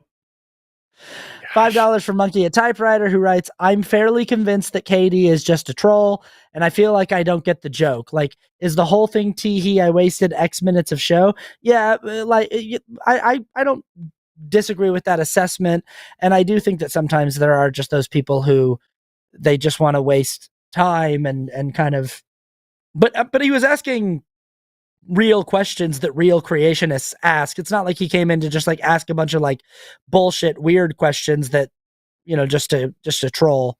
So yeah, that's the big thing, is that like we've been getting more troll calls lately, and some people in the comments get frustrated and they're like, God damn it, why are you letting these trolls go on so far? And it's like, because the shit that the goofiest trolls ask us is shit that also the most sincere theists ask us. There is no difference.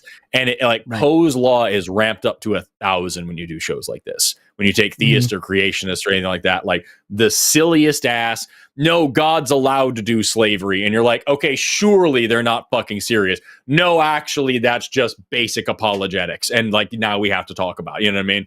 It's difficult. I don't know what the point is either a lot of the time, but like, I'm going to take the call because it's going to help somebody.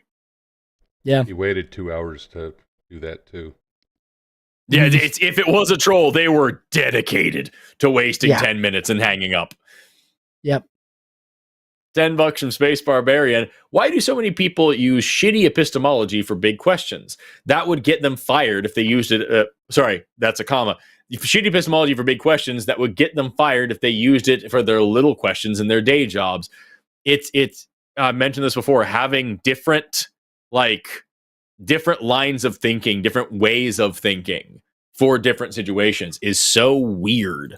Like Yeah. and I say that like there in biology, you use different styles of thinking for different situations sometimes, but like you're able to crosstalk and you're able to work, but like having a totally different set of heuristics and mental pathways for one particular question, I don't get that.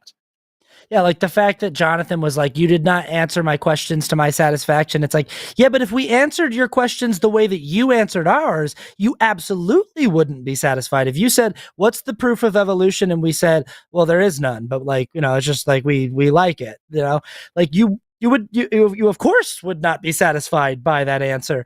Like we at least like you were able to at least like walk him down the very, very, very beginning fundamental like beginning steps of how to understand the basis for the theory. But his answer when we asked him, what's your evidence that God created, was, well, there is no evidence. He deliberately hides himself in mystery. It's like, well, you would not accept that answer if we gave you the same answer, you know? Exactly. Yeah.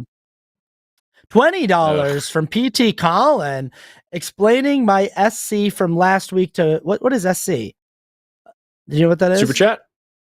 Oh, it's my super chat. Explaining my super chat from last week to Forrest, LOL. I found out the guy I talked to was right wing because he disagreed with Eddie Vedder's politics. That's why it is so ironic that he talked about loving TRT and estrogen blockers. Okay. So yeah, I guess this person, I vaguely remember this. This person wrote in and said something about the disagreeing with Eddie Vedder. I didn't know who Eddie Vedder was. And then also this person was liberal, and I guess so the person was conservative, but liked. I don't. Yeah. See. Yeah. And so I just, man, I don't know anybody about. I don't know anything about anything. I'm very stupid, and I don't know any politician. I don't know celebrities. He goes, we are. I know that sound. I know that sound. Okay, yeah. All right. Well, his voice has been in my ear holes before. All right. Yeah. All right. Well, I don't think we need to read the Eddie. There, Forrest Eddie Vedder is the singer. Thank you. Thank you, Jam Nick. Yeah. You can read this nice one. $5 from Is Jail. Whenever I hear someone say I used to be an atheist, I tend to substitute I just didn't go to church for a while. Probably a generalization, but it's weird. Because, like, all of the fucking, excuse me, I'm sorry, all of the former atheist calls that we get, they kind of do tend to follow a very similar script of, like, and then I stopped thinking, you know? Or I just didn't like it. The people who are, like, the former atheist callers tend to play into the stereotypes and tropes of theists who are like, you're an atheist because you're angry with God or you just don't want to believe. And that is actually what happens with the former atheist callers. Like, I just didn't want to believe it. I was an addict and I was beating my wife and then I decided to turn back to Jesus. And it's like, what's the point, man? Like, it's 100%. Like, you were never actually serious about having like a real academic critique of theology. You just weren't participating in any kind of theology in any kind of like consistent or serious way. But that doesn't make you like an atheist who's actually sat and asked these questions in earnest and actually weighed the evidence for and against. $5 from Monkey at Typewriter. I'm not mad that folks don't understand biology or ecology. I am mad that their understanding is outpaced by a 1990s Pauly Shore movie and they vote.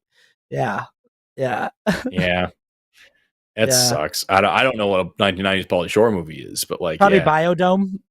Probably Biodome. Or even maybe even Encino Man. Could be Encino Man. Like Encino Man has like a better explanation of, you know.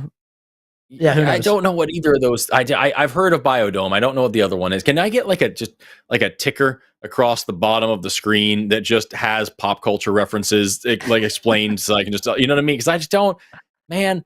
It's embarrassing how little I understand. Encino Man is a movie where Sean Astin and Pauly Shore unthaw a frozen caveman that's buried in Sean Astin's backyard, and it's Brendan Fraser, but he's a caveman from 100,000 years in the past, and it does, I guess, have some things to say about the evolution of the species, but yeah. Okay, all right, there you go. So now I didn't know anything. This is what yours or mine. Maybe I think me. $5 from Hannah Banana says, I wanted to say thank you again. So grateful you do this. So glad people are advocating for kids like mine. Also, keep changing state names. That shit is gold. Happy to do it. Thank you very much, Hannah Banana. I imagine he will keep doing that. I'm sorry I'm all stretched some and yawn some right now. Life is kind of it just for some reason just hit me like a ton of bricks. I was in Denver all weekend doing a talk, and I got home yesterday and immediately got on this show. And then this morning I passed out. I passed out last night, and I woke up 30 minutes before I had to be in NeuroLab today, which is just over 30 minutes away. So I literally jumped out of bed, threw on pants, got in the car, and just broke every speed limit downtown, ran into a lab, and immediately started dissecting a human brain. And I did that for an hour, and then I came home and just collapsed on the couch. And then I did this show. And like that's been my, so it just kind of caught up to me very suddenly that I've eaten very little and like really like to sit down somewhere. 10 Australian dollars from Darren McAuliffe. Can you explain how we know that time began at the Big Bang? I have an idea, but might be way off. I don't know about Austin. I don't know if this isn't Forrest Field. So his best explanation with you.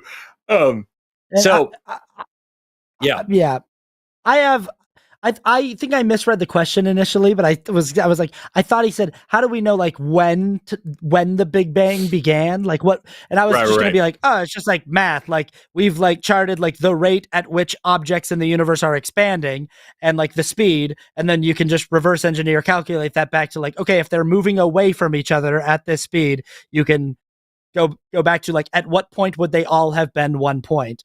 And you can just sort of track it back with pretty basic math. Now, how do we know that all time began at the Big Bang? We don't. Like, we don't know that was the first time such an event ever happened, right? Or do we? So it's weird. Okay. So first of all, what you just described, the math that you described, is just 1 over Hubble's law.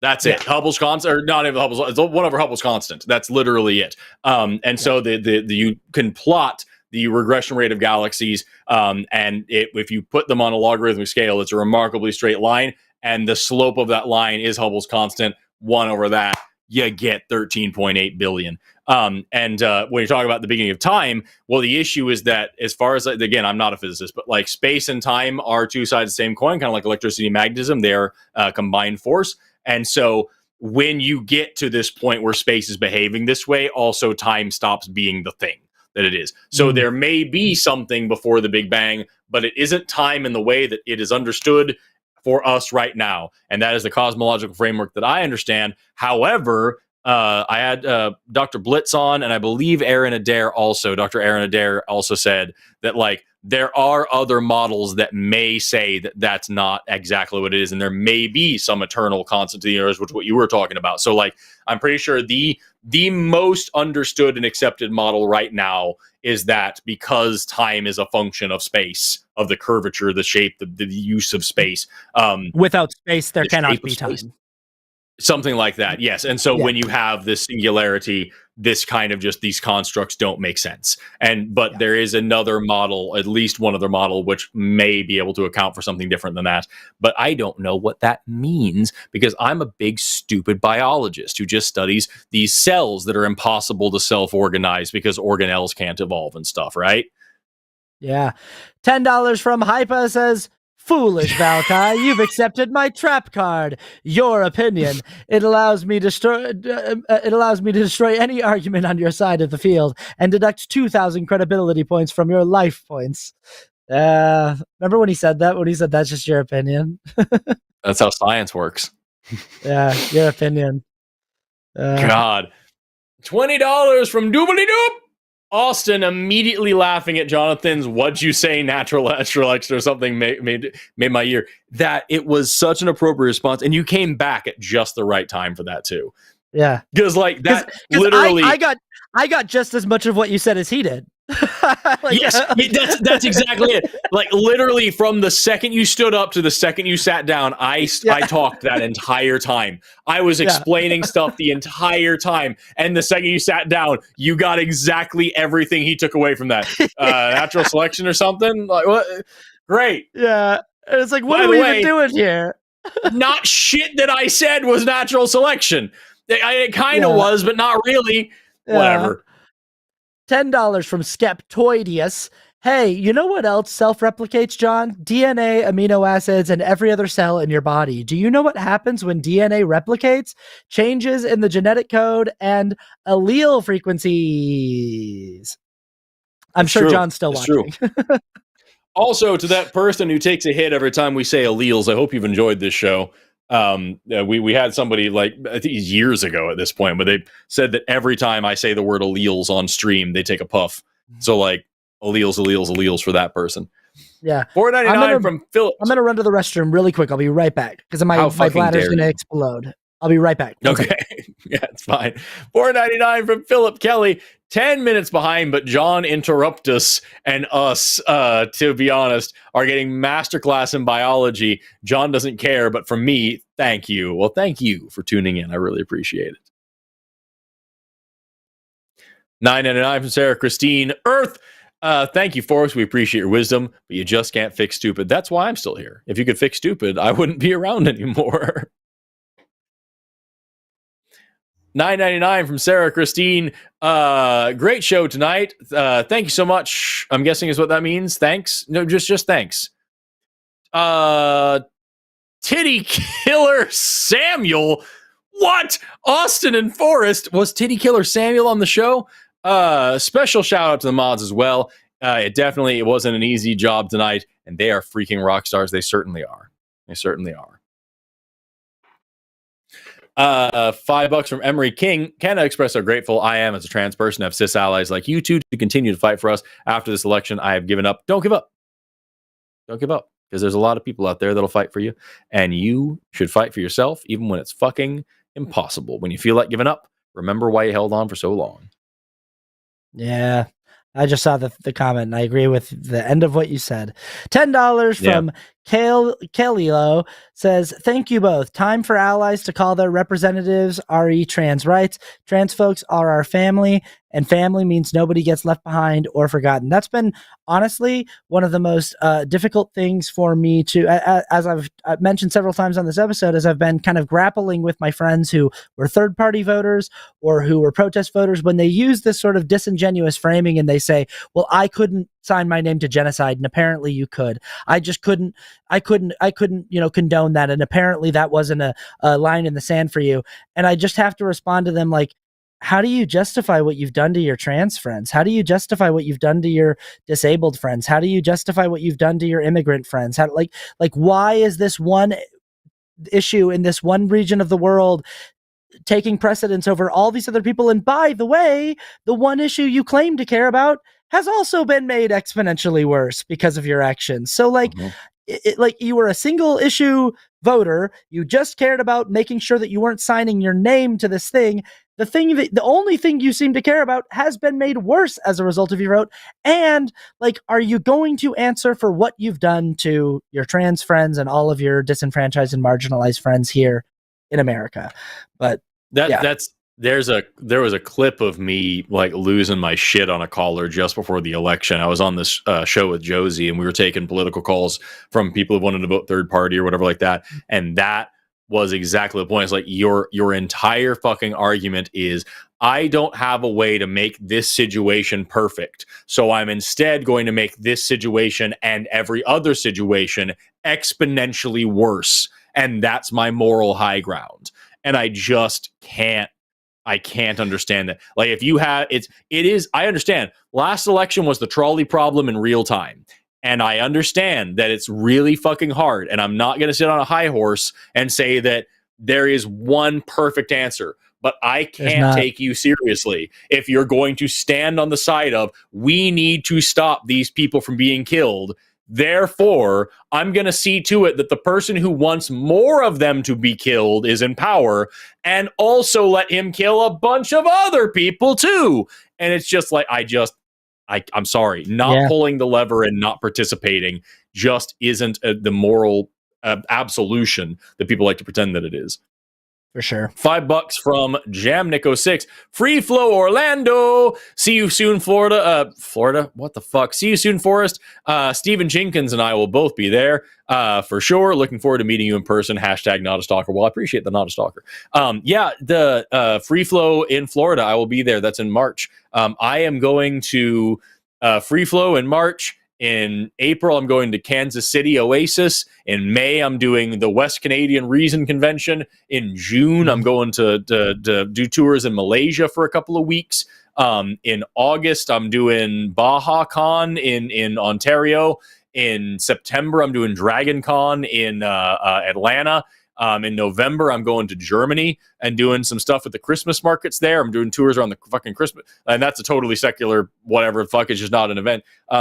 I am going to be doing stuff a lot this year. So head over to my website.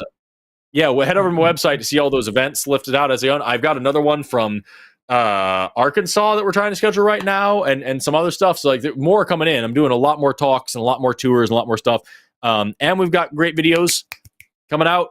And holy shit, if you want to go to Malaysia with me, there's still some spots left, and we're getting close to the point where you can't sign up anymore. The sign-ups are about to close. So if you out there watching this want to go with me to Borneo to see, we're going to see orangutans and sun bears and fruit bats and pygmy elephants and proboscis monkeys, and we're going to go to a bunch of conservation centers and learn about wildlife conservation in these areas, and we're going to learn about the evolution of these animals and like how they're taken care of today and how they're handling human invasion. It's fucking gonna be a good time. We're there for 2 weeks, so sign up for one of those 2 weeks.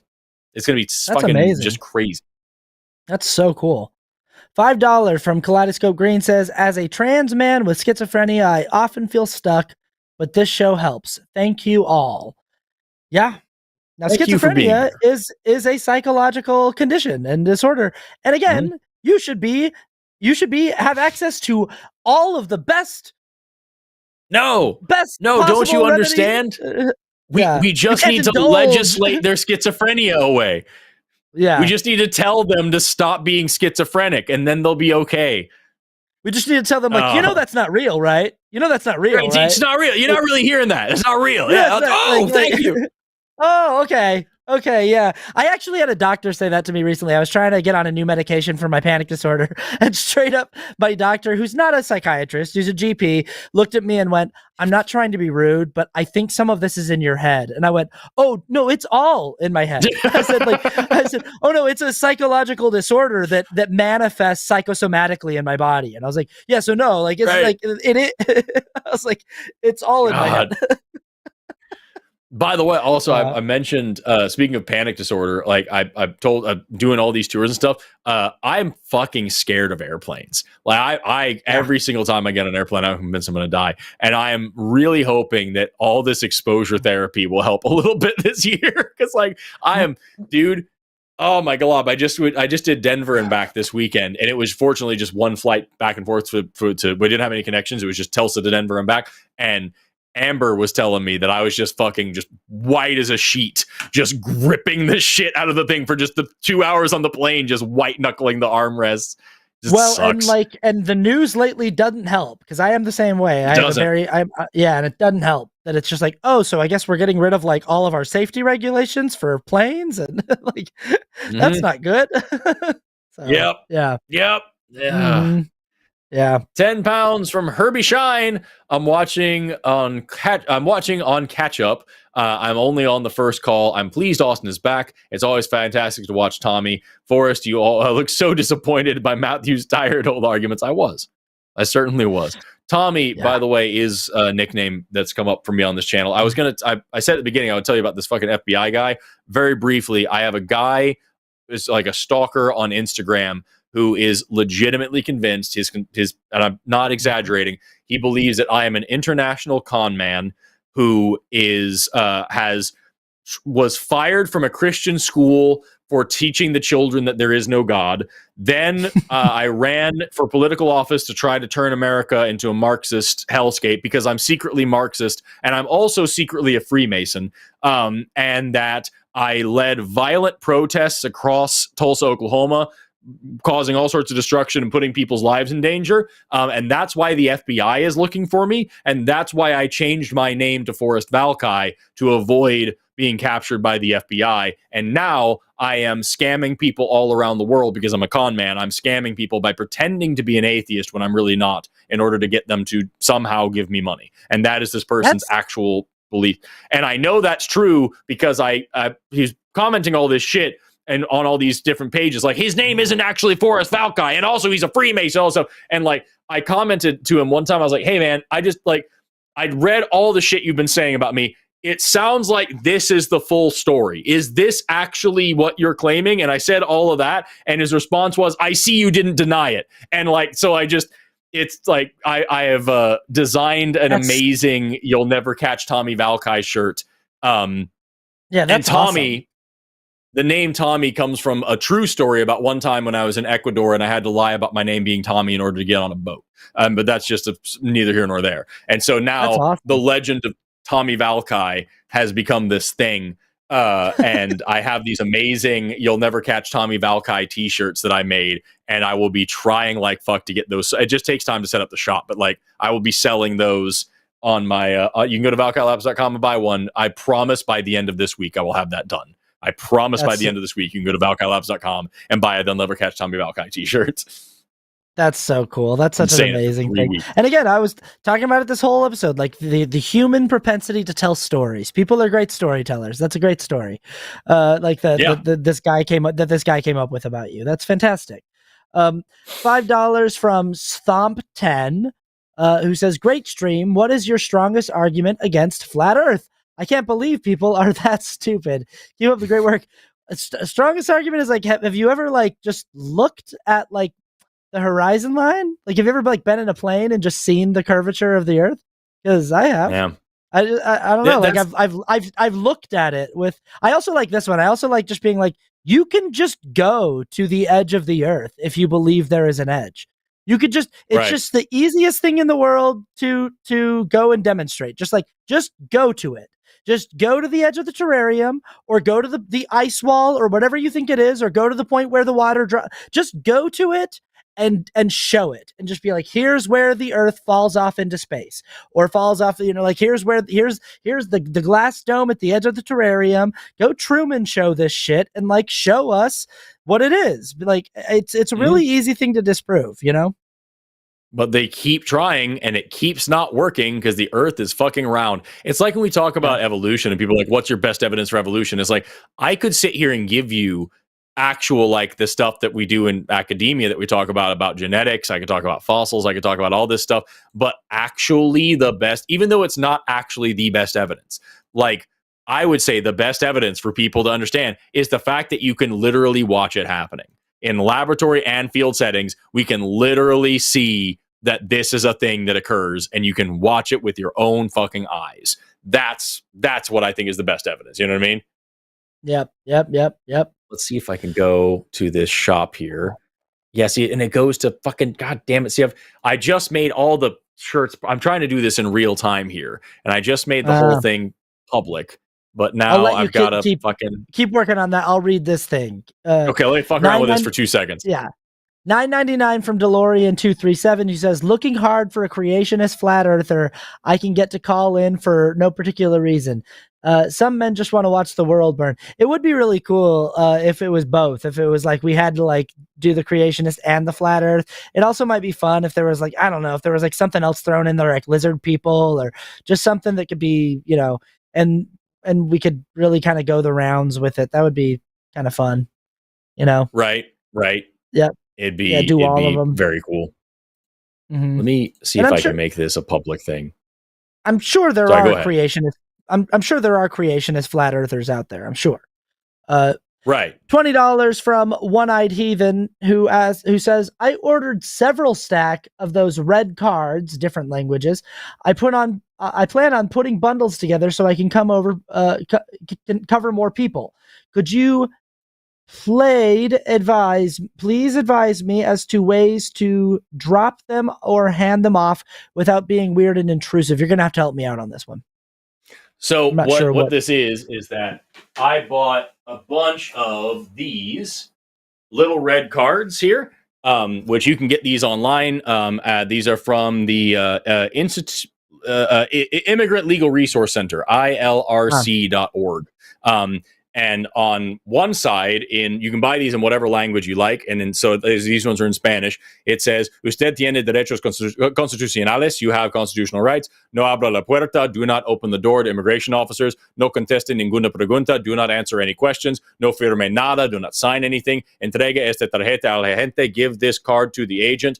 And it then on the other side in English, it says, "I do not wish to speak with you, answer your questions, or sign you or hand you any documents based on my Fifth Amendment rights. I do not wish to give you permission to enter my home. I do not give you permission to search my belongings based on my Fourth Amendment right. I do not have to sign anything. I do not want to, it explains all this stuff in very plain, uncontroversial terms. These are the constitutional rights of every single person in this country, regardless of their immigration status. If you are an undocumented immigrant, you are still protected by the United States Constitution. These rights still apply to you. And so I've got about 1,000 of these, and I've been leaving them around my city in Mexican grocery stores, public libraries, Mexican bakeries, anywhere where I know there's a large Spanish speaking population, putting these guys around. And so That's cool. And so as far as advice on ways to drop them off, I would just grab 100 of them and walk in and just say, I would like to leave these here for anybody to take so that they can be informed on their rights. Sabe sus derechos, I believe is how you would say that. You should know your rights. And so just telling people, this is just to inform people of their constitutional rights. You can say, I'm worried for my neighbors and I want to make sure everybody's safe. I want to make sure everybody is protected. You don't have to come in here like some white knight warrior and be like, I'm here to protect you. Read this card. Just be like, I just want to leave these here for anybody who wants them, to keep them safe, keep them informed, and then walk away and smile. That's what I would do. Yeah, cool. $10 from the Cosmic Thieves Guild. Red leather, yellow leather, red leather, yellow leather, red leather, yellow leather, red leather, yellow leather, red leather, yellow leather. You guys are great. An amazing show. I'm a trained actor. Okay. I can read red leather, yellow leather. All right. I grew up doing red leather, yellow leather.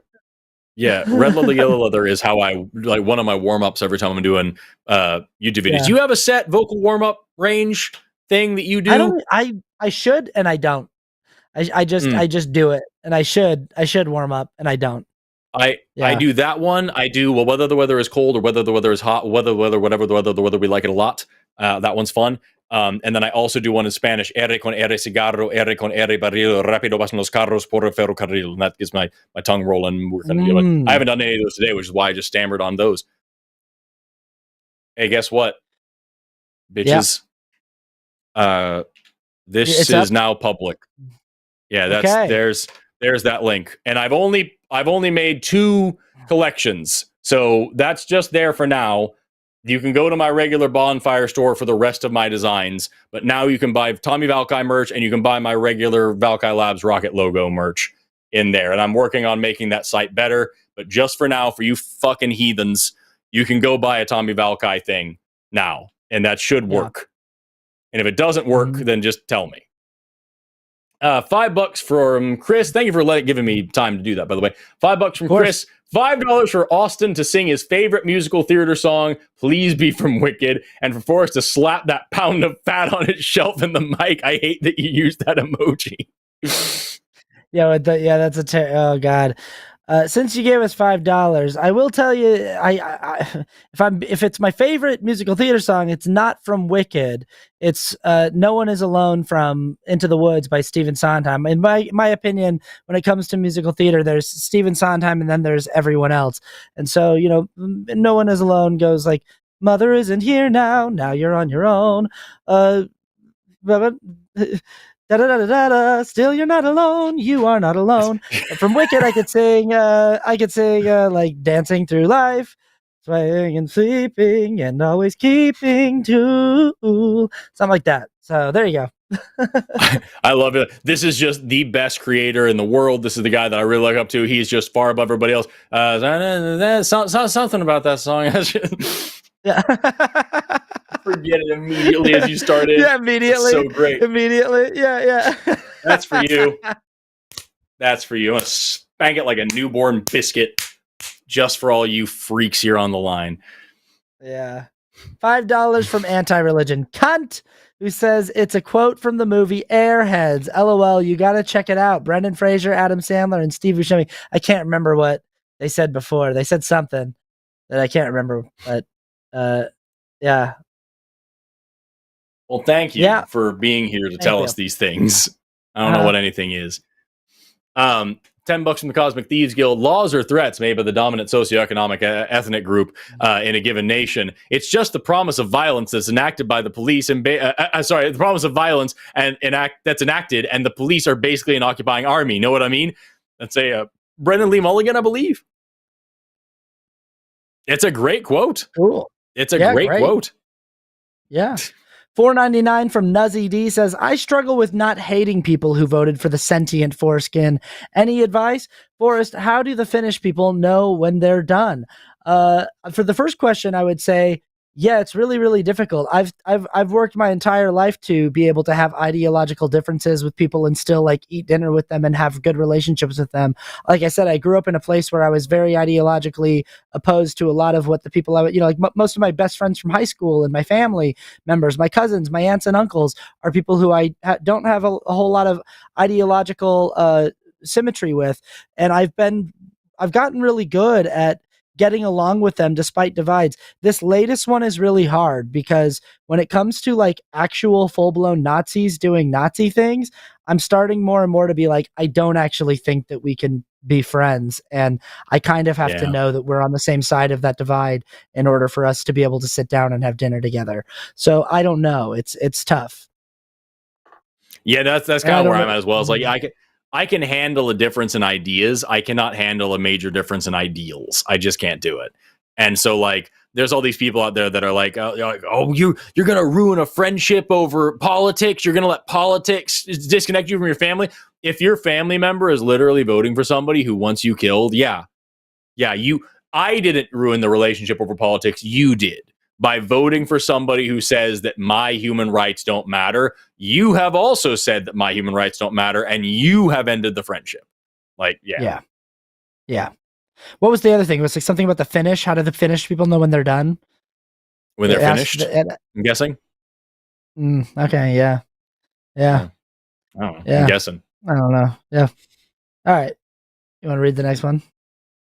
$10 from the Raven 200. Fun fact for Forrest: this thing, which I'm not going to butcher, all right, as I'm going to say it wrong and someone's going to be offended, is specifically the plural version of see you later in Nez Perce. That's very cool. And here's the singular version: trying to learn my tribe's language. I love it. That is very cool. I love tribal languages, and I love people who try to keep them alive. Yakoke, which is thank you in Choctaw, I believe. And that's one that I know. So Yakoke to you for doing this. My advisor right now, I'm doing a second master's in biomed because I'm fucking dumb, and my advisor is native and I believe he is Choctaw. He'll kill me because I don't remember, but Choctaw and Chickasaw languages are very similar because of the history of those tribes, and so he speaks to me this way. Sometimes he'll say this shit to me, and so I pick up a few things, and Yakoke is one of the things I remember. I also remember the ways to say like hello, how are you, and all these things are all chokma or some variation of the word chokma, and like it's like chokma is like hello, and then yachokma is like how are you, and all of these things, these niceties and pleasantries that are all roped up in the same stuff. It's fascinating how the language works. All of this is to say, he runs the American Indians in Medicine and Science. He runs the at Oklahoma State University, the Office for American Indians in Science and Medicine, and runs the Native Explorers Program, which is where Native American people who are especially interested in science and medicine, especially we usually take out kids who are like in their bachelor's programs or about to start a bachelor's program in biology or whatever like that. We take them camping for like a week, and we go on paleontology digs, and we go to historical sites that are very important for Native culture, and we listen to tribal elders, and we see like dancers and all sorts of stuff, and we learn about Native cultures while also doing paleontology. We go out to West Oklahoma and dig up camel and horse fossils. So if you are a Native American and you're interested in science and medicine and you're a college student and you want to do this stuff and learn more about this, check out the Native Explorers program at Oklahoma State University. I might even be there because I usually go with them. And if not, tell Dr. Smith I said hi, because he's a really freaking cool person and he's my current advisor for the degree program that I'm in. But by the end of this semester in May, that man will be giving me a master's in biomed, and it'll be fun. $10 from Ari Turner, who says, never capitulate or obey in advance. Become ungovernable. Austin, great to see you again. Hope you more often this year. Hope to see you more often this year. I imagine what you said. Forrest, did you dissect a child for that? Yeah. Forrest, did you dissect a child for that fat chunk? Slap and wiggle it. Man, they really want you to slap that thing. Slap and wiggle it again. They really want it. Go to bed. This is not like, I'm not here to help anybody. Like, there's somebody out there who's rubbing themselves silly to me doing this, and I'm not happy to be a part of it. Like, I'm here to teach science and debate theists. I'm not here to help you get your rocks off. All right, just you should be ashamed of yourself. $9.99 from Poor Claire. Is it correct to say Trump declared everyone a woman? Is it correct to say psychology is not hard science and all definitions and disorders are kind of made up? Kenneth, gender dysphoria still in the DSM. So taking this piece by piece, no, it is not correct to say that everyone is now a woman. The whole thing of like, we're all start out as female or we all start out women is a gross oversimplification of the reality. The science is actually way cooler than that. What that is referring to is that when your genitals are forming, like early on, you go through this point that's undifferentiated, non-specific stage of development where like pretty much everybody has a vagina, but actually you don't. What's actually happening is that everybody has a cloaca. And then you differentiate your genital and anal openings. And then you have something that I guess you could kind of start to say is like vagina-like, because most anatomical male structures are sort of derivative of anatomical female structures insofar as like a penis is just an elongated clitoris, basically, not, that's again simplifying, and a scrotum is just a fused labia. And so like you can kind of say that, but it is a gross oversimplification, and especially the way that Trump's dumbass order said it. It's not appropriate to say everyone's female. It's appropriate to say no one exists, because his dumbass executive order talks about the gametes we form from conception, which doesn't make any fucking sense. Is it correct to say that psychology is not a hard science? No, I wouldn't say so. But talk to Dr. Roxanne, who just got her doctorate in psychology. She'll be hosting with me on the 22nd. Disorders made up. I wouldn't say that's accurate at all. I can understand why people say that, but no, I don't like the idea that like psychology or like psychological disorders are like social constructs as well. That doesn't track in my head, but I'm also not a psychologist. And then your gender dysphoria is still in the DSM. I think that's true. Because gender dysphoria is the condition of feeling that discomfort with the incongruence of your genitor. I was going to say genitals, your gender and your assigned sex at birth. But gender dysphoria is a fuzzy thing, and sometimes not every trans person experiences gender dysphoria. Sometimes gender dysphoria naturally goes away with puberty. Sometimes it's made significantly worse with puberty. It's just not a solid that you can say you have these symptoms. So you have, that's the whole point of like everything in the DSM is that it's like, it's diagnostic and like there's a list of criteria and you have X amount of them. It's not like it always looks this way. Again, not a psychologist. Agreed. $5 from Luis Morales, who says, I mean, at this point, it feels like most of civilized society, save Mexico, has gone/voted full troll. Yeah, I mean, you know, I get the sentiment here, but again, I keep always going back to like whenever I don't know, like 75 million people turned out and voted for Harris in a very truncated window. She ran a campaign that came very close to winning. The problem was there were like between 6 and 10 million people who potentially are registered and have voted in the past who either didn't show up or voted third party. So I don't think that everyone has like voted full troll. I think, I don't know. I keep trying to like point out to people that like, it was actually remarkably impressive what the campaign was able to put together in such a truncated window and how much support it was able to get. They raised almost $1 billion. They had a lot of energy, like a lot of like people really, I mean, I was energized in a way about American politics that I hadn't been in a very long time. And, you know, I think that, you know, you got to take heart at those 75 million people who tried to repudiate far right extremism. Yeah, for sure. $5 from Herbie Shine. Just finished Hannah's call and feels so much empathy for her and oh my glob, dude. My brain is shutting down. And for the care you both showed towards her. Thank you so much. That's very, very kind of you. Yeah. Once again, I have a whole presentation to write for tomorrow at like 11 a.m. I'm giving this talk. I'm just not, it's not going to happen. Oh, man. $4.99 from Typo. Whoops. OBJ. Why did Harris and Dawkins begot anti-trans and anti-science circa 2016? And do you think Dawkins would have followed in their footsteps if he was alive? Like you're talking about Richard Harris or Sam Harris and Richard Dawkins. Yeah. I don't know the answer to this question. Do you? I don't know why they decided to. I don't understand the phrasing. Do you think Dawkins would have followed in their footsteps if he was? Dawkins is alive. What are we talking about? Does he mean Hitchens? Stephen Hitchens? Oh yeah, maybe Hitchens. Yeah. Yes. I mean, yeah, probably. Oh, okay, cool. Yeah.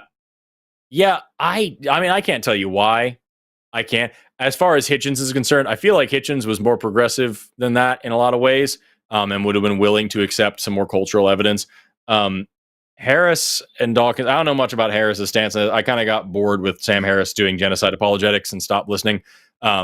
Richard Dawkins, I unfortunately am confronted with a lot because, like, he's kind of made this entire platform now, and I don't know why. I've said this before and I'll say it again, is that one of the things that got me into science was listening to Richard Dawkins talk about a time when he was in his at university, and he had a professor who didn't believe that the Golgi apparatus was a thing until a young biologist came in and gave a detailed presentation all about the Golgi apparatus, and his professor got up and shook the young man's hand and said, "Thank you so much. I've been wrong for all these years." And he clapped until his hands turned red, he said. And that's what science is all about. It's all about changing your mind no matter what, as long as the evidence points you in that direction, no matter how. And then you have him now, after decades of championing reason and changing your mind with evidence and science first, no matter what, and culture and beliefs and all these things second. Now you have him on podcast saying, listen, there's gradient everywhere in nature. Everything in nature is a gradient. There's no binaries anywhere except for sex, which is definitely a binary. And also trans people have to really earn it before I call them by the pronouns they want. It's just, fuck off, dude. Like, you're doing so much damage after you've done so much work to try to make everybody's lives better. You're doing so much damage and going against everything you've worked for. And then you're going to come out and call yourself a cultural Christian and I'm not, oh my God, dude, I'm not into it. It's like the question of like, why do people do this? It is because it's like the same thing of like J.K. Rowling. It's like, why is she the way that she is? Why? And it's just like, I don't know why. Like, because the book that she wrote is so clearly a queer allegory. The kid is raised in a closet under the stairs and told by his family that by the nature of his birth, he's bad and abominable and should be hidden away, and then finds out that the true nature of his identity is beautiful and should be embraced. Queer kids everywhere read that story and went, this is a very obvious allegory about me and my identity. And then she said, no, the fuck it's not. I don't believe that your existence is valid. And it's like, cool, I don't know why. I don't know why you can't see the obvious allegory that you wrote, but and I don't know why you think the things you think, but okay. Yeah, it just sucks. That's why I went and spoke this year, or sorry, last year in October, I believe, for the SciCon, which is for the Center for Skeptical Inquiry's major convention where they bring out all these science speakers and skeptic speakers and stuff to come and talk. And SciCon, as the Center for Skeptical Inquiry has like merged with the Richard Dawkins Foundation for Science and Reason and shit, and they give out the Richard Dawkins Award every year and stuff. And I had several other speakers be like, hey, I'm really glad you're here. I am beyond shocked that you're here. Like, why? You're very vocal about this shit. Like, why the fuck did they bring you? Glad they brought you, but like, how? And I'm like, I'm hoping that that's a sign of progress. Like, that's how I took it. I was like, maybe they're trying to bring in diverse voices, and they're like, you know what, we're changing stuff up, but they still have the same executive director person who is still very openly transphobic. And right after that, they put out the apparently. So I don't know if you heard the drama, but the Freedom from Religion Foundation, Jerry Coyne, another famous evolutionary biologist whose books I recommend all the fucking time, is been posting more and more and more ridiculous anti-trans bullshit. And he's an honorary board member of the Freedom from Religion Foundation. And he published this fucking just absolutely brainless article about how trans people aren't real and sex is very binary. And he made the argument in this thing. He made the argument that trans people are more likely to be sex offenders because if you look at the amount of trans people who are already in prison who are sex offenders, it's a greater percentage than the cis people who are already in prison who are sex offenders. This guy is a PhD scientist and apparently doesn't know what the fuck data bias is. Like, what the fuck is that? And as so many people have pointed out, if you change the word trans for black and the word sex for violent. I was just about to go, if black people are only 13% of the population, then how come they make, like, Jesus Christ? It's exactly the same argument. It is exactly the same argument. And this dude just can't fucking get that. And so the Freedom from Religion Foundation gets in a ton of fucking hot water about that because they published this stupid article with a disclaimer saying they didn't want to publish it. And then they retract it and put out a thing saying, hey, sorry, guys, he's on the fucking board. I don't know. And so he, Steven Pinker, and Richard Dawkins all then resigned from the board. And then even though they're the ones who resigned from the board, they then went on to say that this is all some big fucking crazy woke conspiracy silencing them. Then as a result of all that, let me see, 16 organizations, including the Freedom from Religion Foundation, issued a joint statement reaffirming their commitment to LGBTQ rights and saying, like, hey, y'all, we know we fucked up, but everybody in the skeptic community is on the side of trans and LGBT people in general. That is very clearly what the skeptic movement's all about. And the fucking Center for Inquiry is the only one who refused to fucking sign it. And so, like, they had me out as a speaker, and I guess immediately after that, they had to, I don't think it was because of me, but I guess they had to double down and put out some fucking thing about, like, oh, no, actually, just, it's exactly the same. It's funny you brought up J.K. Rowling. I'm sorry, I'll shut up after this so we can fucking get on with this. But like, it's there's a Cecilia on TikTok. Cecilia is great, but this fucking hilarious video that I think about all the time of like just literally just sitting there just reading a book, and then like this random door opens and J.K. Rowling bursts in like, it's actually quite brave of me to tell you why I'm afraid of trans people, and I need you to listen to it. Just out of nowhere for no reason. Just oh god. Anyway, I can go on about that for a long time. I would say if I was trying to give those people the benefit of the doubt, that it would be something about like people who have built their career on being skeptics of, you know, systems of thought, organized systems of thought that tell you how to think and that don't allow you to question, feeling like they're being forced to accept some kind of conclusion with, you know, but I just am like, whenever I see that, I'm like, that's such horseshit. There's plenty of scientific data to support this. No one's trying to like force that. It's not just like a mythical ideology that's being forced on you, you know. So yeah, but whatever. Anyway, let's keep going. Yeah, it sucks. $20 from Pinoy MN. Reading books in our troubling times. Fearless Speech. Marianne Franks. Balanced Brain. Science and Mental Health. Camilla Nord, Harlem Shuffle, Colson Whitehead, Incorruptible, Who Gets Power, and How It Changes Us, Brian Class. Well, thank you very much for that awesome reading list. There you go. Everyone take a good look. $10 from Draven Dresden, who says, I want to tell a bad chemistry joke, but I don't think I'd get a reaction. Hashtag be the chaos you want to see in the world. Yeah, pretty good. Pretty good. Yep. Pretty good. I tell chemistry jokes periodically myself. $5 from Mahalalaga. Cadavers, you say? I had to dig this up. Why don't skeletons fight each other? They don't have the guts. What do you call a skeleton that just wants to hug and kiss you? What's that? An exoskeleton. Oh, an XO. Yeah, XO. Yeah. That's cute. Mhm. $5 from Modry's Melngale. I'm sorry, I'm butchering your name. Mengalis. From this asshole here.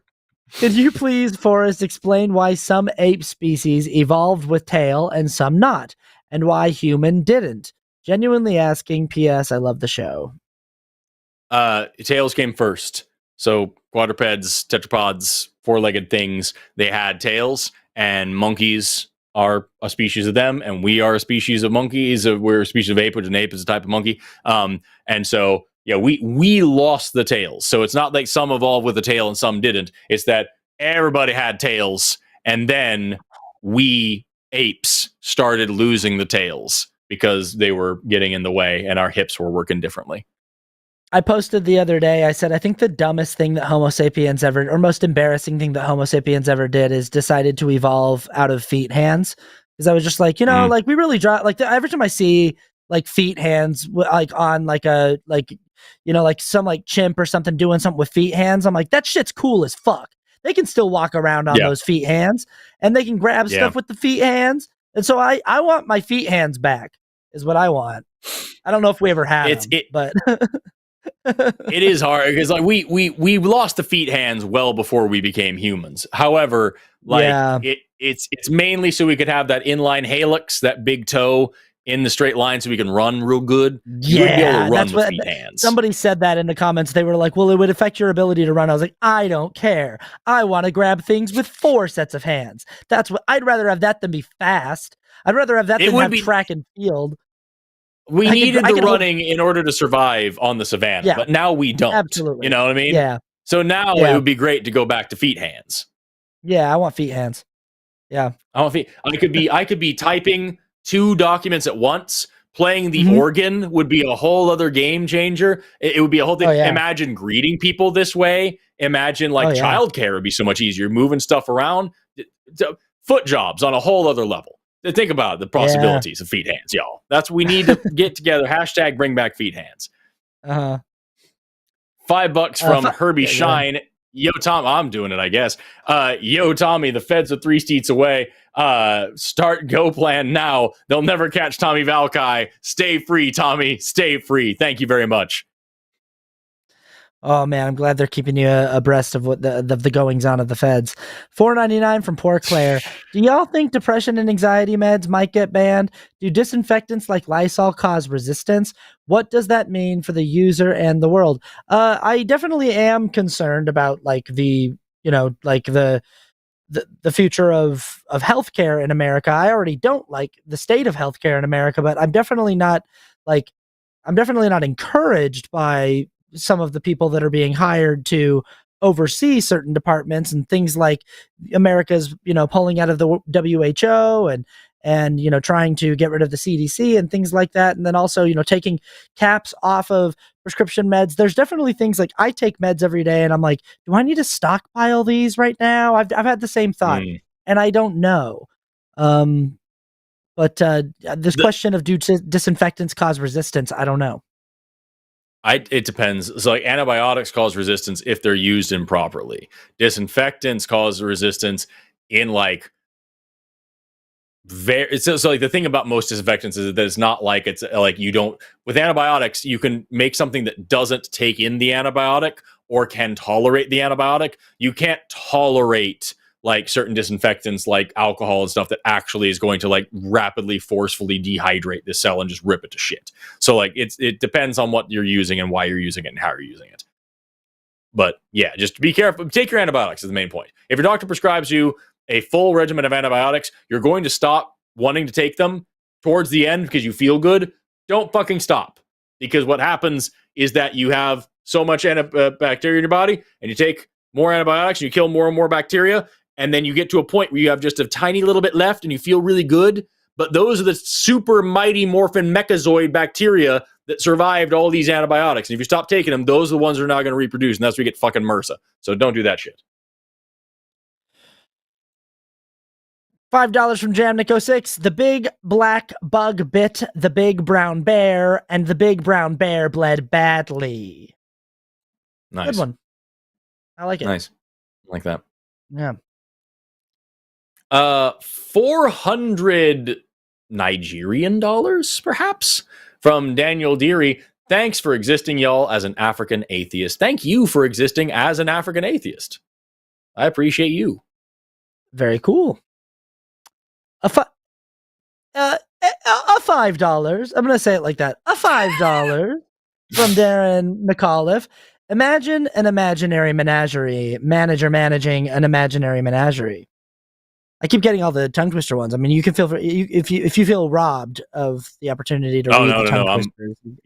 You're a trained actor, don't you know? $9.99 from Dustin Agler. Question for Forrest: can you help me better understand the origin of the belief in the supernatural, or the origin of worship? Does it go clear back to the drawings on cave walls? That's a huge question that I am not even close to qualified to answer. What I can tell you that I do know is that, like, that dualism, the separation between natural and supernatural, wasn't always a thing. And that, like, for a lot of people, like, this was just kind of a part of life because we kind of anthropomorphize everything. And so we're like, I make fire by clicking rock. So when the lightning hits and makes fire, that's some other guy doing that. And so, like, just it, you know, these things start with our earliest, worst understandings of the natural world. And we're like, okay, well, this, what's that? Keep going. No, I was going to say that this guy was moving and now he's not. So where did his moving energy go? There must be a spirit world where it went. Like, it starts from questions. And then those questions that lack answers become the most burning, scary, exciting, terrible questions of all. So that's and, like, as far as I know, everything there's to know. I was just gonna say, in this episode, it keeps coming up that, like, storytelling is this thing that is so unique to humans as a species, the way that we contextualize our experience through telling stories. And I just always think, like, imagine what you would have thought. You're one of the first, species of upright hominids who are starting to develop a sense of, like, identity and consciousness, where you're, like, starting to develop language, and you see a fucking tornado one day, and it's like, yeah. how do you, that? It looks like it's alive. It looks like a living thing that's moving, and it's like whipping itself around, and it's picking things up and throwing them. And it's like, you have no concept for the fact that weather systems can do that. So it looks like a demon or something, and you craft a story about what it is and what, gives it the energy to do what it's doing, because there is no. Nope. Austin exploded. Yep. Austin, you died. I'm back. All right. Whoops. Yeah, no, I think you're absolutely right in everything you're saying as well. Is that's 110% where these things happen and where these things come from. So yeah, go back and listen to, on the Sunday show yesterday, I was on with Durante Lamar, and we talked about this exact question quite a lot. So go check that out, and I'm sure you'll draw something from it that is useful to you. Are you reading this, or am I?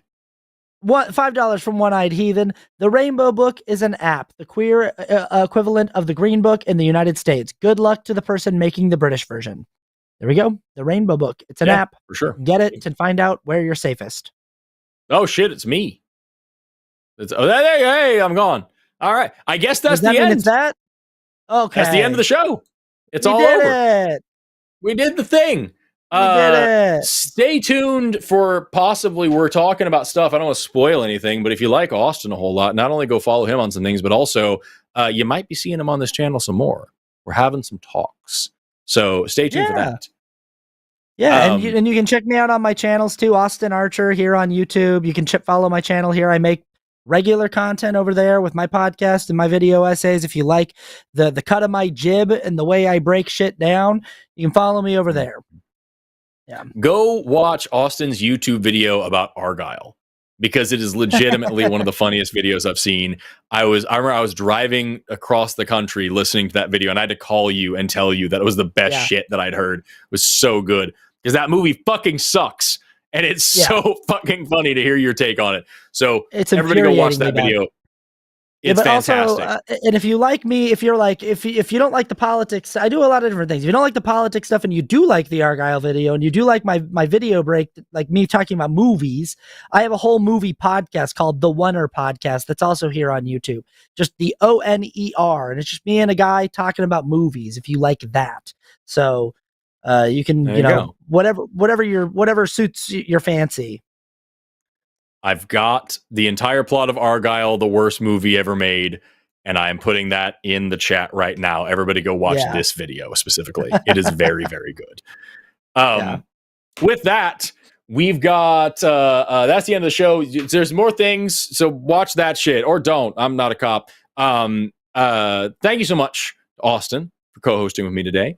Thank you so much to Amargan for producing today. Thank you so much to Stephanie Helms for being our call screener today. Thank you so much to Faye Halo for doing our timestamps in the comment section. Thank you so much to all of our mods in chat. Thank you so much to any other call screeners that may have helped out. Thank you so much to all of our people in chat, even the ones that suck. And thank you so much to all of our callers, even the ones that suck.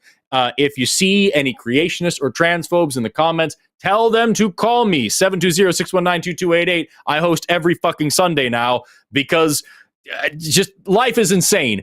And with that, that's our show. Thanks so much for being here. It's over now. Go to bed. I'm going to go write a presentation for tomorrow.